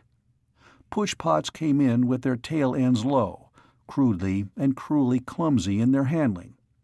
They had no wings or fins. They had to be balanced by their jet blasts. They had to be steered the same way. When a jet motor conked out, there was no control. The pushpot fell. He carefully watched one landing now. It came down low and swung in toward the field, and seemed to reach its stern down tentatively to slide on the earth, and the flame of its exhaust scorched the field, and it hesitated, pointing up at an ever steeper angle, and touched and its nose tilted forward, and leapt up as the jet roared more loudly, and then touched again. The goal was for pushpots to touch ground finally with the whole weight of the flying monstrosity supported by the vertical thrust of the jet, and while it was moving forward at the lowest possible rate of speed. When that goal was achieved, they flopped solidly flat, slid a few feet on their metal bellies, and lay still. Some hit hard and tried to dig into the earth with their blunt noses. Joe finally saw one touch with no forward speed at all. It seemed to try to settle down vertically as a rocket takes off. That one fell over backward and wallowed with its belly plates in the air before it rolled over on its side and rocked there. The last of a flight touched down and flopped, and the memory of the wreckage had been overlaid by these other sights, and Joe could think of his next meal without aversion. When it was evening mess time, he went doggedly back to the mess hall. There was a sort of itchy feeling in his mind. He knew something he didn't know he knew. There was something in his memory that he couldn't recall. Tally and Walton were again at mess. Joe went to their table. Tally looked at him inquiringly. "Yes, I saw both crashes," said Joe gloomily, "and I didn't want any lunch. It was sabotage, though. Only it was different in kind. It was different in principle from the other tricks. But I can't figure out what it is." Said Tally amiably. "You'd learn something if you could talk to the resistance fighters and saboteurs in Europe. The Poles were wonderful at it. They had one chap who could get at the tank cars that took aviation gasoline from the refinery to the various Nazi airfields. He used to dump some chemical compound, just a tiny bit, into each carload of gas. It looked all right, smelled all right, and worked all right. But at odd moments, Hitler's planes would crash. The valves would stick, and the engine would conk out." Joe stared at him. And it was just as simple as that. He saw. "The Nazis lost a lot of planes that way," said Tally. "Those that didn't crash from stuck valves in flight, they had to have their valves reground. Lost flying time. Wonderful. And when the Nazis did uncover the trick, they had to re-refine every drop of aviation gas they had." Joe said, "That's it." "That's it? And it is what?" Then Joe said disgustedly, "Surely, it's the trick of loading CO2 bottles with explosive gas, too. Excuse me." He got up from the table and hurried out. He found a phone booth and got the shed, and then the security office, and at long last, Major Holt. The Major's tone was curt. "Yes, Joe? The 3 men from the affair of the lake were tracked this morning. When they were cornered, they tried to fight. I'm afraid we'll get no information from them, if that's what you wanted to know." The Major's manner seemed to disapprove of Joe as expressing curiosity. His words meant, of course, that the 3 would-be murderers had been fatally shot. Joe said carefully, "That wasn't what I called about, sir. I think I found out something about the pushpots, how they're made to crash, but my hunch needs to be checked." The Major said briefly, "Tell me." Joe said, "All the tricks but one that were used on the plane I came on were the same kind of trick. They were all arrangements for getting regular destructive items, bombs or rockets or whatever, where they could explode and smash things. The saboteurs were adding destructive items to various states of things, but there was one trick that was different." "Yes?" said the Major on the telephone. "Putting explosive gas in the CO2 bottles," said Joe painstakingly, "wasn't adding a new gadget to a situation. It was changing something that was already there. The saboteurs took something that belonged in a plane and changed it. They did not put something new into a plane or a situation that didn't belong there. It was a special kind of thinking. You see, sir?" The Major, to do him justice, had the gift of listening. He waited. "The pushpots," said Joe very carefully, "naturally have their fuel stored in different tanks in different places, as airplanes do. The pilots switch on one tank or another just like plane pilots. In the underground storage and fueling pits, where all the fuel for the pushpots is kept in bulk, there are different tanks too, naturally. At the fuel pump, the attendant can draw on any one of those underground tanks he chooses." The Major said curtly, "Obviously, what of it?" "The pushpot motors explode," said Joe, "and they shouldn't. No bomb could be gotten into them without going off the instant they started, and they don't blow that way.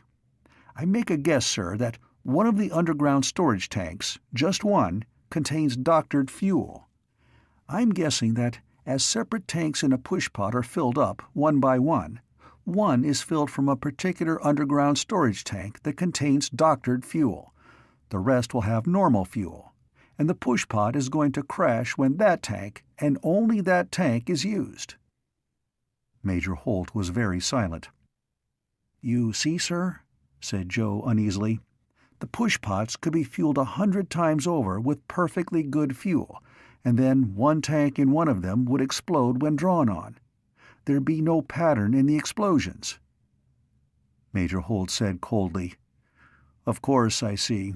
It would only need one tank of doctored fuel to be delivered to the airfield, and it need not be used for weeks. And there would be no trace in the wreckage after the fire. You are telling me there is one underground storage tank in which the fuel is highly explosive." "It is plausible. I will have it checked immediately." He hung up, and Joe went back to his meal. He felt uneasy. There couldn't be any way to make a jet motor explode unless you fed it explosive fuel. Then there couldn't be any way to stop it. And then, after the wreck had burned, there couldn't be any way to prove it was really sabotage. But the feeling of having reported only a guess was not too satisfying. Joe ate gloomily. He didn't pay much attention to Tally. He had that dogged, uncomfortable feeling a man has when he knows he doesn't qualify as an expert, but feels that he's hit on something the experts have missed. Half an hour after the evening mess, near sunset, a security officer wearing a uniform hunted up Joe at the airfield. "Major Holt sent me over to bring you back to the shed," he said politely. "If you don't mind," said Joe with equal politeness, "I'll check that." He went to the phone booth in the barracks. He got Major Holt on the wire. And Major Holt hadn't sent anybody to get him. So Joe stayed in the telephone booth, on orders, while the Major did some fast telephoning. It was comforting to know he had a pistol in his pocket, and it was frustrating not to be allowed to try to capture the fake security officer himself. The idea of murdering Joe had not been given up, and he'd have liked to take part personally in protecting himself. But it was much more important for the fake security man to be captured than for Joe to have the satisfaction of attempting it himself. As a matter of fact, the fake officer started his getaway the instant Joe went to check on his orders. The officer knew they'd be found faked. It had not been practical for him to shoot Joe down where he was. There were too many people around for this murderer to have a chance at a getaway. But he didn't get away at that. 20 minutes later, while Joe still waited fretfully in the phone booth, the phone bell rang and Major Holt was again on the wire. And this time, Joe was instructed to come back to the shed. He had exact orders whom to come with, and they had orders which identified them to Joe. Some 8 miles from the airfield, it was just dusk, Joe came upon a wrecked car with motorcycle security guards working on it. They stopped Joe's escort. Joe's phone call had set off an alarm.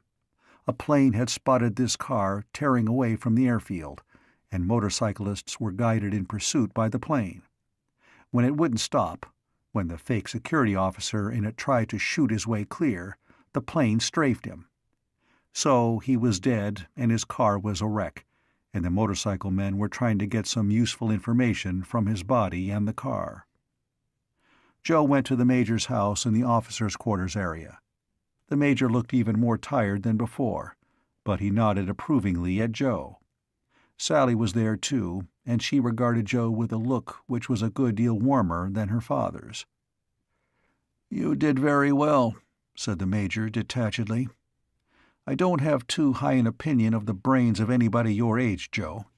When you are my age, you won't either. But whether you have brains or simply luck, you are turning out to be very useful."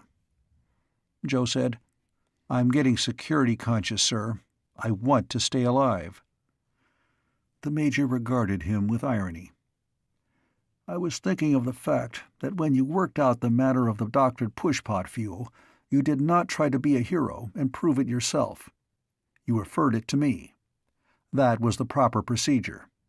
You could have been killed investigating. It's clear that the saboteurs would be pleased to have a good chance to murder you, and your suspicions might never have reached me. They were correct, by the way. One storage tank underground was half full of doctored fuel. Rather more important, another was full, not yet drawn on." The Major went on, without apparent cordiality. "It seems probable that if this particular sabotage trick had not been detected, it seems likely that on the platform's takeoff, all or most of the pushpots would have been fueled to explode at some time after the platform was aloft, and before it could possibly get out to space." Joe felt queer.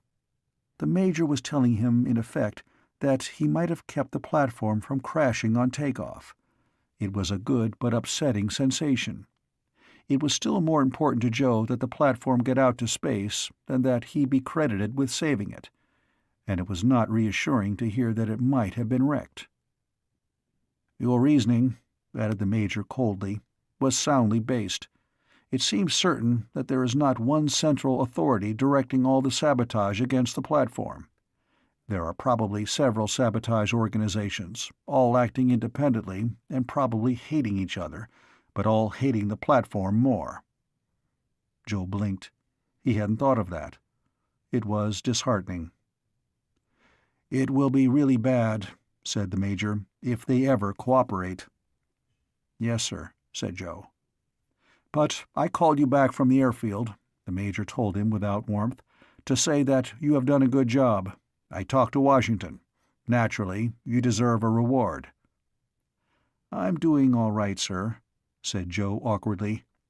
"I want to see the platform go up and stay up." The Major nodded impatiently. "Naturally. But, one of the men selected and trained for the crew of the platform has been, taken ill. In strict confidence, because of sabotage, it has been determined to close in the platform and get it aloft at the earliest possible instant, even if its interior arrangements are incomplete. So, in view of your usefulness, I said to Washington that I believe the greatest reward you could be offered was, To be trained as an alternate crew member, to take this man's place if he does not recover in time." The room seemed to reel around Joe. Then he gulped and said, "Yes, sir. That's right. I'd rather have that than all the money in the world." "Very well." The Major turned to leave the room. "You'll stay here, be guarded a good deal more closely than before, and take instructions. But you understand that you are still only an alternate for a crew member. The odds are definitely against your going." That's all right, sir," said Joe unsteadily. "That's quite all right." The Major went out. Joe stood still, trying to realize what all this might mean to him. Then Sally stirred. "You might say thanks, Joe." Her eyes were shining, but she looked proud, too. "I put it in Dad's head that was what you'd like better than anything else," she told him. "If I can't go up in the platform myself, and I can't, I wanted you to, because I knew you wanted to." She smiled at him as he tried incoherently to talk. With a quiet, maternal patience, she led him out on the porch of her father's house and sat there and listened to him. It was a long time before he realized that she was humoring him. Then he stopped short and looked at her suspiciously. He found that in his enthusiastic gesticulations he had been gesticulating with her hand as well as his own. "I guess I'm pretty crazy," he said ruefully, "shooting off my mouth about myself up there in space. You're pretty decent to stand me the way I am, Sally." He paused. Then he said humbly, "I'm plain lucky. But knowing you and having you like me reasonably much is pretty lucky, too." She looked at him noncommittally. He added painfully, "And not only because you spoke to your father and told him just the right thing, either. You're sort of swell, Sally." She let out her breath. Then she grinned at him. "That's the difference between us, Joe," she told him. "To me, what you just said is the most important thing anybody said tonight." End of Chapter 9. Chapter 10. The world turned over on its axis with unfailing regularity, and nights followed mornings, and mornings followed nights, according to well-established precedent. One man turned up in Bootstrap with radiation burns, but he had not offered himself for check-over at the hospital. He was found dead in his lodging. Since nobody else appeared to have suffered any burns at all, it was assumed that he was the messenger who had brought the radioactive cobalt to Braun, who also had been doomed by possession of the deadly stuff, but who had broken the chain of fatality by not dumping it free into the air of the shed. Under the circumstances, then, 3-shift work on the platform was resumed, and 3 times in each 24 hours fleets of buses rolled out of Bootstrap carrying men to work in the shed, and rolled back again loaded with men who had just stopped working there. Trucks carried materials to the shed, and swing-up doors opened in the great dome's eastern wall, and the trucks went in and unloaded. Then the trucks went out of the same doors and trundled back for more materials. In the shed, shining plates of metal swung aloft, and welding torches glittered in the maze of joists and upright pipes that still covered the monster shape. Each day it was a little more nearly complete. In a separate guarded workshop by a sidewall, the Chief and Haney and Mike the Midget labored mightily to accomplish the preposterous. They grew lean and red-eyed from fatigue, and short of temper and ever more fanatical, and security men moved about in seeming uselessness but never-ceasing vigilance. There were changes, though. The assembly line of pushpots grew shorter, and the remaining monstrosities around the sidewall were plainly near to completion. There came a day, indeed, when only 5 ungainly objects remained on that line, and even they were completely plated in and needed only a finishing touch. It was at this time that more crates and parcels arrived from the Kenmore Precision Tool Plant, and Joe dropped his schoolroom-like instruction course in spaceflight for work of greater immediate need. He and his allies worked twice around the clock to assemble the replaced parts with the repaired elements of the pilot gyros. They grew groggy from the desperate need, both for speed and for absolute accuracy, but they put the complex device together and adjusted it, and surveyed the result through red-rimmed eyes, and were too weary to rejoice. Then Joe threw a switch, and the reconstituted pilot gyro assembly began to hum quietly, and the humming rose to a whine, and the whine went deliberately up the scale until it ceased to be audible at all. Presently a dial announced the impossible, and they gazed at a device that seemed to be doing nothing whatever. The gyros appeared quite motionless. They spun with such incredible precision that it was not possible to detect that they moved a hairbreadth, and the whole complex device looked very simple and useless. But the four of them gazed at it, now that it worked, with a sudden, passionate satisfaction. Joe moved a control, and the axis of the device moved smoothly to a new place and stayed there. He moved the control again, and it moved to another position and stayed there, and to another, and another, and another. Then the chief took Joe's place, and under his hand the seemingly static discs, which were actually spinning at 40,000 revolutions per minute, turned obediently and without any appearance of the spectacular. Then Haney worked the controls, and Mike put the device through its paces. Mike left the gyro spinning so that the main axis pointed at the sun, invisible beyond the shed's roof, and then all four of them watched. It took minutes for this last small test to show its results. But visibly and inexorably the pilot gyros followed the unseen sun, and they would have resisted with a force of very many tons any attempt to move them aside by so little as 1/10 of a second of arc, which would mean something like 1/300,000th of a right angle. And these pilot gyros would control the main gyros with just this precision, and after the platform was out in space, could hold the platform itself with the steadiness needed for astronomical observation past achievement from the surface of the Earth. The pilot gyros, in a word, were ready for installation. Joe and Haney and the chief and Mike were not beautiful to look at. They were begrimed from head to toe, and their eyes were bloodshot, and they were exhausted to the point where they did not even notice any longer that they were weary. And their mental processes were not at all normal, so that they were quarrelsome and arbitrary and arrogant to the men with the flatbed trailer who came almost reverently to move their work. They went jealously with the thing they had rebuilt, and they were rude to engineers and construction workers and supervisors, and they shouted angrily at each other as it was hoisted up a shaft that had been left in the platform for its entrance, and they were very far from tactful as they watched with hot, anxious eyes as it was bolted into place. It would be welded later, but first it was tried out. And it moved the main gyros. They weighed many times what the pilot gyros did, but even when they were spinning, the pilot gyros stirred them. Of course, the main gyro linkage to the fabric of the shed had to be broken for this test, or the gyros would have twisted the giant upon its support, and all the scaffolding around it would have been broken and the men on it killed. But the gyros worked.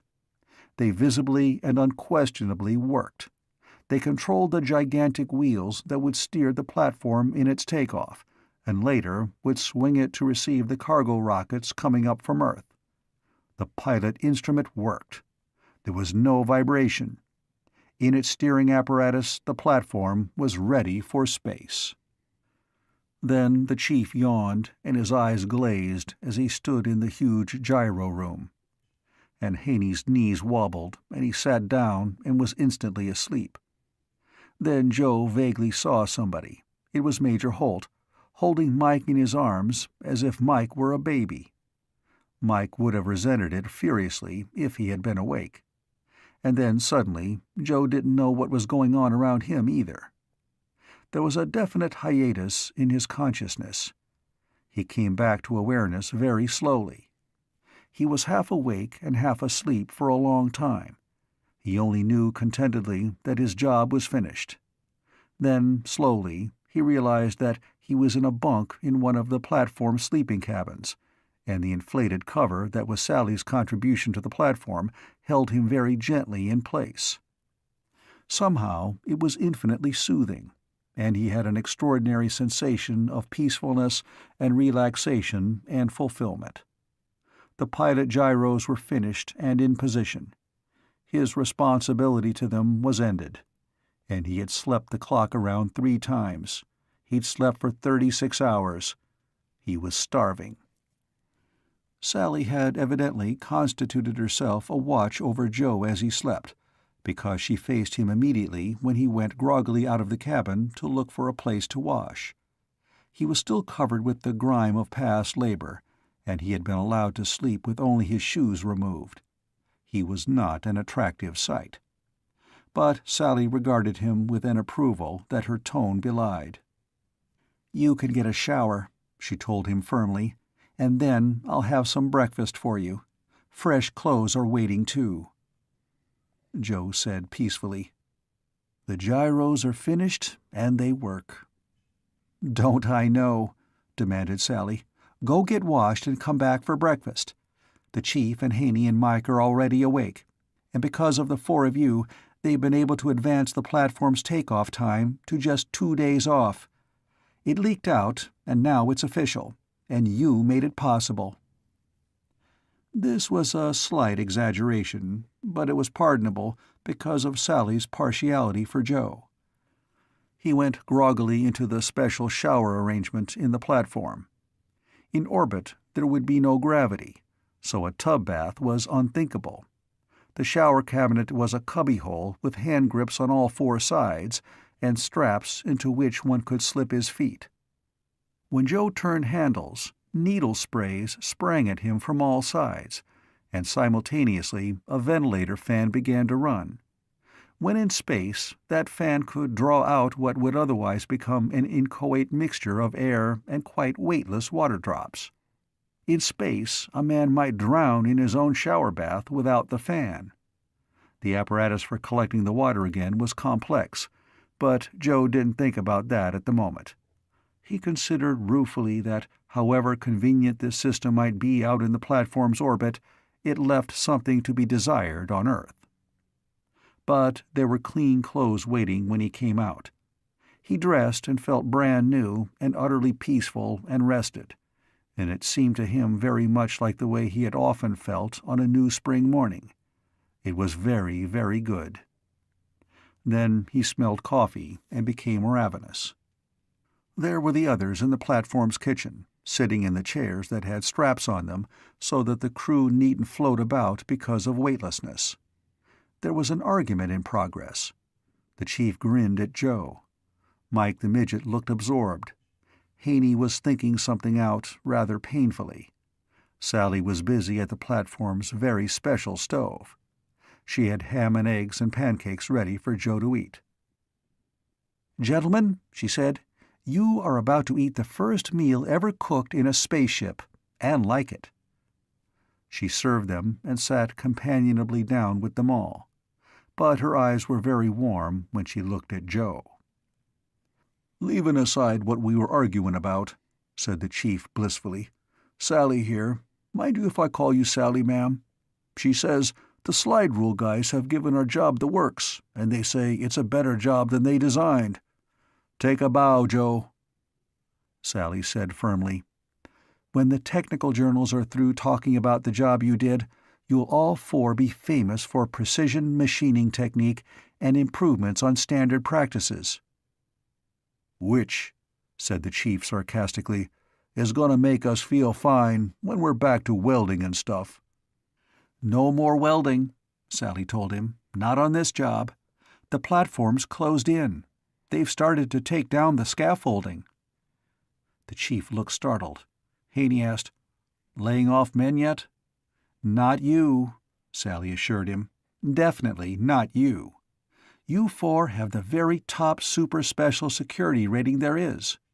I think you're the only 4 people in the world my father is sure can't be reached, somehow, to make you harm the platform." Mike said abruptly. "Yeah, the Major thought he had headaches before. Now he's really got 'em." Mike hadn't seemed to be listening. He'd acted as if he were feverishly absorbing the feel of being inside the platform, not as a workman building it, but as a man whose proper habitat it would become. But Joe suddenly realized that his comment was exact. There'd been plenty of sabotage to prevent the platform from reaching completion, but now it was ready to take off in 2 days. If it was to be stopped, it would have to be stopped within 48 hours by people with plenty of resources, who, for their own evil ends, needed it to be stopped. These last 2 days would contain the last-ditch, most desperate, most completely ruthless, stepped-up attempts at destruction that could possibly be made. And Major Holt had to handle them. But the 4 at the table, 5 with Sally, were peculiarly relaxed. The matter they'd handled had been conspicuous, perhaps, but it was still only one of thousands that had to be accomplished before the platform could take off. But they had the infinitely restful feeling of a job well done. "No more welding," said Haney meditatively. "And our job on the gyro's finished. What are we going to do?" The chief said forcefully, "Me? I'm going to sweep floors or something, but I'm sure going to stick around and watch the takeoff." Joe said nothing. He looked at Sally. She became very busy, making certain the others did not want more to eat. After a long time, Joe said, with very careful casualness, "Come to think of it, I was getting loaded up with astrogation theory when I had to stop and pitch in on the gyros. How's that sick crew member, Sally?" "I wouldn't know," answered Sally unconvincingly. "Have some more coffee?" Joe made his face go completely expressionless. There was nothing else to do. Sally hadn't said that his chances looked bad for making the crew of the platform when it went out to space, but Sally had ways of knowing things. She would be sure to keep informed on a matter like that because she was wearing Joe's ring, and it would have taken a great deal of discouragement to keep her from finding out good news to tell him. She didn't have any good news, so it must be bad. Joe drank his coffee, trying to make himself believe that he'd known all along he wasn't going to make the crew. He'd started late to learn the things a crew member ought to know. He'd stopped at the most crucial part of his training to work on the gyros, which were more crucial still. He'd slept a day and a half. The platform would take off in 48 hours. He tried to reason carefully that it was common sense to use a man who was fully trained from the beginning for a place in the crew, rather than a latecomer like himself. But it wasn't easy to take. Mike the Midget said suddenly, "I got a hunch." "Shoot it," said the chief amiably. "I got a hunch I know what kind of sabotage will be tried next, and when," said Mike. The others looked at him, all but Joe, who stared at the wall. "There hasn't been one set of guys trying to smash the platform," said Mike excitedly. "There's been 4 or 5. Joe found a gang sabotaging the pushpots that didn't think like the gang that blackmailed Braun. And the gang that tried to kill us up at Red Canyon may be another. There could be others, fascists and commies and nationalists and crackpots of all kinds. And they all know they've got to work fast, even if they have to help each other. Get it?" Haney growled. "I'll buy what you've said so far," said the chief. "Sure, those so-and-sos will all pile in everything they've got at the last minute. They'll even pull together to smash the platform, and then double-cross each other afterward. But what'll they do, and when?" "This time they'll try outright violence," said Mike coldly, "instead of sneaking. They'll try something really rough. For sneaking, one time's as good as another, but for really rough stuff, there's just one time when the platform hasn't got plenty of guys around ready to fight for it." The chief whistled softly. "You mean change shift time. Which one?" "The first one possible," said Mike briefly. "After every shift, things will get tighter. So my guess is the next shift, if they can. And if one gang starts something, the others will have to jump right in. You see?" That made sense. One attempt at actual violence defeated would create a rigidity of defense that would make others impossible. If a successful attempt at violent sabotage was to be made, the efforts of all groups would have to be timed to the first or abandoned. "I could, set up a sort of smoke screen," said Mike. "We'll fake we're going to smash something, and let those saboteurs find it out. They'll see it as a chance to do their stuff with us to run interference for them. Sally, does your father sure enough trust us?" Sally nodded. "He doesn't talk very cordially, but he trusts you." "Okay," said Mike. "You tell him, private, that I'm setting up something tricky. He can laugh off anything his security guys report that I'm mixed up in. Joe will see that he gets the whole picture beforehand. But he ain't going to tell anybody, not anybody, that something is getting framed up, right?" "I'll ask him," said Sally. "He's pretty desperate. He's sure some last-minute frantic assault on the platform will be made. But—" "We'll tip him in plenty of time," said Mike with authority. "In time for him to play along, but not for a leak to spoil things, okay?" "I'll make the bargain," Sally assured him, "if it can be made." Mike nodded. He drained his coffee cup and slipped down from his chair. "Come on, Chief. Come on, Haney." He led them out of the room. Joe fiddled with his spoon a moment, and then said, "The crewman I was to have subbed for if he didn't get well, he did, didn't he?" Sally answered reluctantly, "Yes." Joe said measuredly, "Well then, that's that. I guess it will be all right for me to stick around and watch the takeoff." Sally's eyes were misty.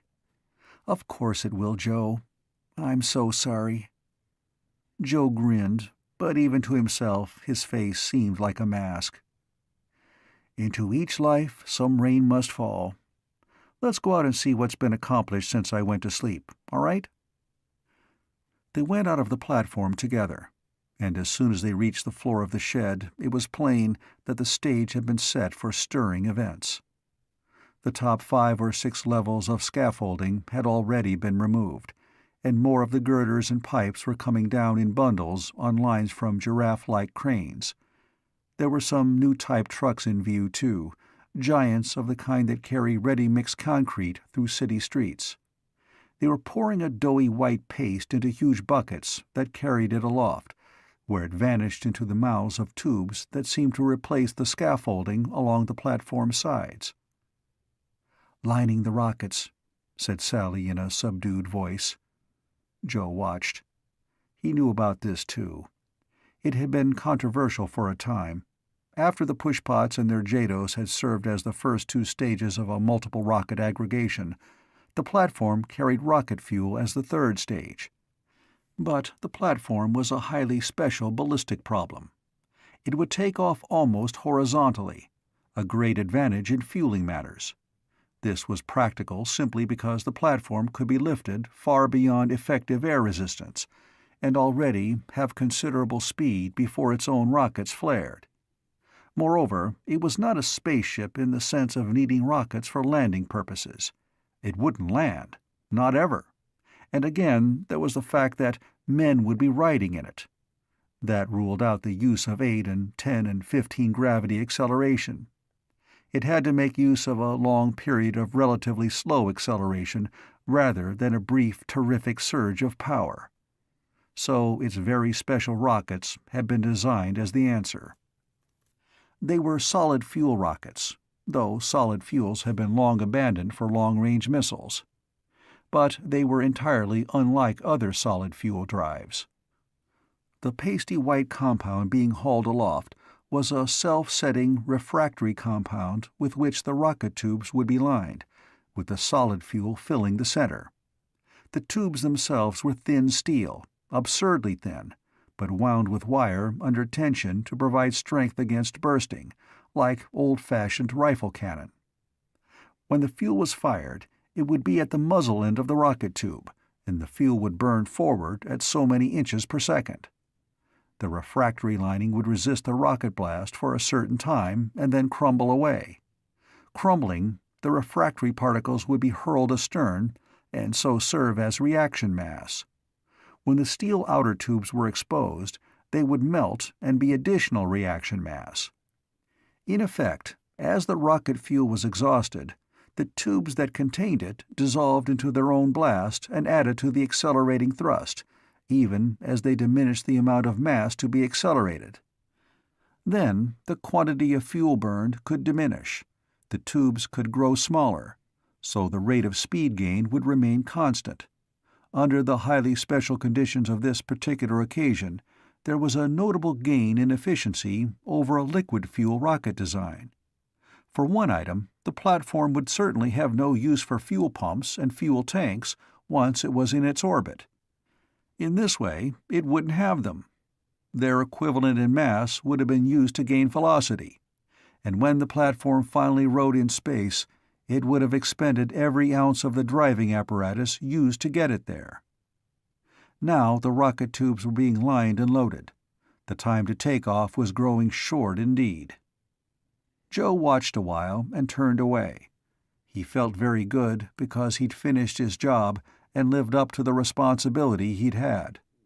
But he felt very bad because he'd had an outside chance to be one of the first men ever to make a real space journey, and now it was gone. He couldn't resent the decision against him. If it had been put up to him, he'd probably have made the same hard decision himself. But it hurt to have had even a crazy hope taken away. Sally said, trying hard to interest him, "These rockets hold an awful lot of fuel, Joe, and it's better than scientists thought a chemical fuel could ever be." "Yes," said Joe. "Fluorine beryllium," said Sally urgently. "It fits in with the pushpots having pressurized cockpits. Rockets like that couldn't be used on the ground. The fumes would be poisonous." But Joe only nodded in agreement. He was apathetic. He was uninterested. He was still thinking of that lost trip in space. He realized that Sally was watching his face. "Joe," she said unhappily, "I wish you wouldn't look like that." "I'm all right," he told her. "You act as if you didn't care about anything," she protested, "and you do." "I'm all right," he repeated. "I'd like to go outside somewhere," she said abruptly, "but after what happened up at the lake, I mustn't. Would you like to go up to the top of the shed?" "If you want to," he agreed without enthusiasm. He followed when she went to a doorway, with a security guard beside it, in the side wall. She flashed her pass, and the guard let them through. They began to walk up an inclined, endless, curving ramp. It was between the inner and outer skins of the shed. There had to be two skins because the shed was too big to be ventilated properly, and the hot desert sunshine on one side would have made weather inside. There had been a convection current motion of the air in the enclosed space, and minor whirlwinds, and there could even be miniature thunderclouds and lightning. Joe remembered reading that such things had happened in a shed built for Zeppelins before he was born. They came upon an open gallery, and there was a security man looking down at the floor and the platform. He had a very good view of all that went on. They went around another long circuit of the slanting gallery, dimly lighted with small electric bulbs. They came to a second gallery and saw the platform again. There was another guard here. They were halfway up the globular wall now, and were visibly suspended over emptiness. The view of the platform was impressive. There were an astonishing number of rocket tubes being fastened to the outside of that huge object. 3 giant cranes, working together, hoisted a tube to the last remaining level of scaffolding, and men swarmed on it and fastened it to the swelling hull. As soon as it was fast, other men hurried into it with the white pasty stuff to line it from end to end. The tubes would nearly hide the structure they were designed to propel, but they'd all be burned away when it reached its destination. "Wonderful, isn't it?" asked Sally hopefully. Joe looked and said without warmth, It's the most wonderful thing that anybody ever even tried to do." Which was true enough, but the zest of it had unreasonably departed for Joe for the time being. His disappointment was new. Halfway around again, Sally opened a door, and Joe was almost surprised out of his lethargy. Here was a watching post on the outside of the monstrous half-globe. There were 2 guards here, with 50-caliber machine guns under canvas hoods. Their duties were tedious but necessary. They watched the desert. From this height it stretched out for miles, and Bootstrap could be seen as a series of white specks far away with hills behind it. Ultimately, Sally and Joe came to the very top of the shed into the open air. From here the steep plating curved down and away in every direction. The sunshine was savagely bright and shining, but there was a breeze, and here there was a considerable expanse fenced in, almost an acre it seemed. There were metal-walled small buildings with innumerable antennae of every possible shape for the reception of every conceivable wavelength. There were 3 radar bull reflectors turning restlessly to scan the horizon, and a 4th which went back and forth, revolving, to scan the sky itself. Sally told Joe that in the very middle, where there was a shed with a dome-like roof which wasn't metal, there was a waveguide radar that could spot a plane within 3 feet vertically and horizontally at a distance of 30 miles, with greater distances in proportion. There were guns down in pits so their muzzles wouldn't interfere with the radar. There were enough non-recoil anti-aircraft guns to defend the shed against anything one could imagine. "And there are jet planes overhead, too," said Sally. "Dad asked to have them reinforced, and 2 new wings of jet fighters landed yesterday at a field somewhere over yonder. There are plenty of guards." The platform was guarded as no object in all history had ever been guarded. It was ironic that it had to be protected so, because it was actually the only hope of escape from atomic war. But that was why some people hated the platform, and their hatred had made it seem obviously an item of national defense. Ironically, that was the reason the money had been provided for its construction. But the greatest irony of all was that its most probable immediate usefulness would be the help it would give in making nuclear experiments that weren't safe enough to make on Earth. That was pure irony, because if those experiments were successful, they should mean that everybody in the world would in time become rich beyond envy. But Joe couldn't react to the fact. He was drained and empty of emotion because his job was done and he'd lost a very flimsy hope to be one of the platform's first crew. He didn't really feel better until late that night, when suddenly he realized that life was real and life was earnest, because a panting man was trying to strangle Joe with his bare hands. Joe was hampered in his self-defense because a large number of battling figures trampled over him and his antagonist together. They were underneath the platform, and Joe expected to be blown to bits any second. End of Chapter 10. Chapter 11. Joe sat on the porch of Major Holt's quarters in the area next to the shed. It was about 8:30 and dark, but there was a moon. And Joe had come to realize that his personal disappointment was only his personal disappointment, and that he hadn't any right to make a nuisance of himself about it. Therefore, he didn't talk about the thing nearest in his mind, but something else that was next nearest or farther away still.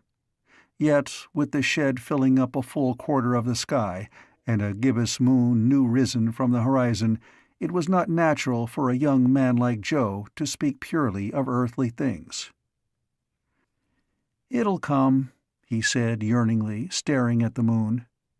"If the platform gets up day after tomorrow, it's going to take time to ferry up the equipment it ought to have. But still, somebody ought to land on the moon before too long." He added absorbedly, "Once the platform is fully equipped, it won't take many rocket payloads to refill a ship's tanks at the platform before it can head on out." Mathematically, a rocket ship that could leave the platform with full fuel tanks should have fuel to reach the moon and land on it, and take off again and return to the platform. The mathematical fact had a peculiar nagging flavor.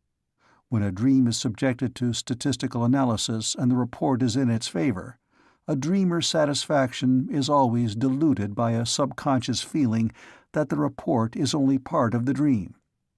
Everybody worries a little when a cherished dream shows a likelihood of coming true.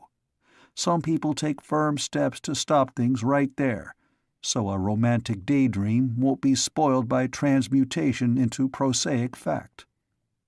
But Joe said doggedly, 20 ferry trips to pile up fuel, and the 21st ship should be able to refuel and go on out. And then somebody will step out on the moon. He was disappointed now.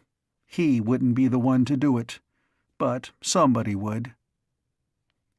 "You might try for the ferry service," said Sally uneasily. "I will," said Joe grimly, "but I won't be hoping too much. After all, there are astronomers and physics sharks and such things who'll be glad to learn to run rockets in order to practice their specialties out of atmosphere." Sally said mournfully, "I can't seem to say anything to make you feel better." "But you do," said Joe. He added grandiloquently, "But for your unflagging faith in me, I would not have the courage to bear the burdens of everyday life." She stamped her foot. "Stop it." "All right." But he said quietly, "You are a good kid, Sally. You know, it's not too bright of me to mourn." She drew a deep breath. "That's better. Now, I want—" There was a gangling figure walking down the concrete path between the trim, monotonous cottages that were officers' quarters at the shed. Joe said sharply, "That's Haney. What's he doing here?" He called, "Haney!" Haney's manner took on purpose. He came across the grass. The lawns around the officers' quarters contained the only grass in 20 miles. "Hiya," said Haney uncomfortably. He spoke politely to Sally. "Hiya. You want to get in on the party, Joe?" "What kind?" "The party Mike was talking about," said Haney. "He set it up. He wants me to get you and a undercover tip-off to Major Holt." Joe stirred. Sally said hospitably, "Sit down. You've noticed that my father gave you full security clearance, so you can go anywhere?" Haney perched awkwardly on the edge of the porch. "Yeah, that's helped with the party. It's how I got here, as far as that goes. Mike's on top of the world." "Shoot it," said Joe. "You know, he's been pretty bitter about things," said Haney carefully. "He's been saying that little guys like him ought to be the spacemen. There's half a dozen other little guys been working on the platform, too. They can get in cracks and buck rivets and so on. Useful. He's had 'em all hopped up on the fact that the platform could have been finished months ago if it had been built for them, and they could get to the moon and back, while full-sized guys couldn't and so on. Remember?" "I remember," said Sally. "They've all been beefing about it," explained Haney. "People know how they feel. So today Mike went and talked to one or two of 'em, and they started acting mysterious, passing messages back and forth and so on. Little guys acting important. Security guys wouldn't notice 'em much. You don't take a guy Mike's size serious unless you know him. Then he's the same as anybody else. So the security guys didn't pay any attention to him. But some other guys did. Some special other guys. They saw those little fellas acting like they were cooking up something fancy, and they bit." "Bit?" asked Sally. "They got curious. So Mike and his gang got confidential, and they're going to have help sabotaging the platform when the next shift changes. The midget's getting even for being laughed at, see? They're pretending their plan is that when the platform's sabotaged, not smashed, but just messed up so it can't take off, the big brass will let 'em take a ferry rocket up in a hurry and get it in orbit, and use it for a platform until the big platform can be mended and sent up. Once they're up there, there's no use trying to stop the big platform, so it can go ahead." Joe said dubiously, "I think I see. Mike and his gang of little guys are being saps, on purpose. If anybody's going to pull some fast stuff, next shift change, that's the time everybody's got to. Last chance. Mike and his gang don't know what's going to happen, but they sure know when. They're inviting the real saboteurs to make fools of them. And what'll happen?" Joe said dryly, "The logical thing would be to feel sorry for the big guys who think they're smarter than Mike." "Uh-huh," said Haney, deadly serious. "Mike's story is there's half a dozen rocket tubes already loaded. They're going to fire those rockets between shifts. The platform gets shoved off its base and maybe dented and so on. Mike's gang say they got the figures to prove they can go up in a ferry rocket and be a platform, and the big brass won't have any choice but to let 'em." Sally said, "I don't think they know how the big brass thinks." Haney and Joe said together, "No!" And Joe added, "Mike's not crazy. He knows better. But it's a good story for somebody who doesn't know Mike." Haney said in indignation, "I came out here to ask the Major to help us. The Chief's getting a gang together, too. There's some Indians of his tribe that work here. We can count on them for plenty of rough stuff. And there's Joe and me. The point is that Mike's stunt makes it certain that everything busts loose at a time we can know in advance. If the Major gives us a free hand, and then in the last 5 minutes takes his own measures, so they can't leak out ahead of time and tip off the gangs we want to get, we ought to knock off all the expert saboteurs who know the weak spots in the platform. For instance, those who know that thermite in the gyros would mess everything up all over again." Joe said quietly, "But Major Holt has to be told well in advance about all this. That's absolute." "Yeah," agreed Haney. "But also, he has to keep quiet, not to tell anybody else. There've been too many leaks already about too many things. You know that." Joe said, "Sally, see if you can get your father to come here and talk. Haney's right. Not in his office. Right here." Sally got up and went inside the house. She came back with an uneasy expression on her face. "He's coming, but I couldn't very well tell him what was wanted, and I'm not sure he's going to be in a mood to listen." When the Major arrived, he was definitely not in a mood to listen. He was a harried man, and he was keyed up to the limit by the multiplied strain due to the imminence of the platform's takeoff.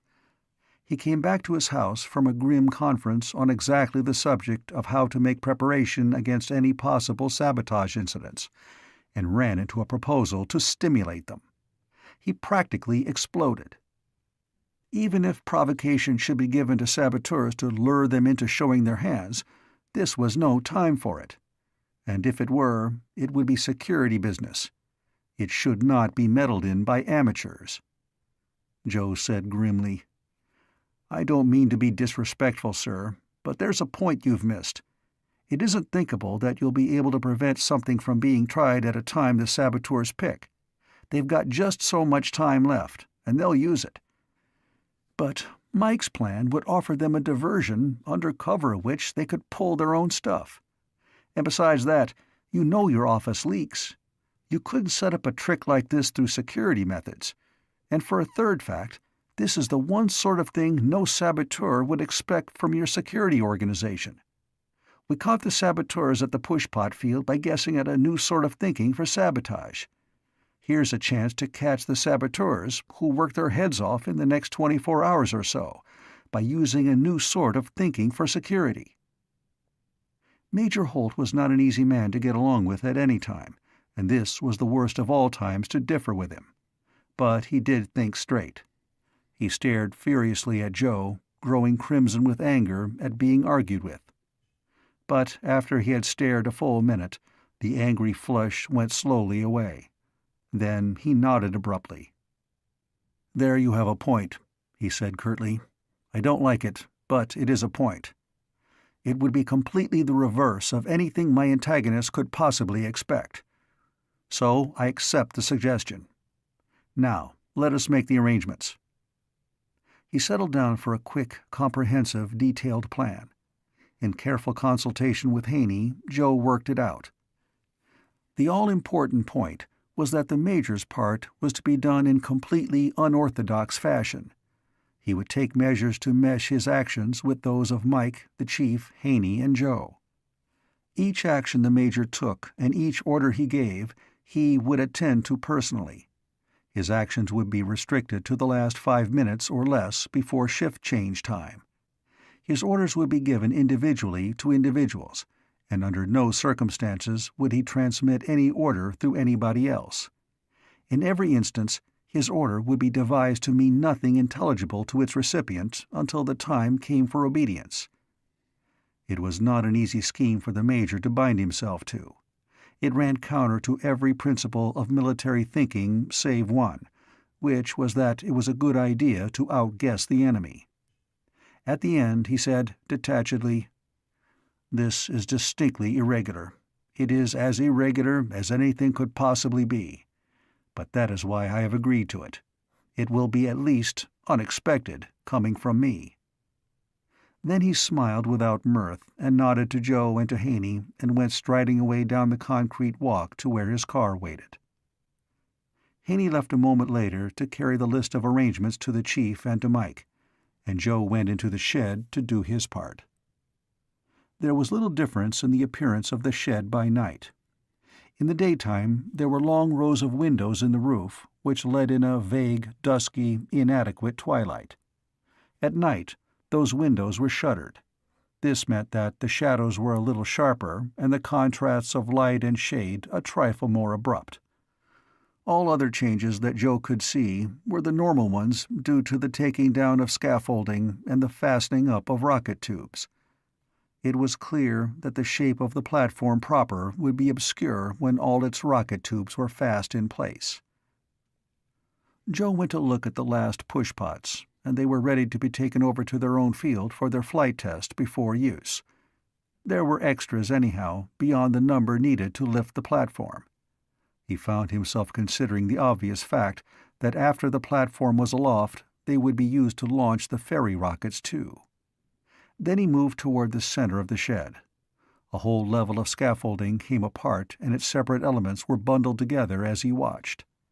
Slings lowered the bundles down to waiting trucks, which would carry them elsewhere. There were mixing trucks still pouring out their white paste for the lining of the rocket tubes, and their product went up and vanished into the gaping mouths of the giant, wire-wound pipes. Presently, Joe went into the maze of piers under the space platform itself. He came to the temporary stairs he had reason to remember. He nodded to the 2 guards there. "I want to take another look at the gadget we installed," he said. One of the guards said good-naturedly, "Major Holt said to pass you any time." He ascended and went along the curious corridor. It had hand-grips on the walls, so a man could pull himself along it when there was no weight, and went to the engine room. He heard voices. They were speaking a completely unintelligible language. He tensed. Then the Chief grinned at him amiably. He was in the engine room, and with him were no fewer than 8 men of his own coppery complexion. "Here's some friends of mine," he explained, and Joe shook hands with the black-haired, dark-skinned men who were named Charlie Spotted Dog and Sam Fatbelly and Luther Red Cow and other exotic things.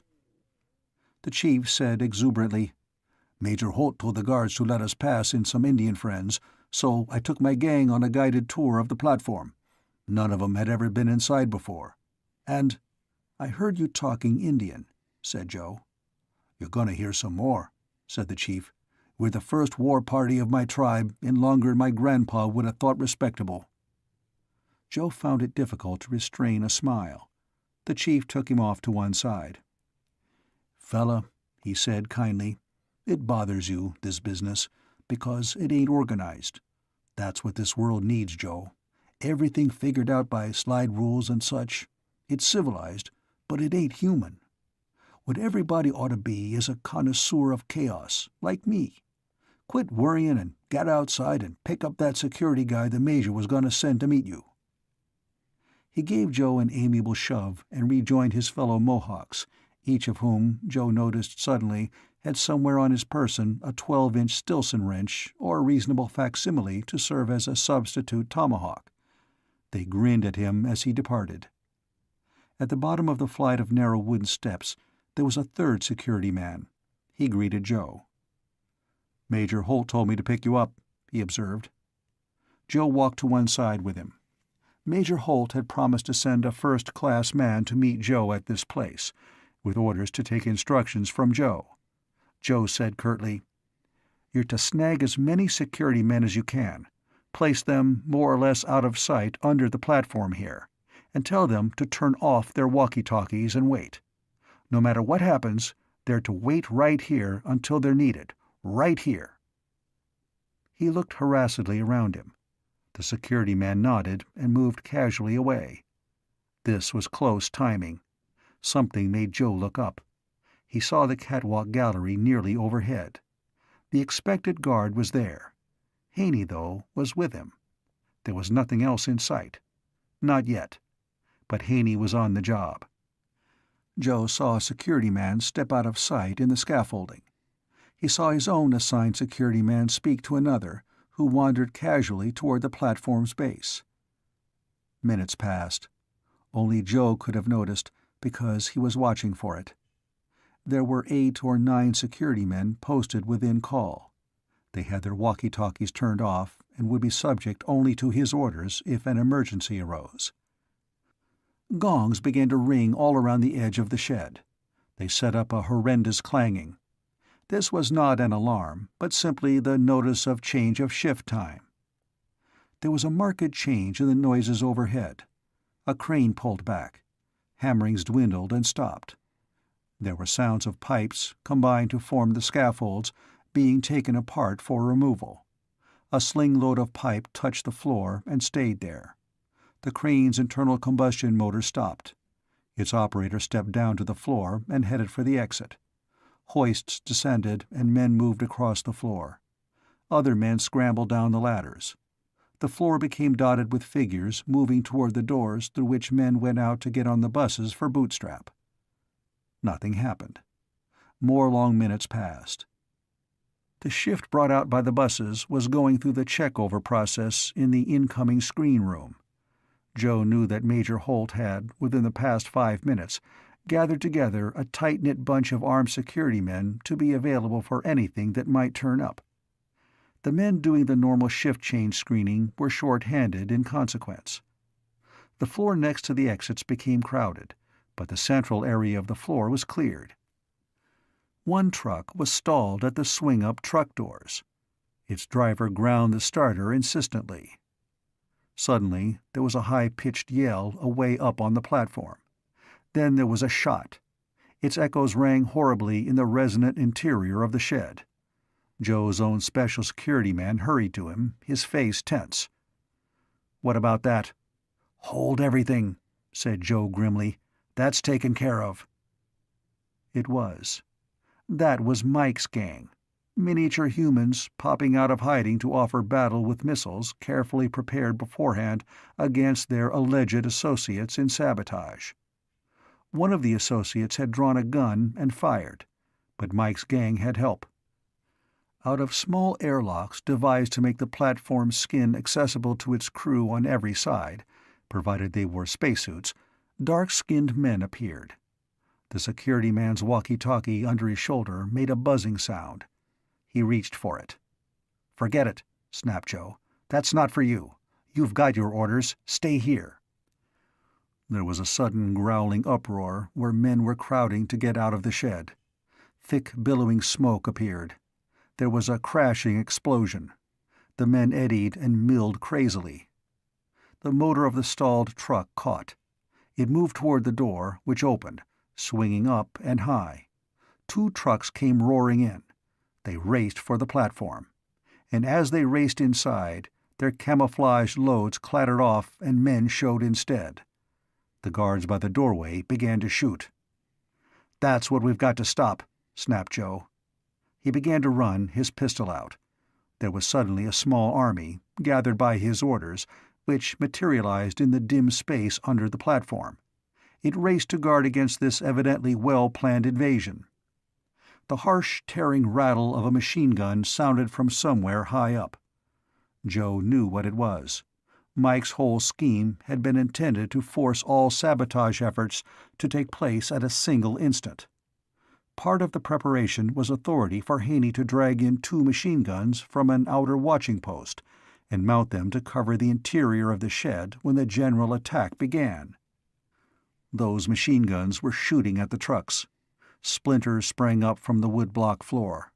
Then, abruptly, one of the trucks vanished in a monstrous, actinic flash of blue-white flame, and a roar so horrible that it was not sound but pure concussion.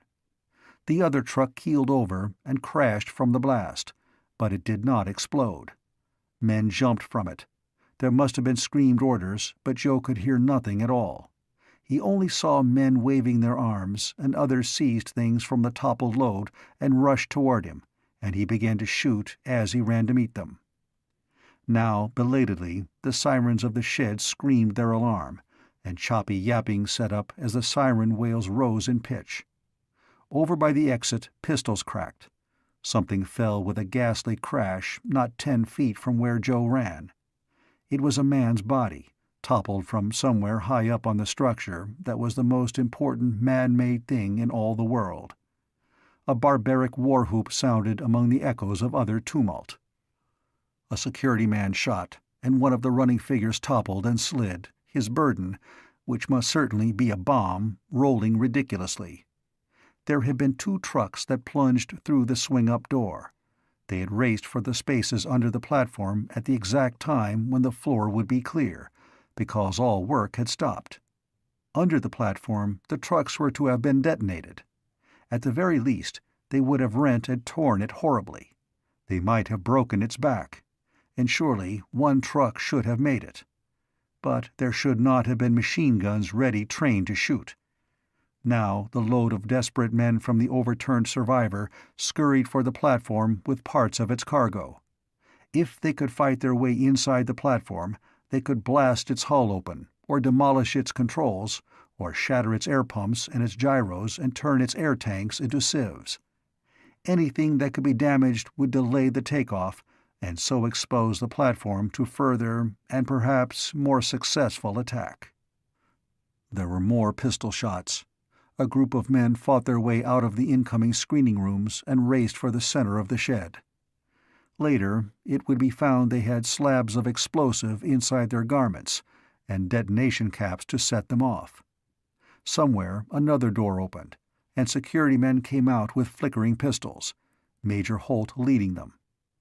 He had started out to fight off the truck-borne attack, but he was bound to be too late. Joe's followers were trying to take care of that. The scuttling men from the incoming rooms were Major Holt's first prey. They were shot as they ran. Joe stumbled and fell, and he heard guns crackling. As he scrambled up, he pitched into a running figure that snarled as Joe hit him. And then he was fighting for his life. This was under the platform and in the middle of confusion, many times confounded. Joe caught a wrist that held a gun. He knew his assailant had a bomb slung over one shoulder, and right now had one hand free for combat. Joe instinctively tried to batter his enemy with his own pistol, instead of pushing the muzzle against the man's body and pulling the trigger. He struck a flailing blow, and his hand on the weapon struck a metal brace. The blow cut his knuckles and paralyzed his fingers. Despairingly, he felt the pistol slipping from his grasp. Then his assailant brought up his knee viciously, but it hit Joe's thigh instead of his groin, and Joe flung his weight furiously forward, and they toppled to the ground together. There was fighting all around him. The machine guns rasped again. There was a burst of tracer bullet fire. The panicked men by the exit tried to surge out through the swinging doors. But the tracers marked a line they must not cross. They checked.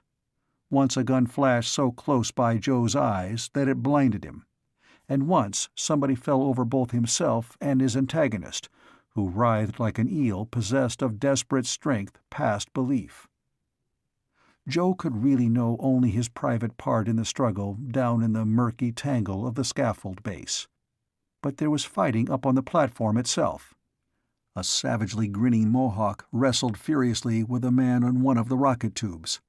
An incendiary device in the saboteur's pocket ignited, and it flamed red-hot, and he screamed as it burned its way out of his garments. The Mohawk flung the man fiercely clear, to crash horribly on the far-distant floor, and then kicked the incendiary off. It fell after the man and hit and burst, and it was thermite which surrounded itself with a column of acrid smoke from seared wood blocks. There was fighting by the exit doors. There was an ululating uproar in the incoming screening room, and a war whoop from the top of the platform. A saboteur tried to crawl into an airlock entrance, and he got his head and shoulders in, but a copper-skinned Indian held his forehead still and chopped down with the side of his hand on that man's neck. Underneath the platform was panting chaos, with pistol shots and hand-to-hand struggles everywhere. The force Joe had gathered fought valiantly, but 4 invaders got to the foot of the wooden steps, where there were 2 guards. Then there were only 2 saboteurs left to scramble desperately up the steps over the dead guards' bodies and head toward the platform door, but the chief appeared swinging a 12-inch Stilson. He let it go, precisely like a skillfully flung tomahawk, and leapt down 16 steps squarely onto the body of the other man. A gun flashed, but then there was only squirming struggle on the floor. Mike the midget, inside the platform, found one bloodied, panting, sobbing man who somehow had gotten inside. And Mike brought down a spanner from a ladder step and swarmed upon his half-conscious victim and hit him again, and then stayed on guard until somebody arrived who was big enough to carry the saboteur away. And all this while Joe struggled with only one man. It was a horrible struggle, because the man had a bomb, and he might manage to set it off, or it might go off of itself. It was a ghastly struggle, because the man had the strength and desperation of a maniac, and practiced the tactics. Joe pounded the hand that held the gun upon the floor, and it hit something and exploded smokily and fell clear. But that made things worse. While struggling to kill Joe with the revolver, his antagonist had had only 5 fingers with which to gouge out Joe's eyes or tear away his ears or rend his flesh. But with no pistol he had 10, and he fought like a wild beast. He even breathed like an animal. He began to pant, thick, guttural pantings that had the quality of hellish hate. And then there was a surging of bodies. Major Holt's reserve was arriving very late in the center of the shed, and then a struggling group trampled all over the pair who squirmed and fought on the ground, and a heavy boot jammed down Joe's head and he felt teeth sink in his throat. They dug into his flesh, worrying and tearing. Joe used his knee in a frenzy of revulsion, used his knee as the other man had tried to use his in the first instant of battle. The man beneath him screamed as an animal would scream, and Joe jerked his bleeding throat free. In hysterical horror, he pounded his antagonist's head on the floor until the man went limp. And then he heard a grim voice saying, "Quit it, or you get your head blown off. Quit it." And Joe panted, "It's about time you guys got here. This man came in on that truck. Watch out for that bomb he's got slung on him." End of Chapter 11. Chapter 12. The incoming shift had a messy cleanup job to do. It was accomplished only because security men abruptly took over the work of gang bosses, and all ordinary labor on the platform was put aside until normal operations were again possible. Even that would not have been feasible but for the walkie-talkies the security men wore. As the situation was sorted out, it was explained to them, and they relayed the news for the satisfaction of the curiosity of those who worked under them. No work, no explanation. It produced immediate and satisfactory cooperation all around. There had been 4 separate and independent attempts to wreck the platform at the same time.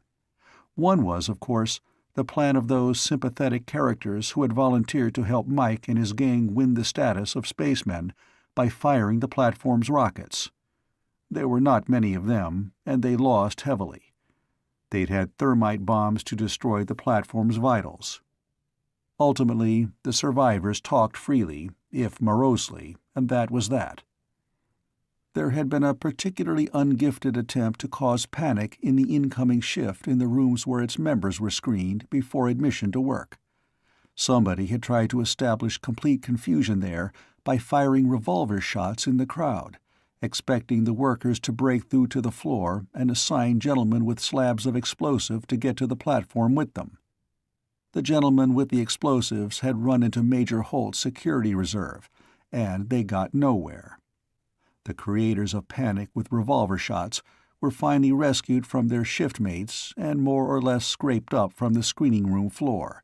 They were in very bad shape, and carted off to be patched up for questioning. The members of this group had been impractical idealists, and besides, some of them had lost their nerve, as was evidenced by the discovery of abandoned explosives and detonators in the locker room and men's room of the shed. The most dangerous attempt was, of course, that perfectly planned and coordinated assault which had been merely carried out at its original time, without either being hastened or delayed by Mike's activities. The plan had been beautifully contrived, and it would certainly have been successful but for the machine-gun bullets from the gallery and the fight Joe's followers put up underneath the platform. The exact instant when the whole shed would be most nearly empty had been fixed upon, and 3 separate units had worked in perfect timing. There'd been the man in the stalled truck. He delayed his exit from the shed to the precise fraction of a second to get the doors open at the perfect instant. The explosive-laden trucks had raced in at the exact second when they were most certain to get underneath the platform and detonate their cargoes. There'd been a perfect diversion plan for that, too. Smoke bombs and explosions in the outgoing screening rooms had created real panic, and, but for Joe's order for his group's walkie-talkies to be turned off, would have drawn every security man on duty to that spot. Mike's trick, then, had brought some saboteurs into the open, but had merely happened to coincide with the most dangerous and well-organized coup of all. However, it was due to his trick that the platform was now a wreck. There was also another break that was sheer coincidence. It was a discovery that could not possibly have turned up save in a situation of pure chaos, artificially induced. Joe had had to react in a personal and vengeful way to the manner in which his especial antagonist had fought him. One expects a man to fight fair by instinct, and to turn to fouls, if he does, in desperation only. But Joe's personal opponent hadn't tried a single fair trick. It was as if he'd never heard of a fist blow, but only of murder and mayhem. Joe felt an individual enmity toward him. Joe didn't consider himself the most urgent of the injured when doctors and nurses took up the work of patching, but Sally was there to help, and she went deathly pale when she saw his blood-stained throat. She dragged him quickly to a doctor, and the doctor looked at Joe and dropped everything else. But it wasn't too serious. The antiseptics hurt, and the stitching was unpleasant, but Joe was more worried by the knowledge that Sally was standing there and suffering for him. And when he got up from the emergency operating table, the doctor nodded grimly to him. "That was close," said the doctor. "Whoever chewed you was working for your jugular vein, and he was halfway through the wall when he stopped. A fraction of an inch more, and he'd have had you." "Thanks," said Joe. His neck felt clumsy with bandages, and when he tried to turn his head, the stitches hurt. Sally's hand trembled in his when she led him away. "I didn't think I'd ever dislike anybody so much," said Joe angrily, "as I did that man while he was chewing on my throat. We were trying to kill each other, of course, but, confound it, people don't bite." "Did you kill him?" asked Sally in a shaky voice. Not that I'll mind. I would have hated the thought ordinarily, but—" Joe halted. There was a row of stretchers, not too long at that, in the emergency hospital space. He looked down at the unconscious man who'd fought him. "There he is," he said irritably. "I banged him pretty hard. I don't like to hate anybody, but the way he fought—" Sally's teeth chattered suddenly. She called to one of the security men standing guard by the stretchers. "I think my father is going to want to talk to him," she said unsteadily. "Don't let him be taken away to the hospital until Dad knows, please." She started away, her face dead white and her hand stone cold. "What's the matter?" demanded Joe. "Sabotage," said Sally in an indescribable tone that had a suggestion of heartbreak. She went into her father's office alone. She came out again with him, and her father looked completely stricken. Miss Ross, his secretary, was with him too. Her face was like a mask of marble. She had always been a plain woman, a gloomy one, a morbid one, but at the new and horrible look on her face Joe turned his eyes away. Then Sally was crying beside him, and he put his arm clumsily around her and let her sob on his shoulder, completely puzzled. He didn't find out until later what the trouble was. The man who tried so earnestly to kill him was Miss Ross's fiancé. She had met this man during a vacation, as a government secretary, and he was a refugee with an exotic charm that would have fascinated a much more personable and beautiful woman than Miss Ross. They had a whirlwind romance. He confided to her his terror of emissaries from his native country who might kill him. And, of course, she was more fascinated still. When he asked her to marry him, she accepted his proposal. Then, just 2 weeks before her assignment to the space platform project, he vanished. Miss Ross was desperate and lovesick. One day her telephone rang, and his anguished voice told her he'd been abducted, and if she told the police he would be tortured to death. He begged her not to do anything to cause him more torment than was already his. She'd been trying to keep him alive ever since. Once, when she couldn't bring herself to carry out an order she'd been given, with threats of torment to him if she failed, she'd received a human finger in the mail, and a scrawled and blood-stained note which cried out of unspeakable torment and begged her not to doom him to more. So Miss Ross, who was Major Holt's secretary and one of his most trusted assistants, had been giving information to one group of saboteurs all the while. She was the most dangerous security leak in the whole platform project. But her fiancé wasn't a captive. He was the head of that group of saboteurs. He'd made love to her and proposed to her merely to prepare her to supply the information he wanted. He needed only to write a sufficiently agonized note or gasp tormented pleas on a telephone to get what he wanted. Incidentally, he still had all his fingers when Joe knocked him cold. Sally had recognized him as the subject of a snapshot she'd once seen Miss Ross crying over. Miss Ross had hidden it hastily and told her it was someone she had once loved, now dead. And this inadvertent disclosure that Miss Ross was the security leak the Major had never had a clue to could only have come about through such confusion as Mike had instigated and Haney and the Chief and Joe had organized. But Joe learned those facts only later. At the moment, there was still the platform to be gotten aloft, and there was plenty of work to do. There were 2 small rips in the plating, caused by fragments of the exploded truck. There were some bullet holes.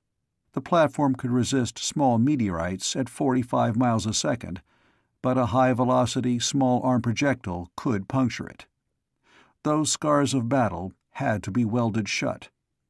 The rest of the scaffolding had to come down and the rest of the rocket tubes had to be affixed, and there was cleaning up to be done. These things occupied the shift that came on at the time of the multiple sabotage assaults. At first, the work was ragged, but the policy of turning the security men into news broadcasters worked well. After all, the platform was a construction job, and the men who worked on it were not softies. Most of them had seen men killed before. Before the shift was over, a definite work rhythm was evident. Men had begun to take an even greater pride in the thing they had built, because it had been assailed and not destroyed, and the job was almost over. Sally went back to her father's quarters to try to sleep. Joe stayed in the shed. His throat was painful enough so that he didn't want to go to bed until he was genuinely tired, and he was thoroughly wrought up. Mike the midget had gone peacefully to sleep again, curled up in a corner of the outgoing screening room. His fellow midgets talked satisfiedly among themselves.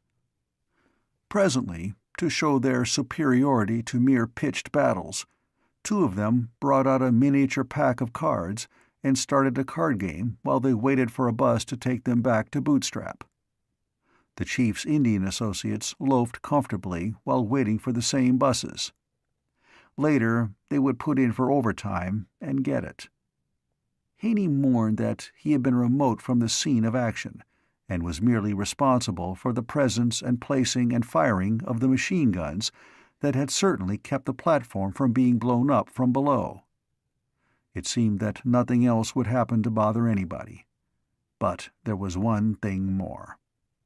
The thing happened just 2 hours before it was time for the shift to change once again, and when normal work was back in progress in the shed. Everything seemed fully organized and serene. Everything in the shed had settled down, and nothing had happened outside. There was ample exterior protection, of course, but the outside guard system hadn't had anything to do for a very long time. Men at radar screens were bored and sleepy from sheer inactivity and silence. Pilots in jet planes 2 miles and 5 miles and 8 miles high had long since grown weary of the splendid view below them. After all, one can get very used to late, slanting moonlight on cloud masses far underneath, and bright and hostile-seeming stars overhead. So the thing was well timed. A Canadian station noticed the pip on its radar screen first. The radar observer was puzzled by it. It could have been a meteor, and the Canadian observer at first thought it was. But it wasn't going quite fast enough, and it lasted too long. It was traveling 672 miles an hour, and it was headed due south at 60,000 feet.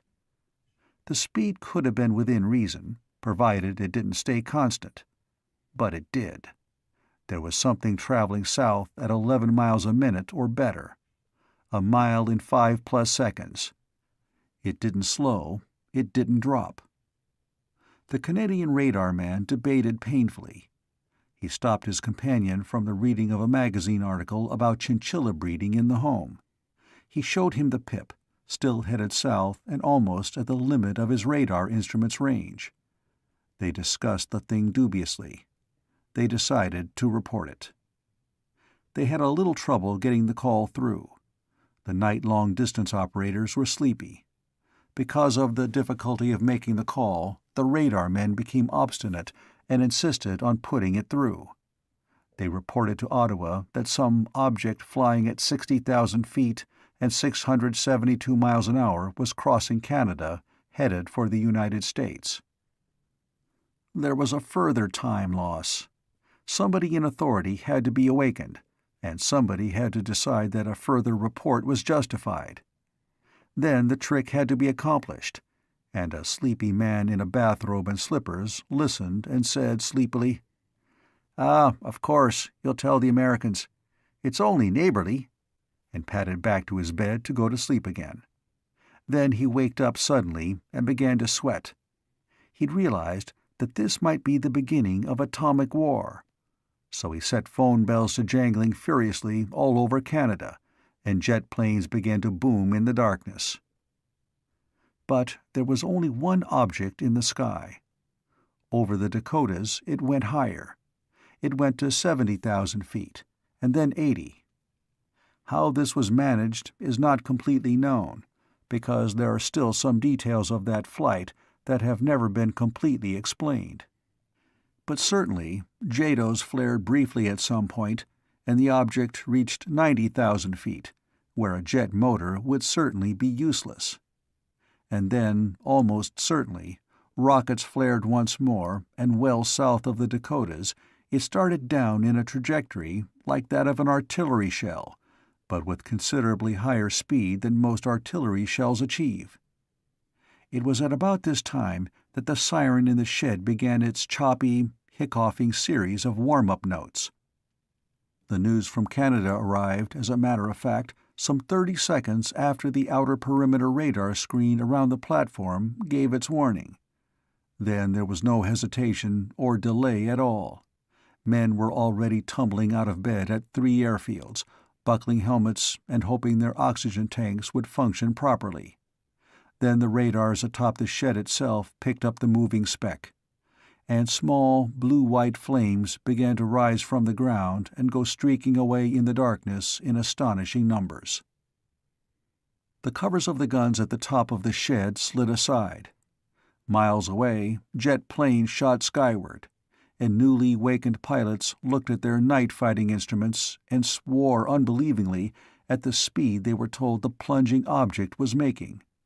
The jet pilots gave their motors everything they could take, but it didn't look good.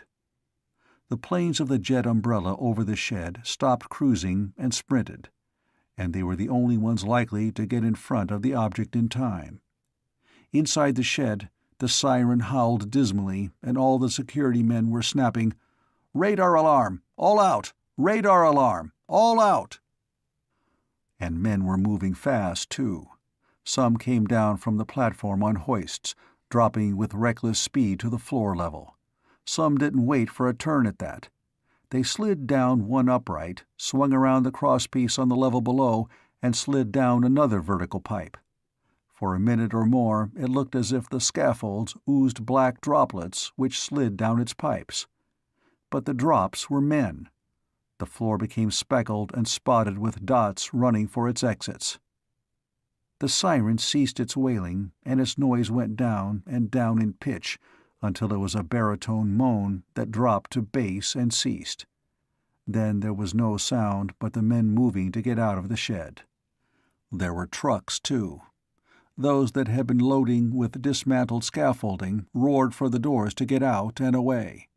Some men jumped on board as they passed. The exit door swung up to let them go. But it was very quiet in the shed at that.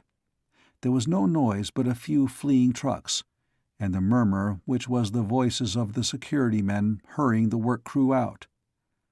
There was less to hear than went on ordinarily, and it was a long distance across the floor of the shed. Joe stood with his fists clenched absurdly. This could only be an air attack. An air attack could only mean an atom bomb attack. And if there was an atom bomb dropped on the shed, there'd be no use getting outside. It wouldn't be merely a fission bomb. It would be a hell bomb, a bomb which used the kind of bomb that shattered Hiroshima only as a primer for the real explosive. Nobody could hope to get beyond the radius of its destruction before it hit. Joe heard himself raging. He thought of Sally. She'd be in the range of annihilation too. And Joe knew such fury and hatred, because of Sally, that he forgot everything else. He didn't run. He couldn't escape. He couldn't fight back. But because he hated, he had to do something to defy. He found himself moving toward the platform, his jaws clenched. It was pure, blind, instinctive defiance. He was not the only one to have that reaction. Men running toward the sidewall exits began to get out of breath from their running. They slowed. Presently they stopped. They scowled and raged like Joe. Some of them looked with burning eyes up at the roof of the shed, though their thoughts went on beyond it. The security guards repeated, "Radar alarm! All out! Radar alarm! All out!" Someone snarled, "Nuts to that!" Joe saw a man walking in the same direction as himself. He was walking deliberately back to the platform. Somebody else was headed back too. Very peculiarly, almost all the men on the floor had ceased to run. They began to gather in little groups. They knew flight was useless. They talked briefly, profanely. Here and there, men started disgustedly back toward the platform. Their lips moved in expressions of furious scorn. Their scorn was of themselves. There was a gathering of men about the base of the framework that still partly veiled the platform. They tended to face outward angrily and to clench their fists. Then somebody started an engine. A man began to climb furiously back to where he had been at work. Quite unreasonably, other men followed him. Hammers began defiantly and enragingly to sound. The work crew in the shed went defiantly and furiously back to work. A clamor was set up that was almost the normal working noise.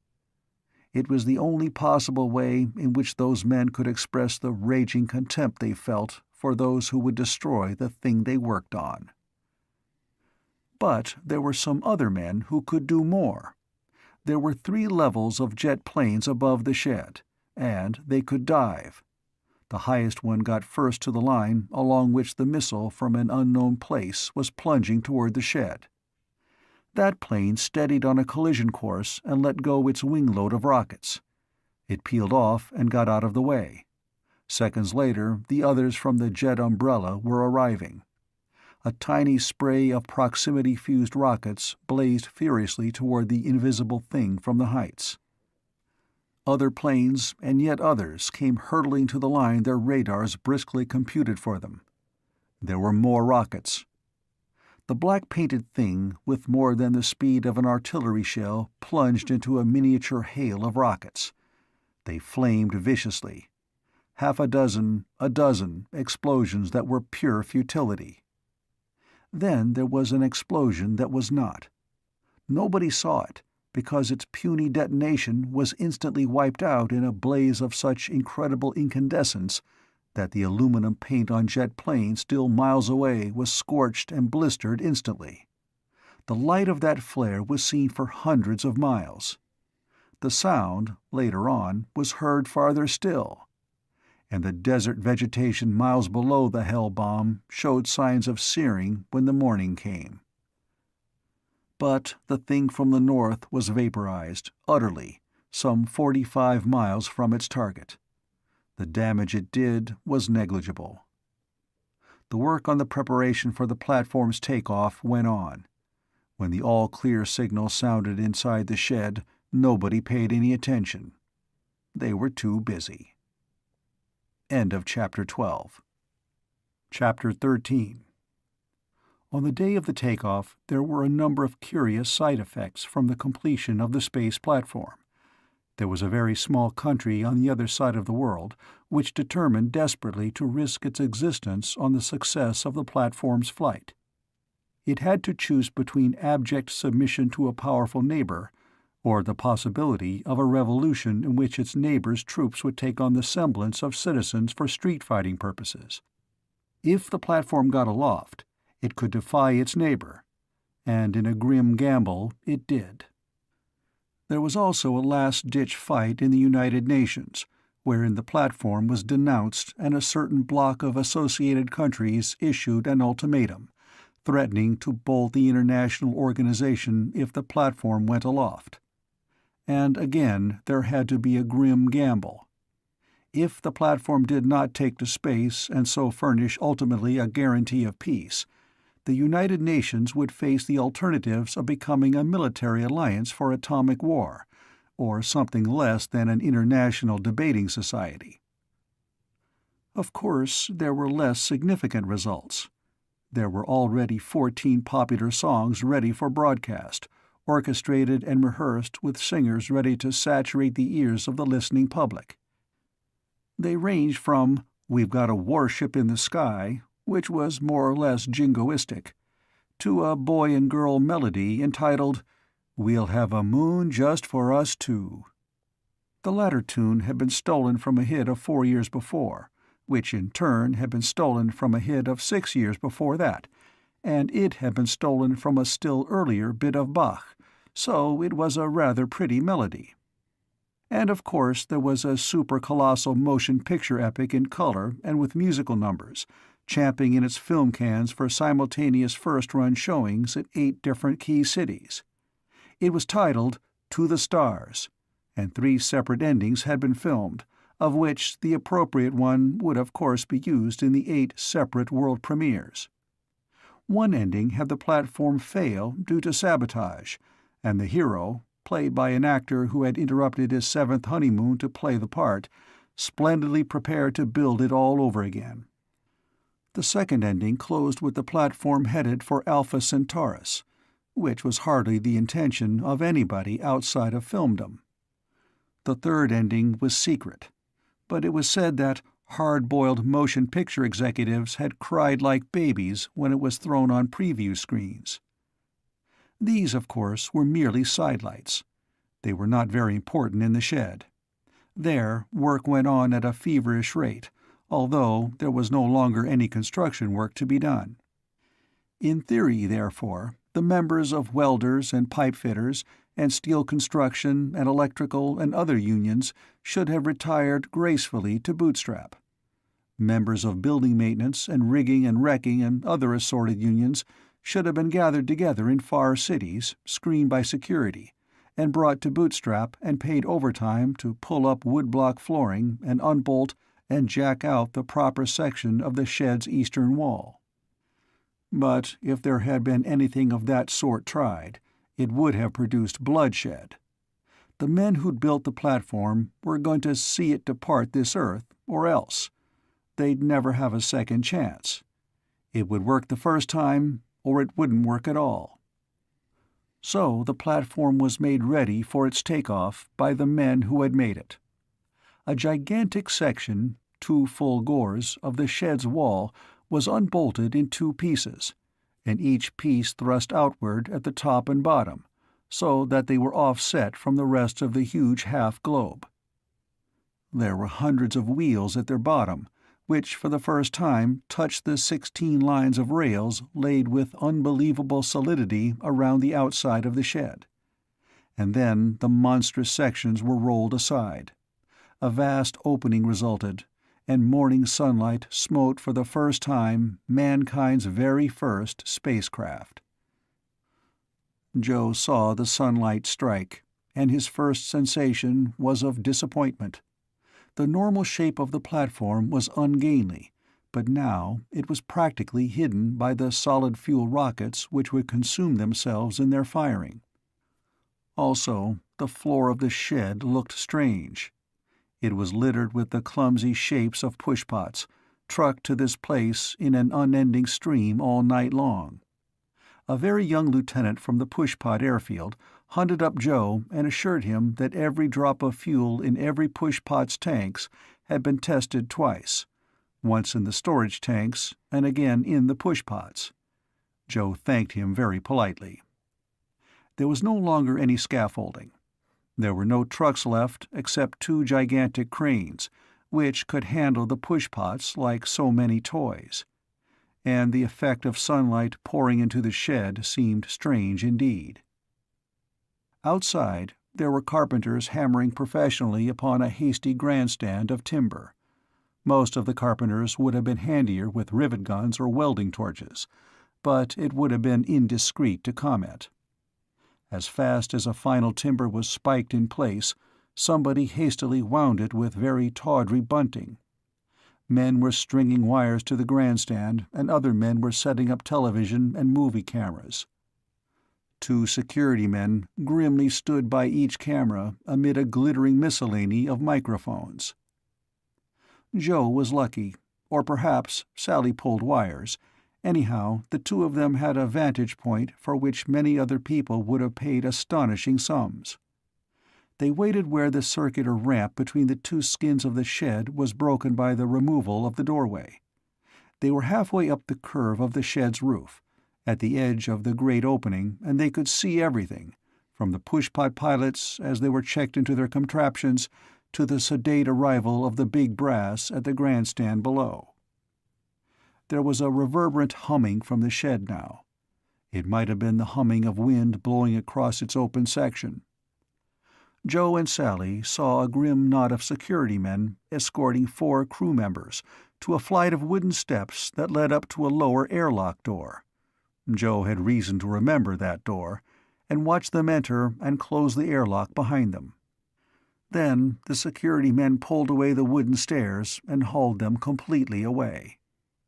There were a very few highly trusted men making final inspections of the platform's exterior. One of them was nearly on a level with Joe and Sally. Other men were already lowering themselves down on ropes that they later jerked free. But this last man on top did a very human thing. When he'd finished his checkup to the least detail, he pulled something out of his hip pocket. It was a tobacco can full of black paint. There was a brush with it.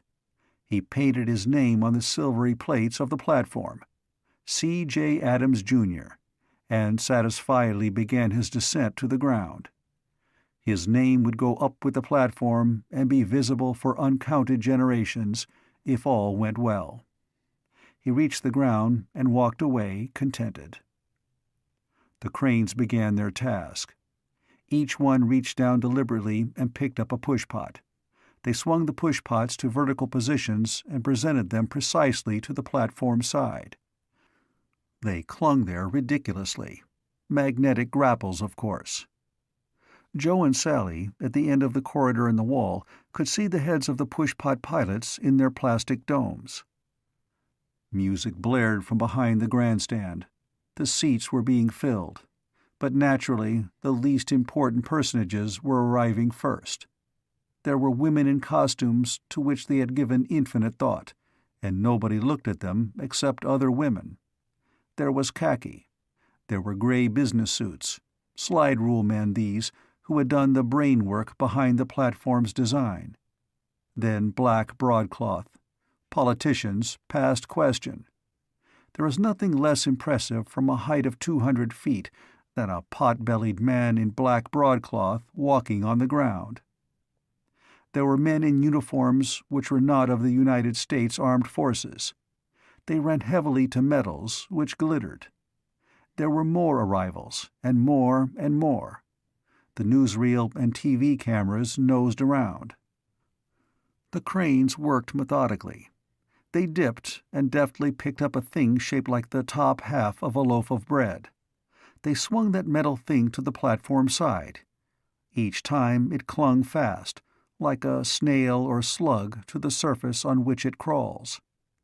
Many pushpots clung even to the rocket tubes, the same tubes that would presently burn away and vanish. So Joe and Sally saw the pushpots in a new aspect. Blunt metal slugs with gaping mouths which were their air scoops. The tinny music from below cut off.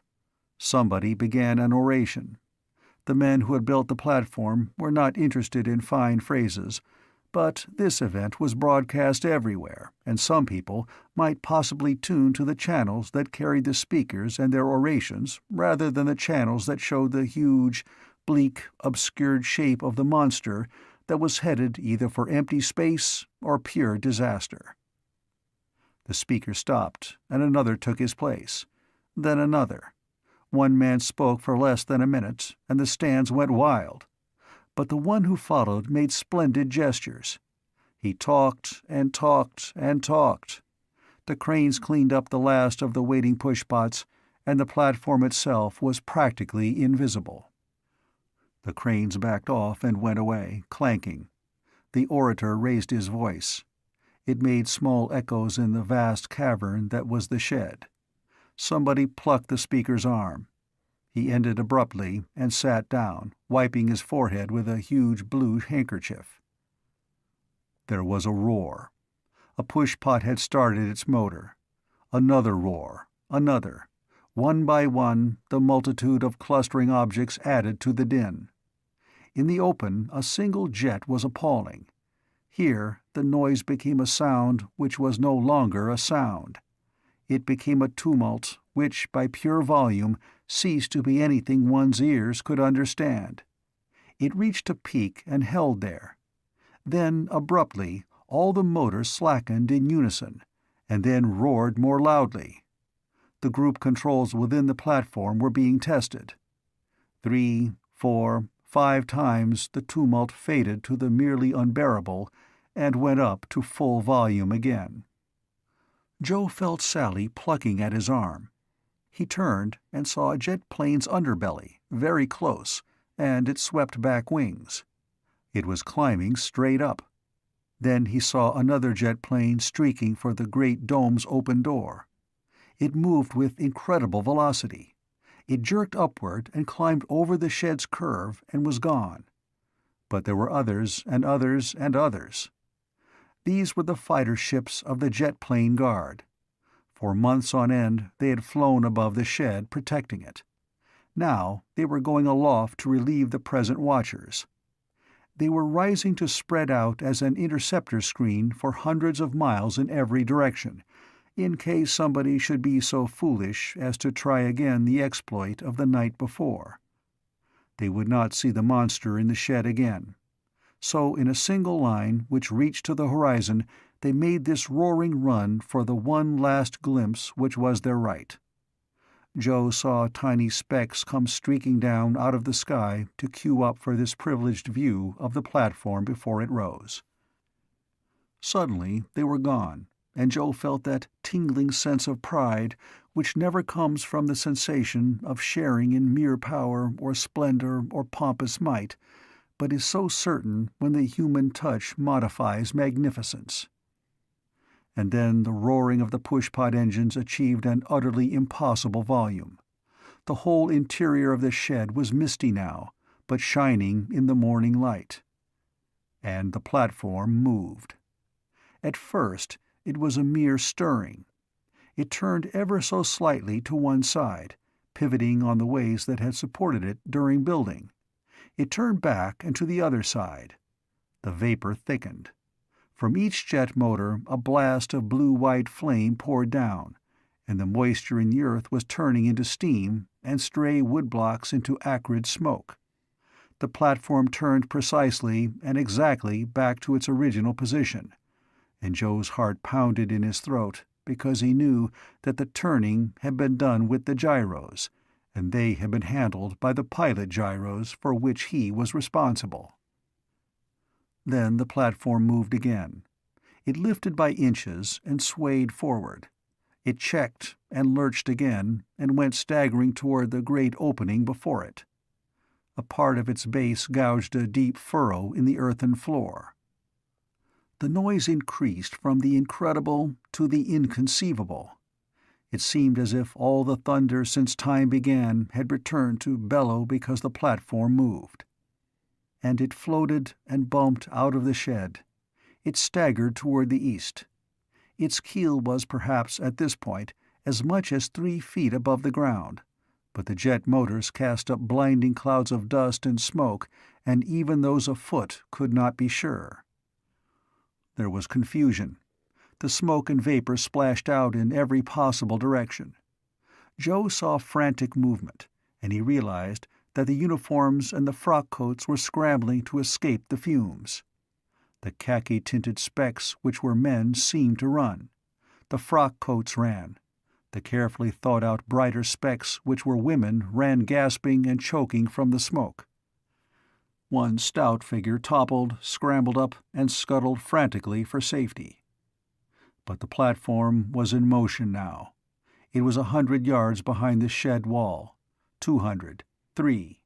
It slowly gathered speed.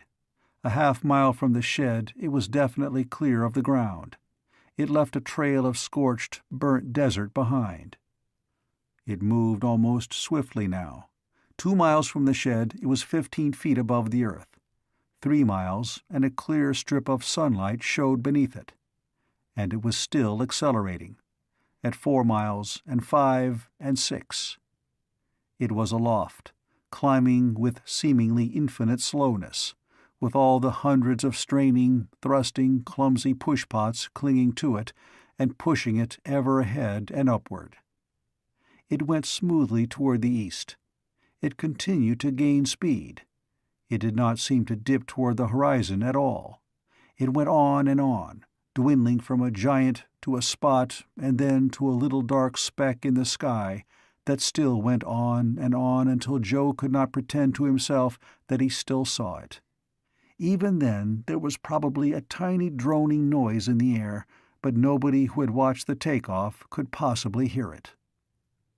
Then Joe looked at Sally, and she at him. And Joe was grinning like an ape with excitement and relief and triumph, which was at once his own and that of all his dreams. Sally's eyes were shining and exultant. She hugged him in purest exuberance, crying that the space platform was up, was up, was up. At sundown, they were waiting on the porch of the Major's quarters behind the shed. The Major was there, and Haney and the Chief and Mike and Joe. The Major's whole look had changed. He seemed to have shrunk, and he looked more tired than any man should ever be allowed to get. But his job was done, and the reaction was enough to explain everything. He sat in an easy-chair with a glass beside him, and he looked as if nothing on earth could make him move a finger. But nevertheless he was waiting. Sally came out with a tray. She gravely passed around the glasses and the cakes that went with them. Then she sat down on the porch steps beside Joe. She looked at him and nodded in friendly fashion. And Joe was inordinately approving of Sally, but he felt awkward at showing it too plainly in her father's presence. Mike said defiantly, "But it still would have been easier to get up there if it had been built for guys like me." Nobody contradicted him. He was right. Anyhow, every one of them felt too much relaxed and relieved to enter into argument. Haney said dreamily, "Everything broke right. Everything. They got in a jet stream like they expected, and it gave 'em 300 miles extra east speed. They were 8 miles up when the pushpots fired their JADOs, and 12 miles up when the pushpots let go.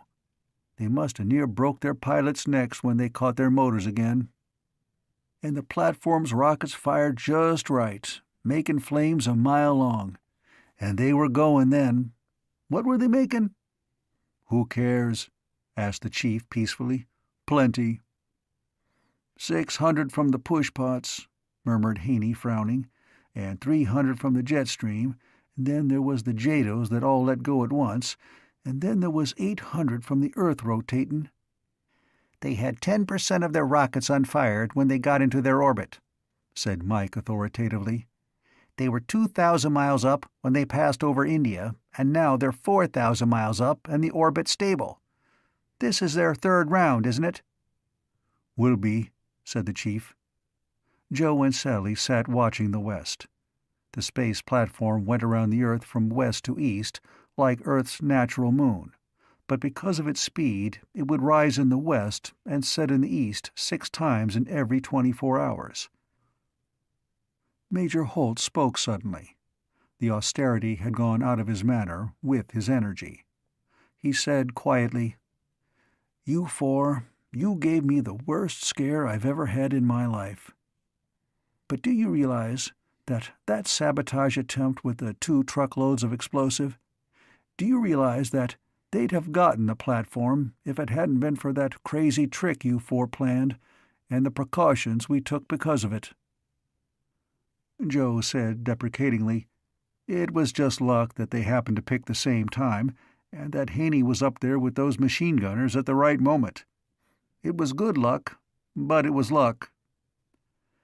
The Major said effortfully, "There are people called accident-prones. Accidents happen all around them, and nobody knows why. You four, perhaps Joe especially, are not accident-prones. You seem to be something antithetical to accidents. I would hesitate to credit your usefulness to your brains, especially Joe's brains. I have known him too long. But, Washington does not look at it in exactly the same way." Sally touched Joe warningly, but her face was very bright and proud. Joe felt queer. "Joe," said the Major tiredly, "was an alternate for membership in the platform's crew. But for penicillin, or something of the sort that made a sick man get well quickly, Joe would be up there in the platform's orbit now. His record in the instruction he did take was satisfactory, and all four of you were very useful in the last stages of the building of the platform. Again, Joe especially. His cooperation with higher authorities has produced very favorable comments. So it is felt that he should have some recognition. All of you, of course, but Joe especially. So—" Joe felt himself going white. "Joe," said the Major, "is to be offered an appointment as skipper of a ferry rocket, carrying supplies and crew reliefs to the platform. His rocket will carry a crew of 4, including himself. His recommendations for membership in his crew will have considerable weight." There was a buzzing in Joe's ears. He wanted to cry and to dance, and especially, right then, he would have liked very much to kiss Sally. It would have been the only really appropriate way to express his emotions. Mike said in a fierce, strained voice, "Joe, I can do anything a big elephant of a guy can do, and I only use a quarter of the grub and air. You've got to take me, Joe. You've got to." The chief said benignly, I'm going to be in charge of the engine room, and Haney'll be bosun. Let Joe try to take off without us. And that don't leave you a rating, Mike, unless you're willing to be just plain crew." Slowly, Sally turned her face away from Joe and looked up. Then they all saw it. A telescope, maybe, would have shown it as the thing they'd worked on and fought for. But it didn't look like that to the naked eye. It was just a tiny speck of incandescence gliding with grave deliberation across the sky. It was a sliver of sunlight moving as they watched. There were a good many millions of people watching it just then as it floated aloft in emptiness. To some it meant peace and hope and confidence of a serene old age, and a life worth living for their children and their children's children. To some it was a fascinating technical achievement. To a few it meant that if wars had ended and turmoil was no longer the norm of life on Earth, this thing would be their destruction. But it meant something to everybody in the world. To the people who had been unable to do anything to help it except to pray for it, perhaps it meant most of all. Joe said quietly, "We'll be going up there to visit it, all of us." He realized that Sally's hand was tightly clasped in his.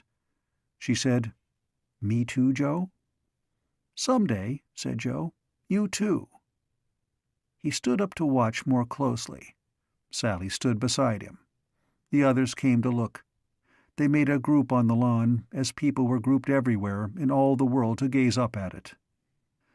The space platform, a tiny sliver of sunshine, an infinitesimal speck of golden light, moved sedately across the deepening blue toward the east, toward the night. The End of Space Platform by Murray Leinster.